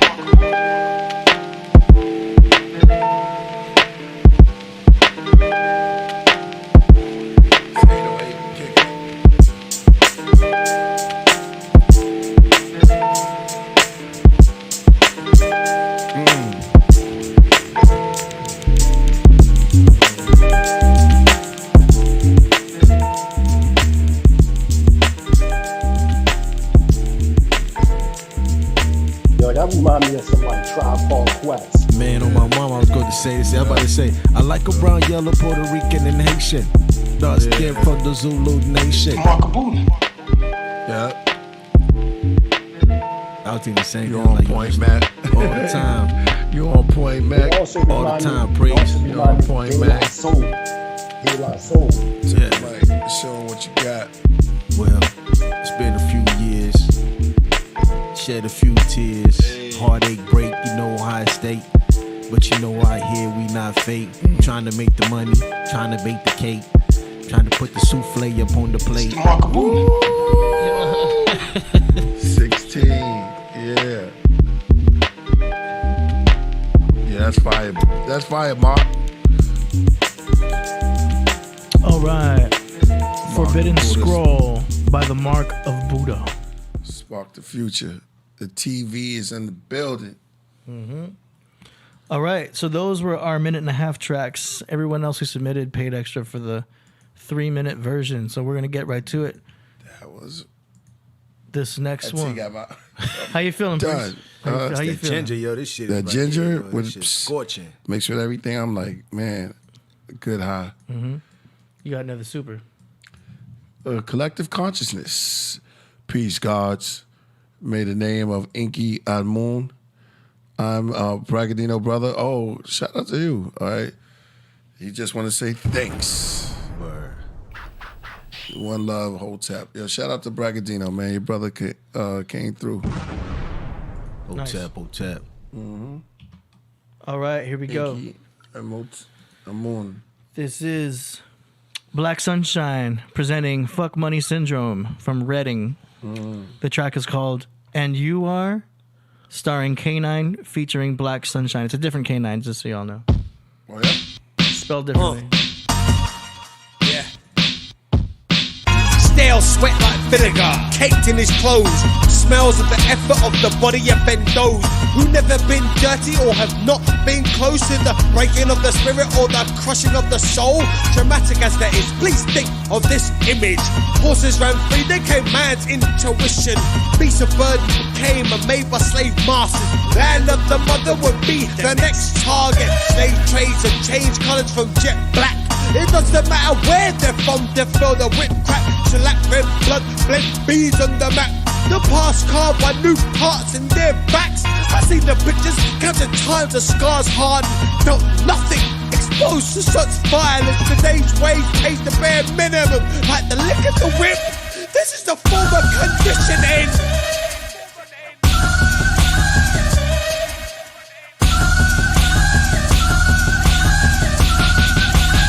Lust for more, plus the need for my own. Had spent my last penny for the very bound hole. A notion of humanity is that all that's left, but the cost of my sanity is the value of my rent.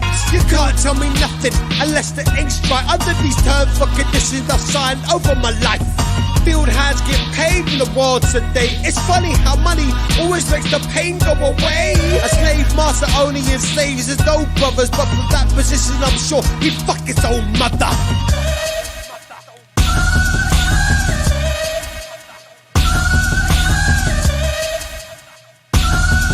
Black sunshine.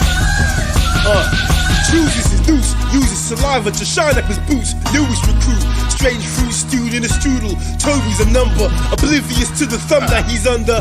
Stricken by Stockholm syndrome. Heavy thunder of galloping horses, signifying apocalypse.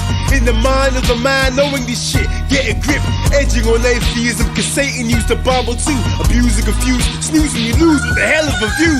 From up there if you're winning, copping a squat and shitting on the undernourished and the thinning. The beginning of innocence lost, raw protagonist. Boss man and grabbing his dick, screaming a rich bitch, and you can't tell me shit. Freedom is a concept, and so is slavery. Happiness is what I dreamt when I slept, and hope is the belief. Is my emancipation benefit your occupation? And am I just another number programmed by your station?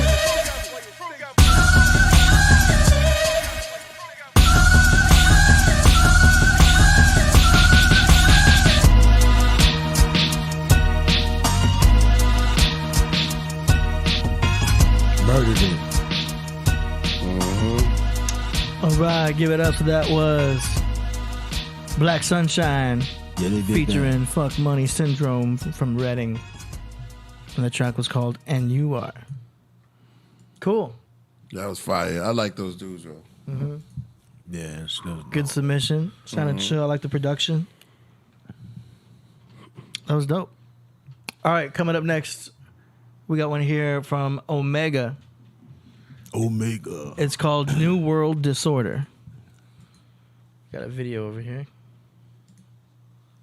Do we still have Mighty Hebrew out there?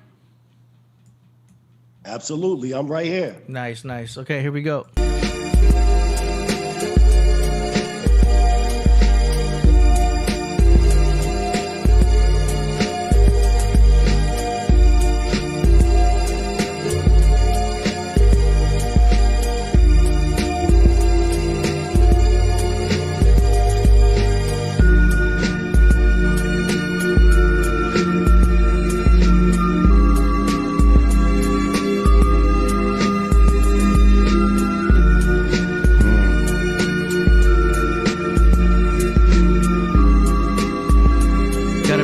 Snare a little bit.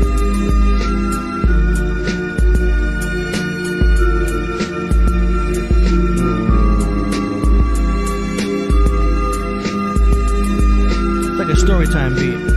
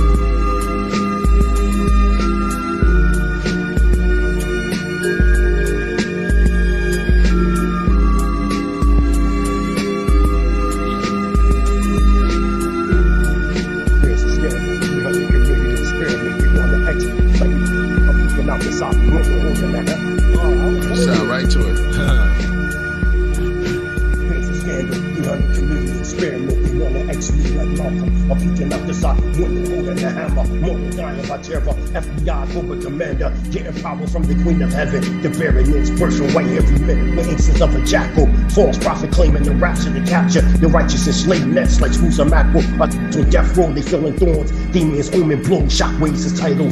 Oh, that joke. Hey. Killed that. That was good. Dang, that's a banging beat. You made it banging after you started rapping on it too. Yeah. That was cool. That was cool. All right, very haunting beat. It was cool. It's called From Omega. New World Disorder. Thanks for that submission, Omega. Let's keep it going. We got 3 more to go. This next one's by Marco Dupa featuring Odamai. Remember Odamai? He was on that last collaboration track we did. Odamai. Oh, yeah? From Orlando. This track is called I Should Have Been a Doctor.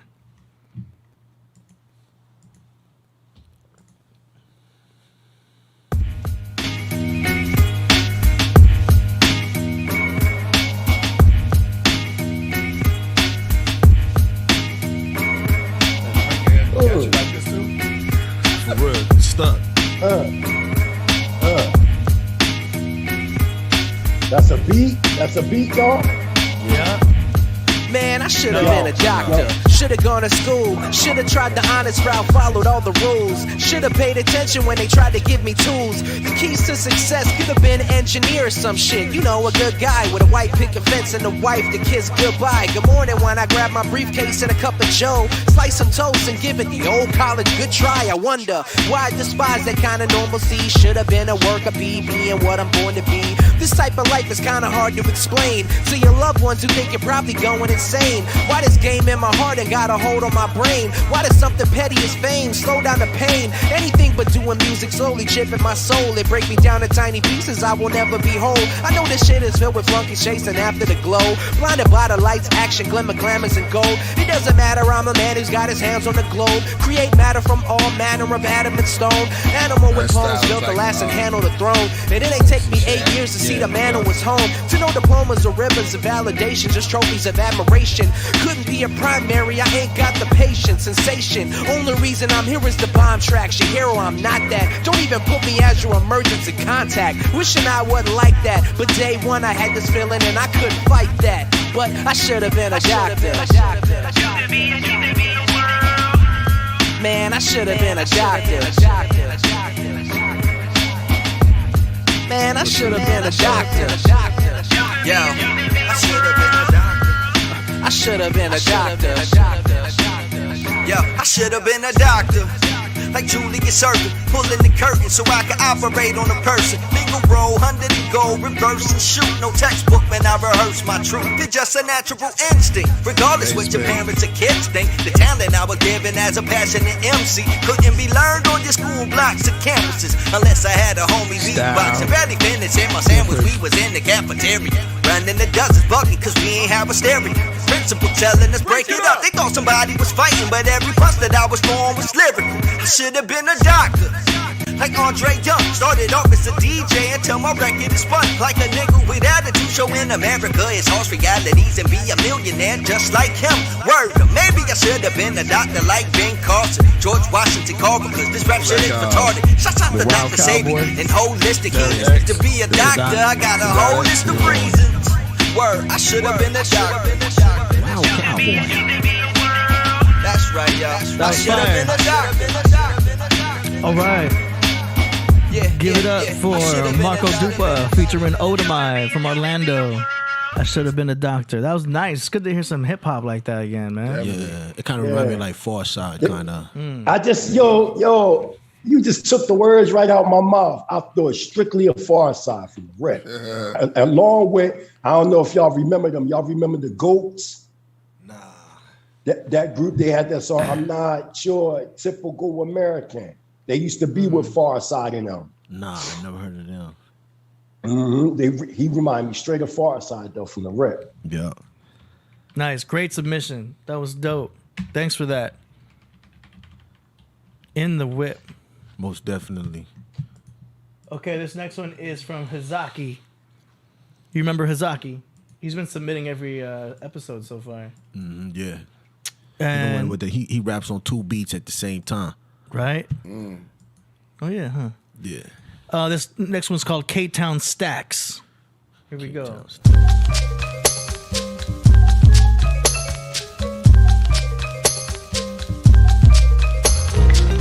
Draped out, wet, K-Town Stacks. Hey, yeah, stacks. Big boy bets, okay, bet I keep it loaded. Reaper teep it towing around me, evil on me. Strat it till I show who really creeping low and holding something for whoever creeping on me. What I get for walking around and come up.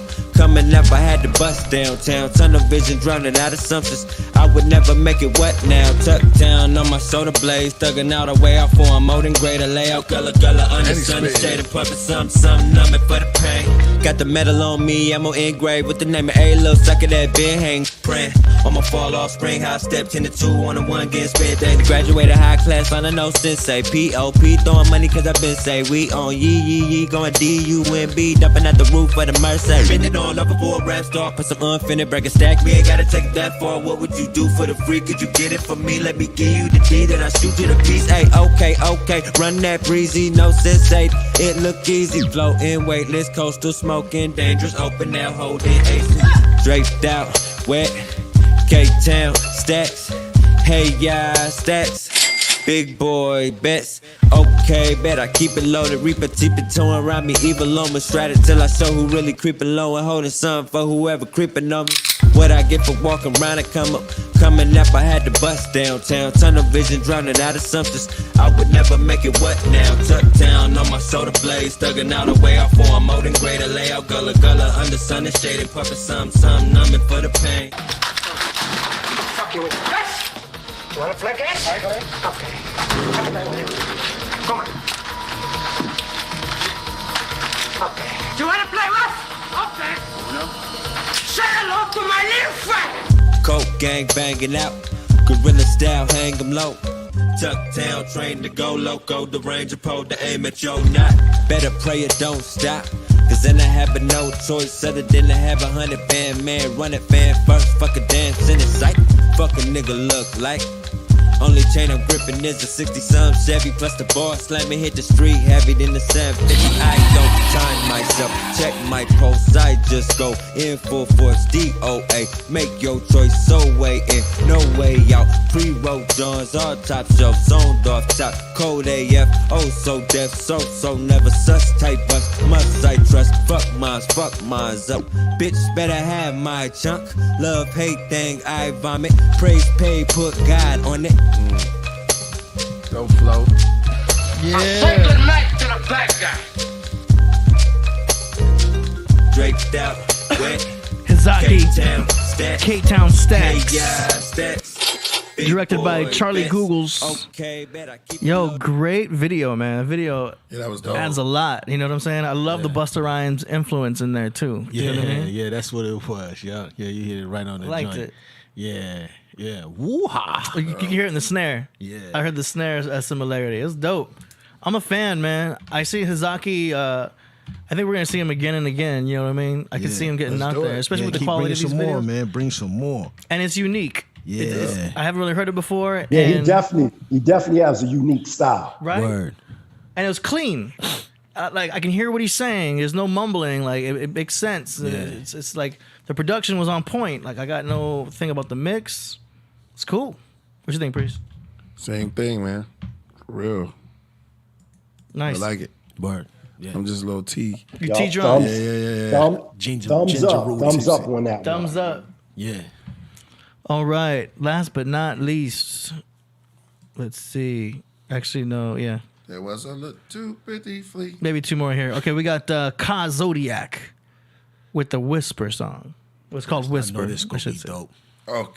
Yeah, hit the bomb before Yo, he always come out with some dope shit. Yeah. Ka Zodiac. How you sound? Whipping in the zag, the lag, the Ka Zodiac. Here we go. That's how he sounds. His flow is dope, you know. Here we go.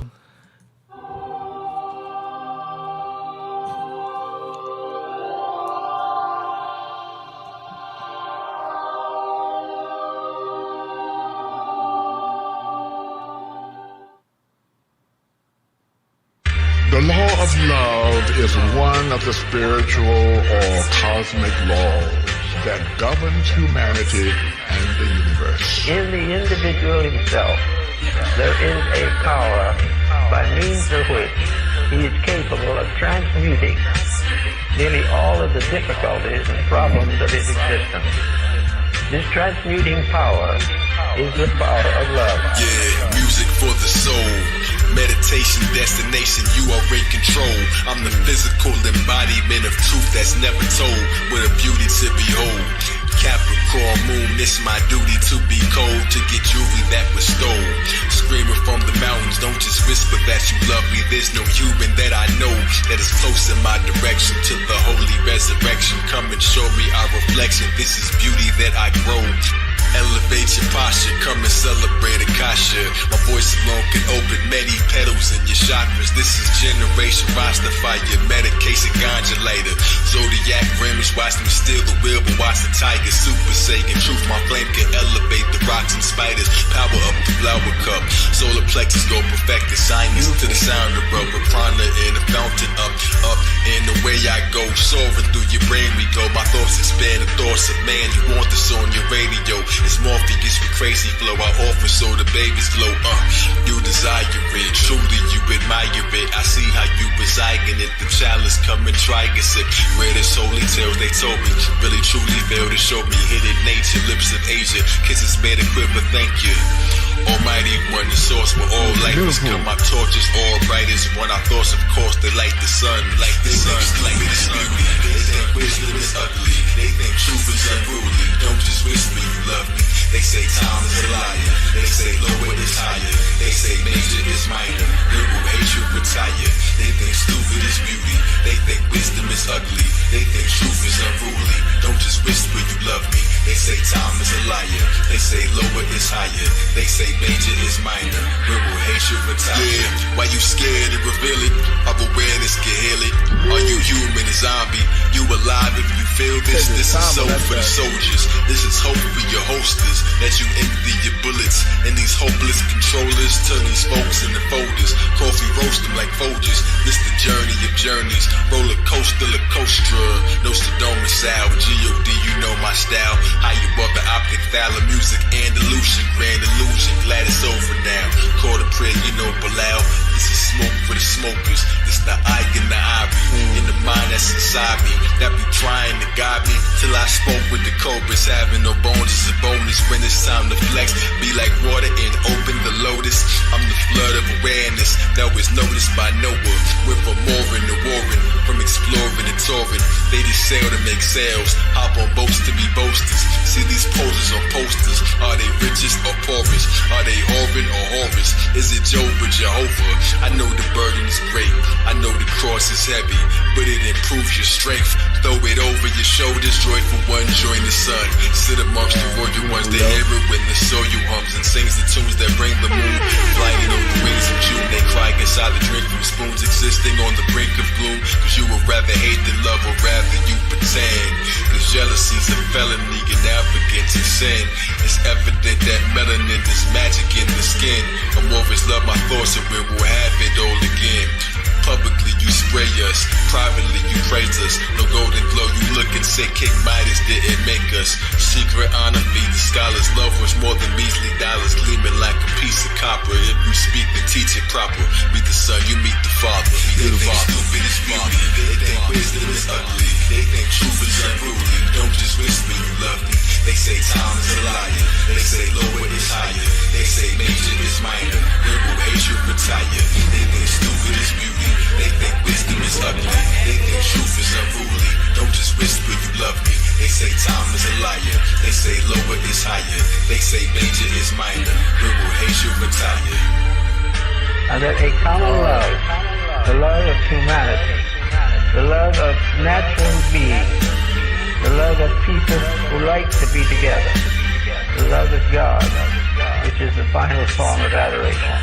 All these things, if developed, obviously and adequately, will make this world the kind of place we want to live in. Divine love dwells within all people. That shit was hard. Damn. Yo. Ka Zodiac in the building. Every time. He bodied that joint. Crazy. Yeah. Word up. Ka Zodiac, man, yo. And Priest has some collaborations coming up soon, right? Yeah. I don't want to give any of the way. Yeah. Nice. That joint is crazy. Somebody said, "You see the 7 on the screen." All right, we got one more last submission here. It's by Frank Key. It's called Dust Funk. Here we go. Feels so good.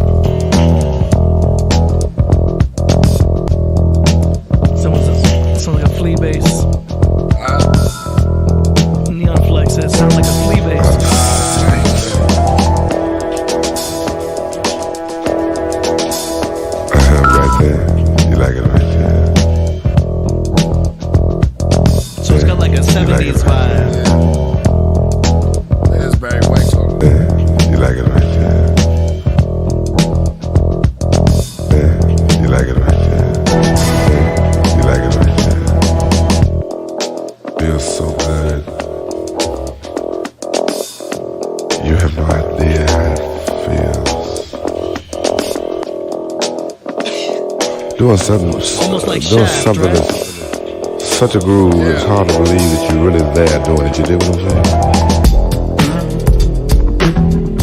Hey, I like this.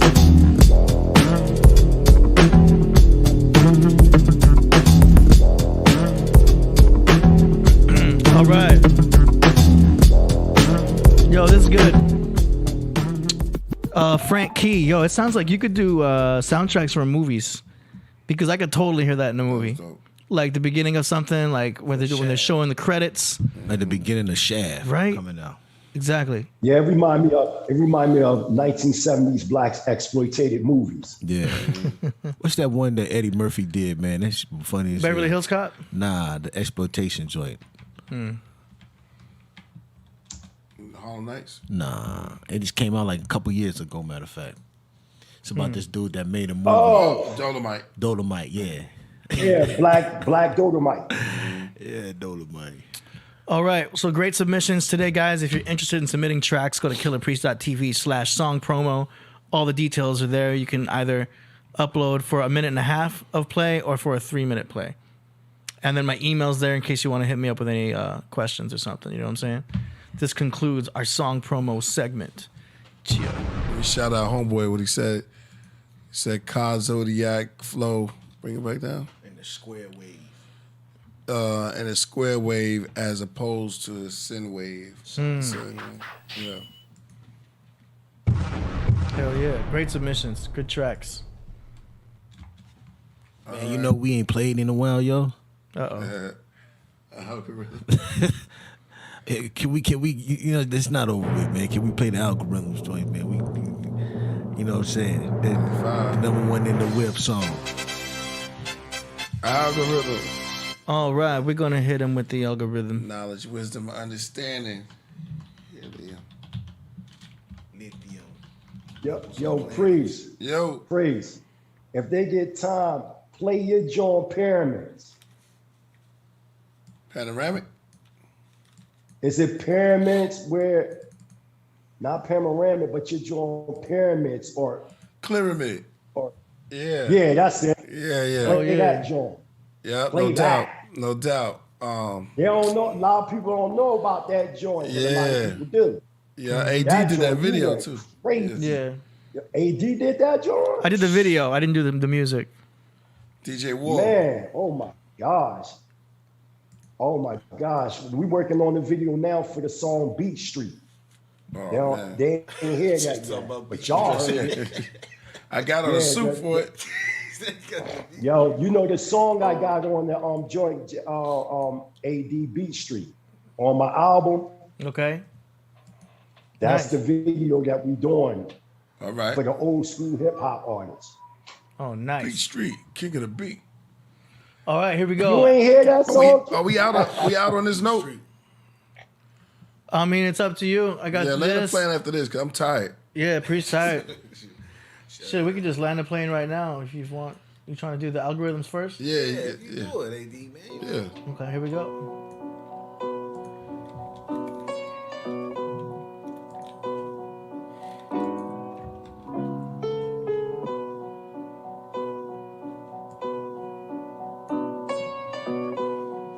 Go cop that now.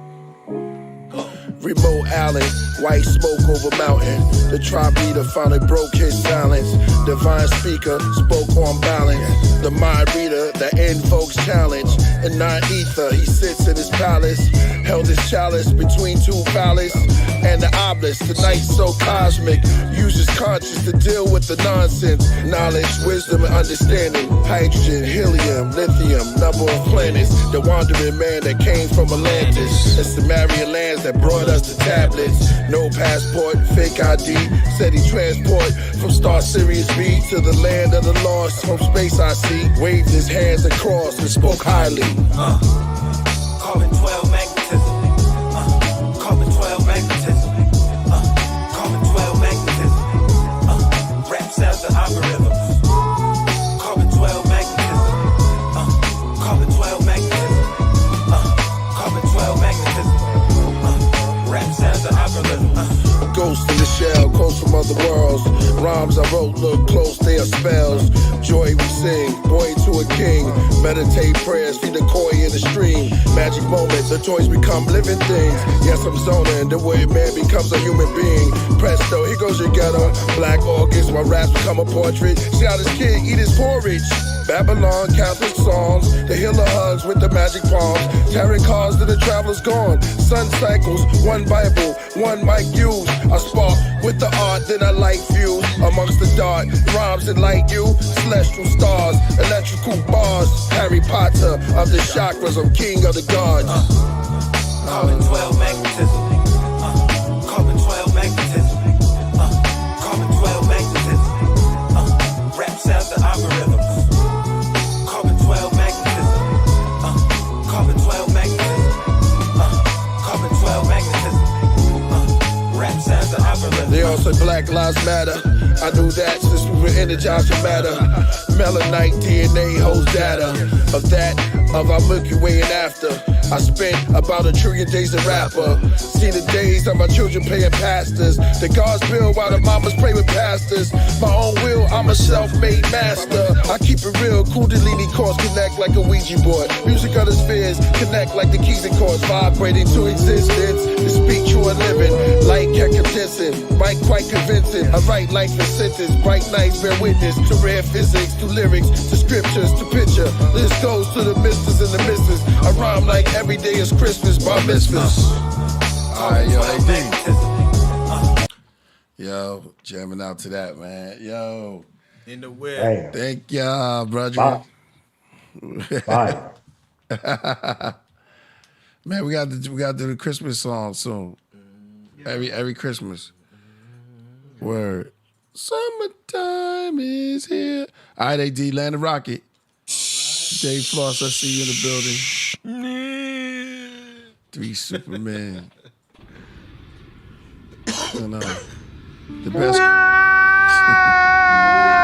know what it is? His head is looking right that way.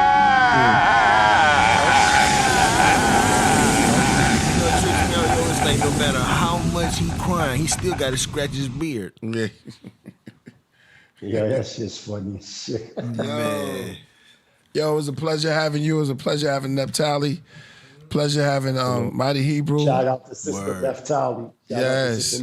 Shout out to the whole chat room, the best chat room on the planet. Shout out to Julius with his company Turmeric Magic. It's actually really Turmeric good. It's really good. I can tell I need this because it's detoxing me. Yeah, you know what I'm saying? I feel it. I'm gonna take one more though.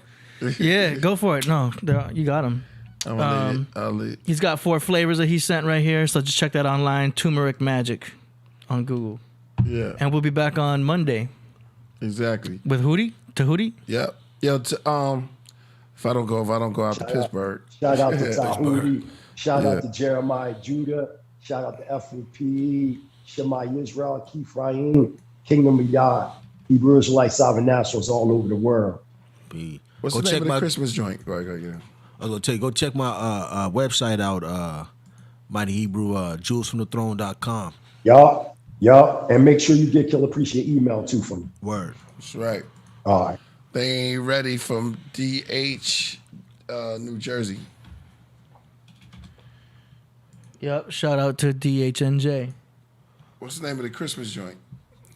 Christmas time. You named it. Isn't that what it's called? Christmas time, yeah. Okay. So I got 3 tracks queued up that were requested. All right. I'm out of here. So we all set. Here we go. Yeah. All right. We'll see y'all next time.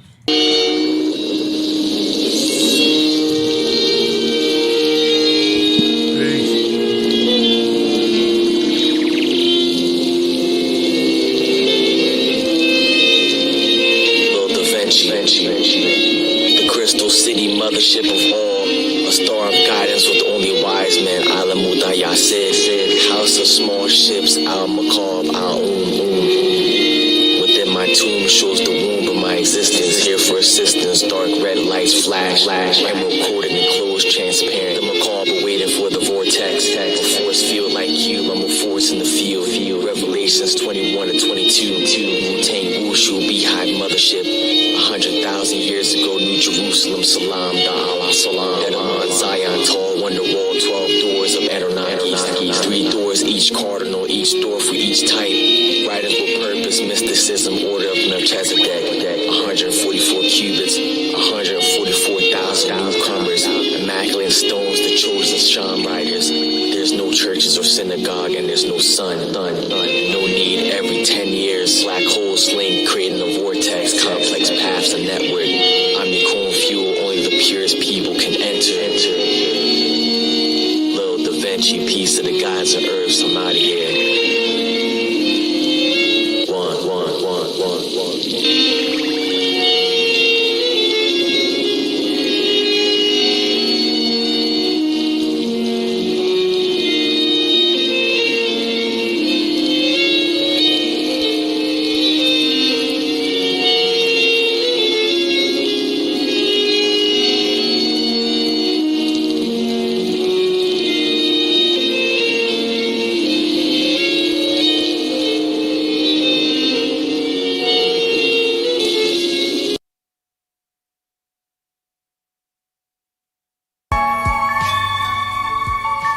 Do you really know?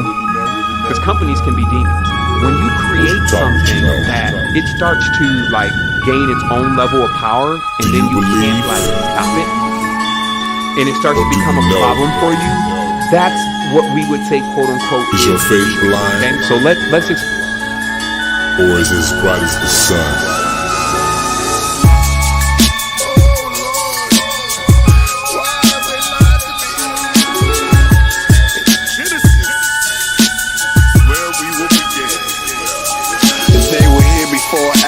Descendants of Anu took on mortal fashion, built themselves statues in the image of themselves to worship themselves, built towers to themselves to remind them when they fell. They came from a station in space, an angelical race, giant in stature, helmet and cape that they wore. Visited this planet to explore, long journey from their own cause their race had war. It's said they called their planet the Bureau, and that they were fallen heroes. They saw gold, saw trees, and life more liberal. Astronauts with afro and locks, jet beaming to a ziggurat. They crashed on rocks, 1.21 gigawatts. Some passed over crops. In the tablet legends, they said they opened the floodgates of heaven, describing their monstrous brethren, chopping up their grandparents in the 7 pieces. Now they looking for a region, they travel eastern, found the garden called Eden. They saw a being, forced to bow before Baal or BXL with the tribe of reptiles. Now call the wrong child the X-Files. Life begins breathing hydrogen inside of high winds. Milky Way violins heard by the wise men, observed in Orion. The windows with no end, the black glass in the sea that extend. Within that sea exists carbohydrates. These gods were hybrids. They went back and forth till they mixed the star bread in the foods of thought with proteins. Protons and atoms produced the whole gene. infinity to density to matter, to atom to cell, to organisms to metamorphosis, to waters of the living, to bodies back to God.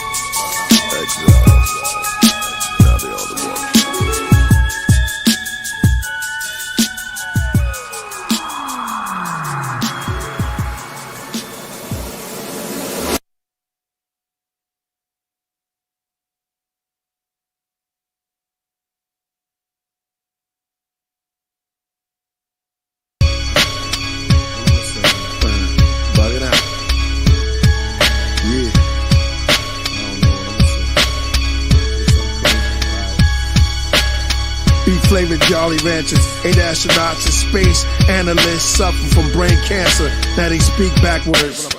The earth awaits and send a master. They arrive only to drop off of human flesh. Santa Claus' wife breaks her neck and beaten to death. The Jesus theory is just a hoax. The devil catches the Holy Ghost from a psalm that the archangel had wrote. Hitler jerked off on the top of Jezebel's head. Give the children stone instead of bread. Chop off his head, split his body down the middle. I'm like a 3-year-old and your bones are Skittles. Riddle diddle, little sickle pistol, piddle paddle, rattle tattle, taboo, the bottle of Vicodin or Oxycontin. Now I see Martians waving, hello. Their arms are long, their teeth are yellow. Pop another gram so I can see the Son of Man. I look up, oh yeah, the Son of Man. Now you see, now you don't. The trick is making them believe, but they won't. Who killed Tupac and ODB? Somebody's watching me. Paranoid drinking Coca-Cola. The coffee cup spills over. I grab soda after soda. A drive-by shooting at a wedding, so upsetting. White gown, rice, rose petals, blood spreading. Fucking then killing, killing then fucking. My brain's empty, my heart feels nothing. My left side's numbing. I ask myself, let me ask you something. Trying to catch my breath while I'm trying to write something so fresh. Green death in my papers, in my papers, in my papers, in my papers, in my papers, in my papers. 80 grams of Dilaudid, dopatrypamine, hydromorphine. My eyes low, I'm morphing to a king, holding idols of the mammoth, gaff, Mr. Stream. A psychedelic, angelic relic, used to bind Leviathan wings. A night perish, his wife precious, holding his head, slide off his helmet. Lizard face, she drops him. Looks around the reptilian race with long part tongues. My pupils dilate, my brain goes cuckoo, I must annihilate. I leap, yoo-hoo, I feel great. A basket full of snakes upon the tablets, a long beard, a stone I still scrape, a poem of madness. I shot the devil on Easter Eve. Behind hell's walls, you can still hear his wife grieve. She wore white on his funeral. All dead animals came back to life. It was beautiful, looking unusual. A long trench coat, looking grim. Brown hemspin smoke, slightly built postures. Priest the mobster, a sick smile, holding his next Vic, a small child. Could it be the next savior? Look for more millennium flows, futuristic poems in my comic book of reality. Call it stargazer papers. My papers. My papers. I put a spell on.